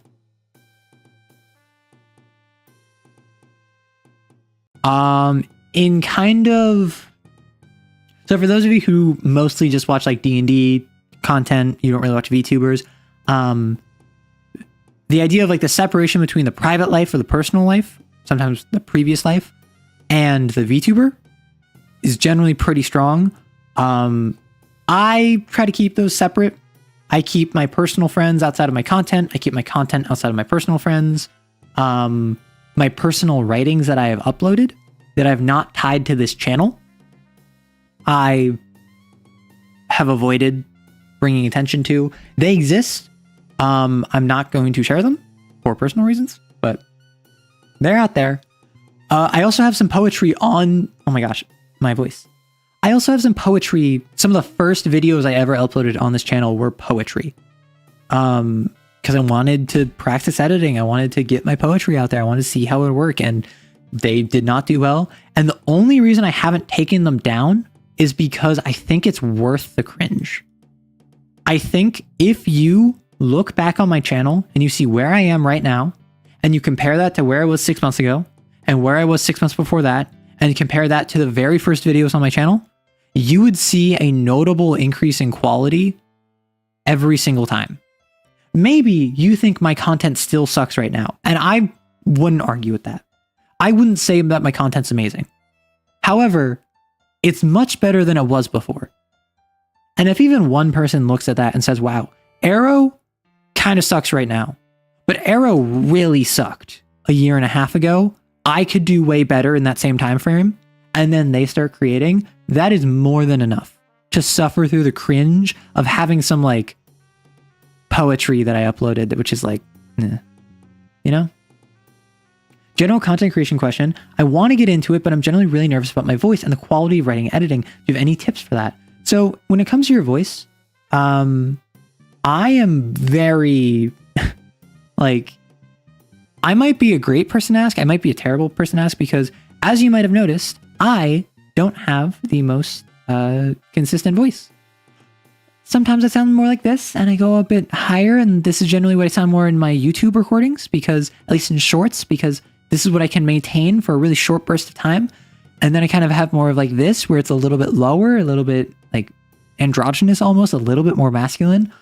And then sometimes my voice hurts, so I have to talk more like this, and I have to go down to a lower register. And then sometimes I'm down in a Discord, like kind of Valorant kitten style e-boy voice with that vocal fry. And like, I'm all over the place in my voice. And again, if you look at my earlier content, you would see my voice has notably shifted over time. Both in terms of like voice feminization and also lightness to my voice, but also just how fast does my voice grow hoarse? How good am I at enunciating? How competent and confident am I in my speech? I think the voice is fine. Maybe I'm faceblind for voices. And that's the thing, is that like, I have had many people who have been like, I love your voice.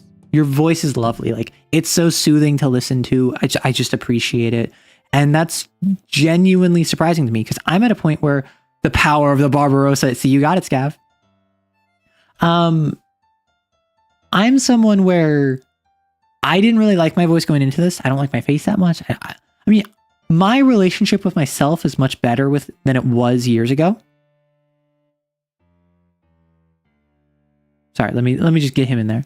My relationship with myself is much better than it was years and years ago. Like, it was at its lowest, like back in uni. And then I kind of had to like crawl out of that and fight out of that. I still have my struggles, whether on something superficial like voice or it's something more deep set. But in terms of your voice, something that's actually very funny that happened is, because I started actively working with my voice back when I started making content, I now have a history of what I sounded like over time. Now, my mic was screwy in the very beginning, and then for like the next 6 months, it was still screwy, and then eventually I got it fixed, so then it started being better. But you can hear a notable difference in how I talk, how I inflect, how I enunciate, how I speak, the power with which I speak, breath control. I would say, despite the fact that I'm not a singer, despite the fact that I don't feel as though I can sing, I would feel more comfortable singing now than I would a year and a half ago, because I am so much more active in my voice. Before, there would be, depending on what I was doing that day, there would be days where I was there's a term for it. It's like, it's a term for when you speak like fewer than like 200 words a day or something. Like, I was someone who was not speaking very often because I didn't have a need to. I wasn't vocally communicating with a lot of people. So I now have more relationship with my voice. I have stronger understanding of my voice and resonance and pitch. And distortion. Like that. Like, I can play with my voice now. And you might not like it. It might not be good, but I have more control over it now, which has been quite interesting to play with. I cast 9 months pregnant with twins upon you, Arrow. Oh no. I'm probably doing it wrong. You tried voice training and stuff. It annihilates your throat. Yeah, so voice training should not hurt your throat. When it comes to voice training, when it comes to specifically vocal feminization, obviously look stuff up online if you can afford it. And I would say, even if you don't know if you can afford it, but you have other things that you know that you can afford, like to swap your funding around, budget, to be like, instead of getting coffee twice a week out, I'm going to stop buying coffee for a month so I can afford 2 lessons of voice training with someone. And just kind of like get that immediate feedback. Because pitch is do. Meanwhile, resonance is ah.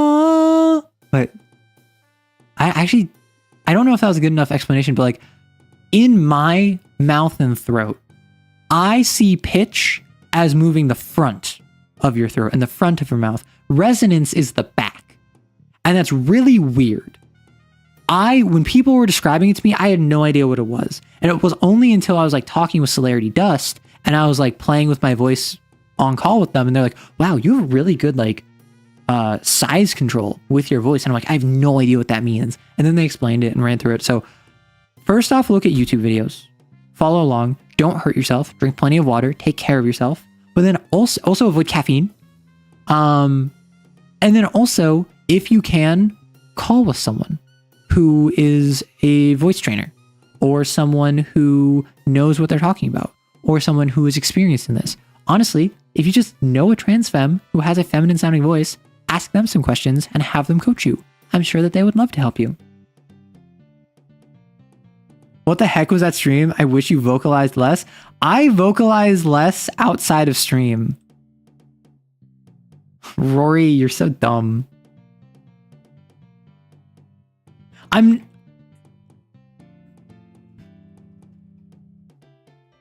gonna say it. I said it.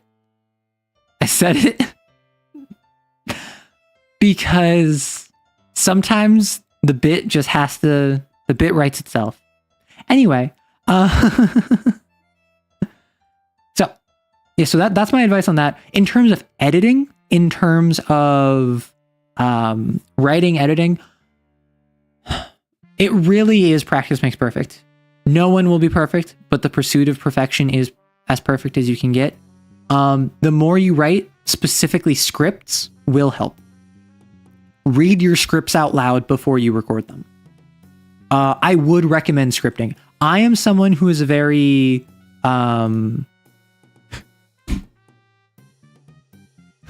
sorry. I'm busy having a certain streamer be awful in my DMs. If you're watching the VOD back, you still sound like you're on helium. Oh no.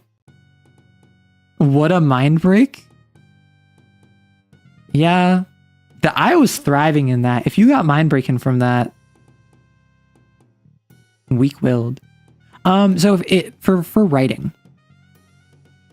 even if you're the sort of writer who prefers to just kind of wing it, improv, I would personally script, because bare minimum, you will read faster than you can collect thoughts.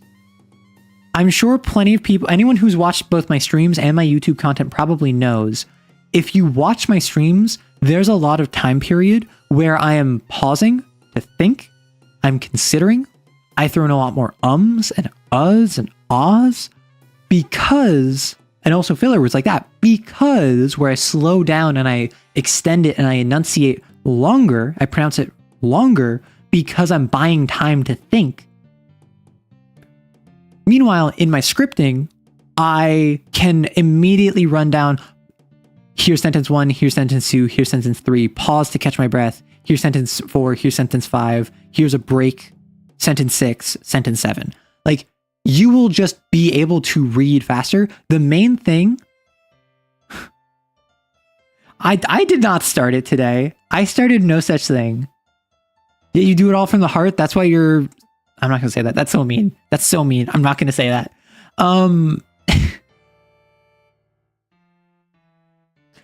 Were you doing elements in front of chat? I wasn't. Were you? But yeah, so you will read faster than you can collect your thoughts. Even if you have an outline of what you want to talk about, putting together the phrasing you want to put in a video will take more time than just reading from a script. The main thing you don't want to do is read script voice. So if you read script voice, then you're reading from a script and you're just kind of saying this and you have a gentle inflection and maybe you pause because then you have to take a breath or there's a period and then you go into the next sentence, but you don't really have inflection because you're not really thinking about that. You need to have that kind of animation, bounce to your voice, that lilt and that sway of enunciation and pronunciation, however you normally speak. So it's a skill to develop not only the writing, but also the reading. That is why when I write scripts, I write exactly how I would say it. I write exactly how I would speak it. And even then, I still regularly swap around words. Like, I don't have an example off the top of my head. However, I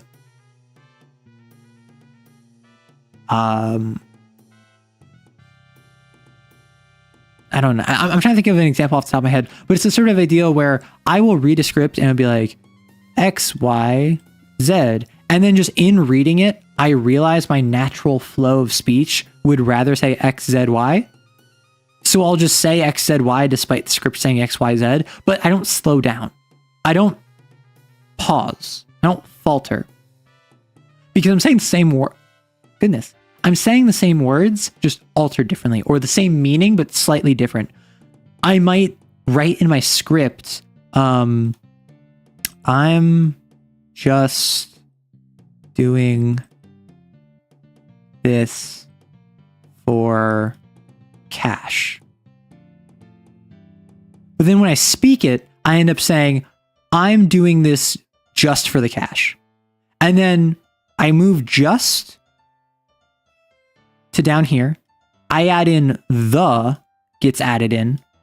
But fundamentally, it's the same thing. That's just because the cadence of how I'm speaking would prefer, I'm doing this just for the cash, as opposed to I'm just doing this for cash. And that's what I'm saying is that, like, it's a matter of understanding your writing style, developing it, writing in such a way that you would read, reading in such a way that you would speak, and then just running from there. That's the main thing. So you put pauses for breaths in your script, or does that mean you do it all in one take? Okay, what I'm going to do, I'm going to embarrass myself. Can I embarrass myself? Are you going to hold it against me if I embarrass myself?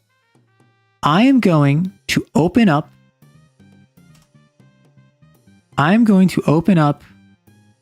Big Gun Go Burr, my most recent YouTube video. Arrow's yawns were so funny and wholesome. Okay, no, the scream comp is so funny. I chatted. Oh, what's that? What? We're on YouTube. What's that? Triple digit subscribers? What is that? Do you have 1 million video views? I'm sorry. What was that? What was that, Rory? I'm sorry. I don't listen to the peasantry. So, for instance, if I say, so like this, oh gosh, Comic Sans, I forgot about this. Let's just go, I just go Times New Roman because I'm boring and basic. 36. So this, oh gosh. This, including formatting,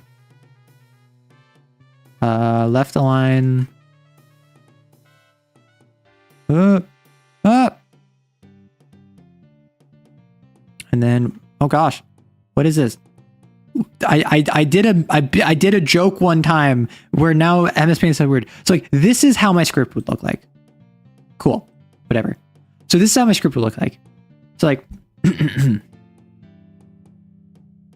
I need you to understand how cool the Barbarossa is. In Lancer, the mech TTRPG, each chassis has its own strengths. The Goblin is a hacker, the Blackbeard is a blender, the Pegasus is...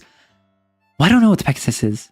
But then there's the Barbarossa. Harrison Armory decided to take the spinal cannon of a ship and stick it on a mech. This means a cannon which runs the full length of a spaceship, stern to bow, is a weapon you can field on your mech. Hey Barbarossa, you see that mech over there? Yeah. I don't want to. Verstanden. Like, that's how I would do it. So like, I would do that all in one take. Generally, I have paragraph breaks where I'm like giving myself a moment to breathe. But that took me 45 seconds to record, or that would have taken me like 45 seconds to record because I didn't have any retakes. I didn't have any issues. And this was like a 36-second short because I cut out some pause space. I cleaned it up. That's how I record generally. But generally it looks more like, I need you to understand how cool the Barbarossa is. In Lancer the Mech TTRPG, each chassis has... In Lancer the Mech TTRPG, each chassis has its own strengths. The Goblin is a hacker, the Blackbeard is a blender, In Lancer the Mech TTRPG, each chassis has its own strengths. The Goblin is a hacker, the Blackbeard is a In Lancer the Mech TTRPG, that's more true to what it is. I was actually kind of shocked that I got it in one take there. But generally I'll listen back to it and I'll be like, in Lancer the Mech TTRPG, each chassis has some... Like, for whatever reason, I mumble strengths because, like, it's my accent, but, like strengths, I completely don't pronounce the end of it. Which is so weird to me. I only realized this once I started recording. But, like, I think that's a me issue, not a mic issue. So that's kind of, like, how my recording process goes. Liberation Seraph. So yeah, generally speaking, don't worry about being good to start. I sucked to start. Now, a year and a half later, I'm much farther than I ever thought I'd be. And when I say that, I don't just mean in terms of like, oh yeah, I'm so happy with the progress I've made. No, literally, like, I actually had no idea how far I was going to go. I was mentally preparing myself when I started content creation to like never get more than 100 subscribers, to only ever get a couple dozen views, and to kind of justify to myself why I hadn't started content creation sooner. Because it's like, well, no one wants to see what I'm writing, I guess. Like, all right. But I figured I'd give it a shot, right? I started hyperfixating on VTubers. So then I was like, I'll give it a shot now that I can become a VTuber. I did a bunch of research. I tried it out and I loved it. And I started off thinking 10 views was a lot of views. Now I'm at the point where my most recent short got 18,000 views, which is pretty awesome. Oh my gosh, pretty awesome. Please make a PO box just so we can mail you pretzels. I need a PO box. I kind of feel bad about this. A company reached out to me a couple months ago. A couple people reached out, like a company reached out a while ago. They're like, hey, thank you for like we enjoy your content. Can we send you some dice so that you can like, we wouldn't have you review them. You wouldn't owe us anything. We just want to send you some dice. And obviously we'd appreciate if you mentioned that on your channel, but hey, we just want to support you. And I was like, let me get a PO box and I'll get back to you. This was like 5 months ago. I totally forgot about getting a PO box. No, that's the thing, is that like, I don't want my address to be accessible. So if anyone is going to send me anything, I would need a PO box. The issue is, would anyone send me anything? Because I don't think folks like, hey, can I send you like a piece of mail? Or can I like send this thing for you to sign? Like, I don't think I'm at that point, personally. If I'm wrong, I'm wrong. Let me know. Let me know if you want me to get a PO box. But I don't think I'm at that point. Just like, I've avoided getting a Patreon, a coffee, any sort of regular subscription-based financial support because I just don't think I'm there yet. I think that my content is enough of a value add, which maybe that's me putting my own content down, but like, I'm hyper conscious that you simply giving me the time of day is incredibly important. You simply being here is amazing. Also, let me real quick, I forgot to edit the thumbnail on today's video, and then I will post it.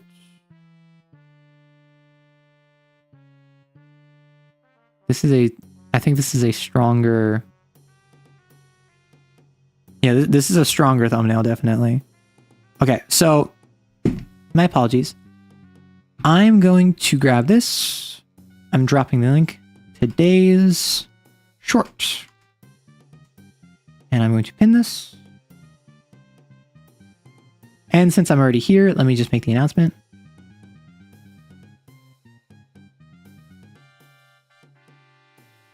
My apologies. It's just some bookkeeping stuff where I am announcing on my Discord, which if you're not on the Discord, feel free to join. It's on my profile, even if it's not in the description of the stream. I would say we have a command, but we don't actually have a command for it. And we also have some more questions. Do you have a particular approach or checklist for session 0 that you follow, or someone's philosophy on the subject that you recommend? So, when it comes to a session 0, the main thing I want is expectations,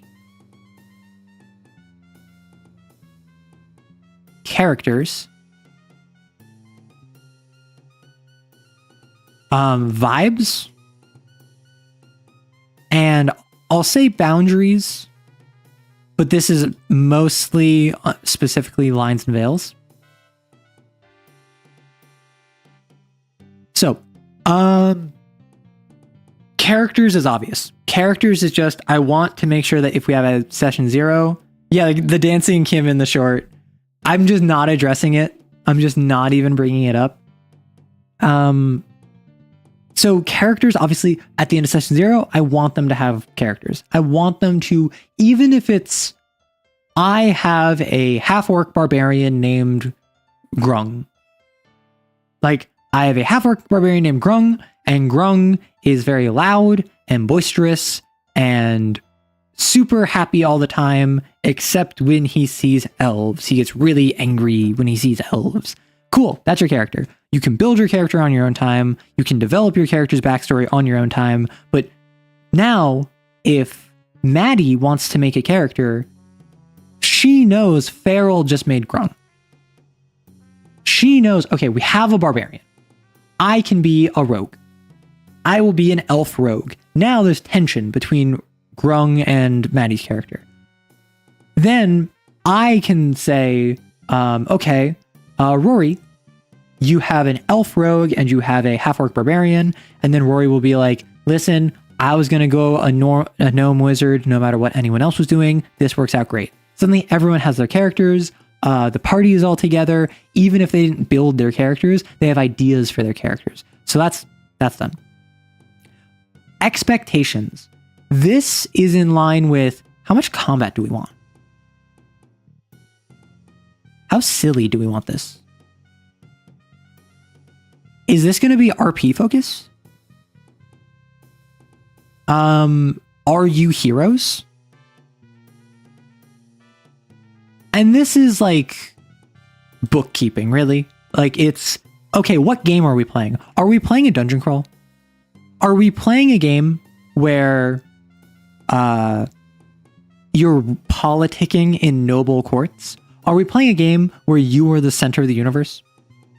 That's what I like doing with expectations. Vibes is more like, okay, how aggressive as a player can you be? How are we feeling about metagaming?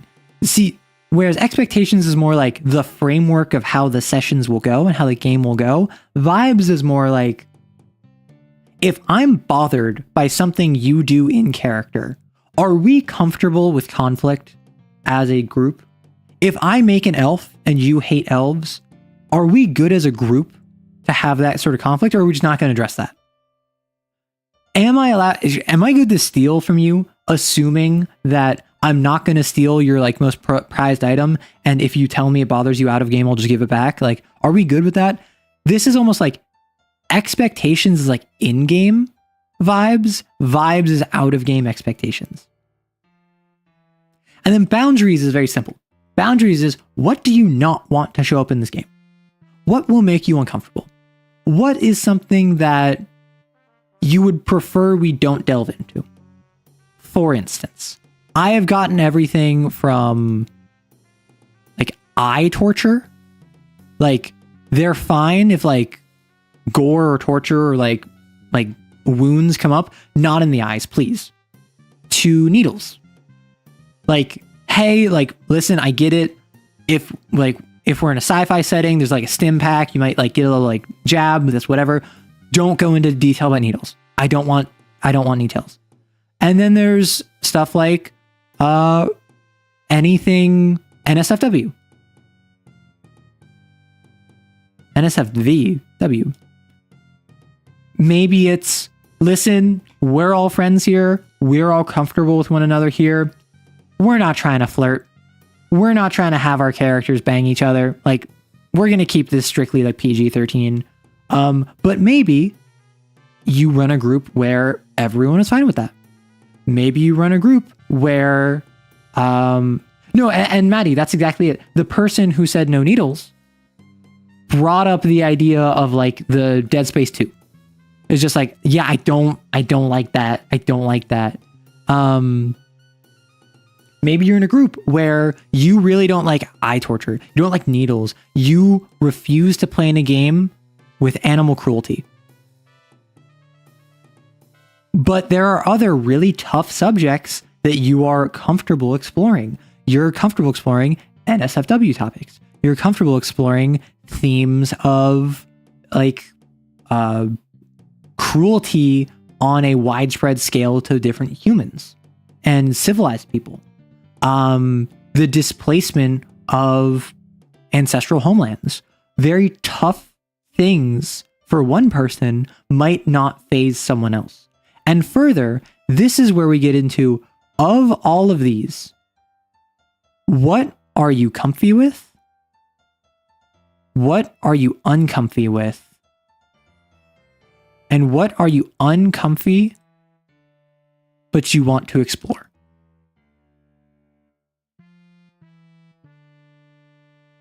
Because these are three very different camps. What you're comfy with, you could be totally comfortable with graphic displays of violence. You're fine with that. That's whatever. That's chill. That's cool. Then on the uncomfy, this is like, I don't want anything NSFW. But then maybe in the uncomfy, but you're willing to explore it, this is like emotional manipulation. This is something where a player says, hey, this would make me uncomfortable if it came up, but I want to see where it goes. I want to play in a game that explores the costs and ramifications and detriments of emotional manipulation and how taxing that is for someone. Despite the fact it makes me uncomfortable. There's a very different implementation of violence and emotional manipulation in this game. Because with violence, everyone's fine with it. Maybe they have limits. Maybe they have, we don't want violence against children. We don't want violence against animals. We don't want violence that is excessively cruel. Maybe those are limits that they have. But at the end of the day, violence is going to happen. People are fine with it. Nothing not safe for work is going to happen. That is off the table. Don't even bring it up. But maybe being emotionally manipulated, being controlled, gaslighted, misled, and being told what you're feeling is not the truth and you should change your frame of mind. Maybe that's a major plot point, but it's handled with the delicacy that you would of something that someone says makes them uncomfortable. Yeah, violence is good, clean, oaky fun. Ain't nothing clean about it. You get. So that's what I do in a session 0. I make sure I get expectations both in like logistically, but also vibes wise, like party wise. I make sure they have at least an idea of their characters and get the ball rolling. And then I check out the boundaries, because I would rather play a game where I feel as though the narrative potential is being limited, but everyone is comfortable.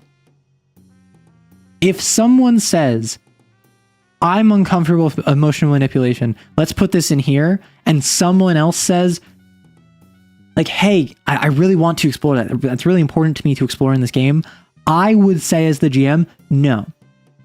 If someone is uncomfortable with it, it's going in the uncomfortable box.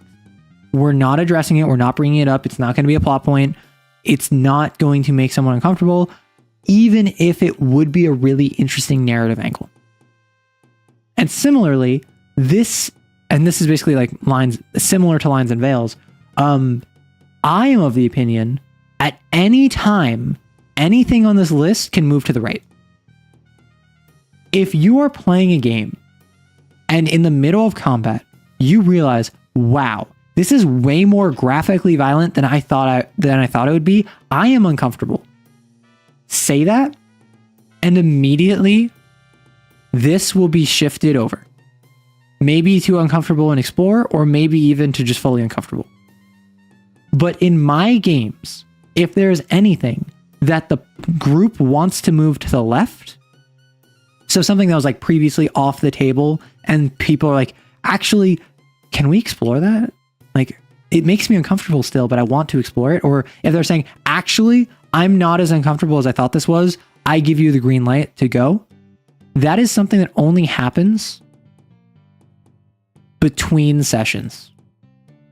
And it has to be unanimous.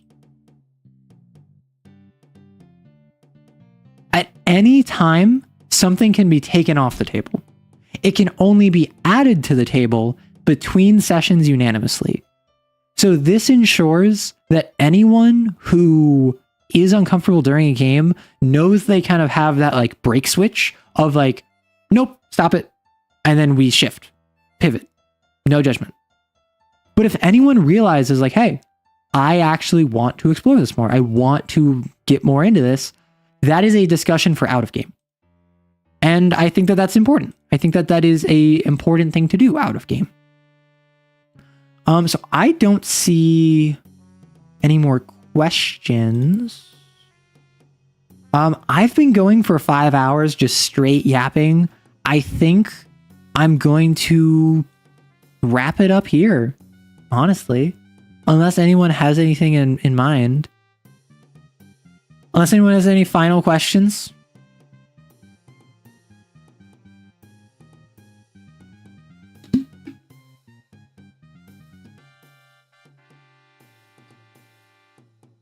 And I don't believe, at least I'm uncertain if this is the case, I think everyone else I know is a Twitch streamer. So I don't actually have any people I can redirect into. So I think this is just the end of stream. I think that's it. Thank you all so much for stepping by. I am going to upload a video of the presentation. Probably just next week, Monday. That'll be super simple. That'll actually give me a breather that I can focus on. Yeah, YouTube has a raid feature called Redirect. It's just, I think you need to either set it up so you whitelist everyone, or you need to be someone that is whitelisted. So that's why you don't see too many redirects on YouTube. I don't know if any channels I recognize are streaming presently. I mean, like, technically there are channels I recognize, but not like that are my size, my niche kind of deal. So I am going to wrap up. Thank you so much for sticking by. Look for another stream on Saturday over on Twitch. My plan was to start Dredge. I think I might start a different game though called, I dropped it in suggestions. I might start a different game called ENA Dream Barbecue. I know nothing about it, but it seems interesting. So no idea. And look out for videos Sunday through Friday. Thank you so much for swinging by. Thank you all. I appreciate it. Maddie, Coyd, everyone. I'm so sorry for subjecting you to Rory. Thank you so much for swinging by, Scav. All right. Enjoy. Bye.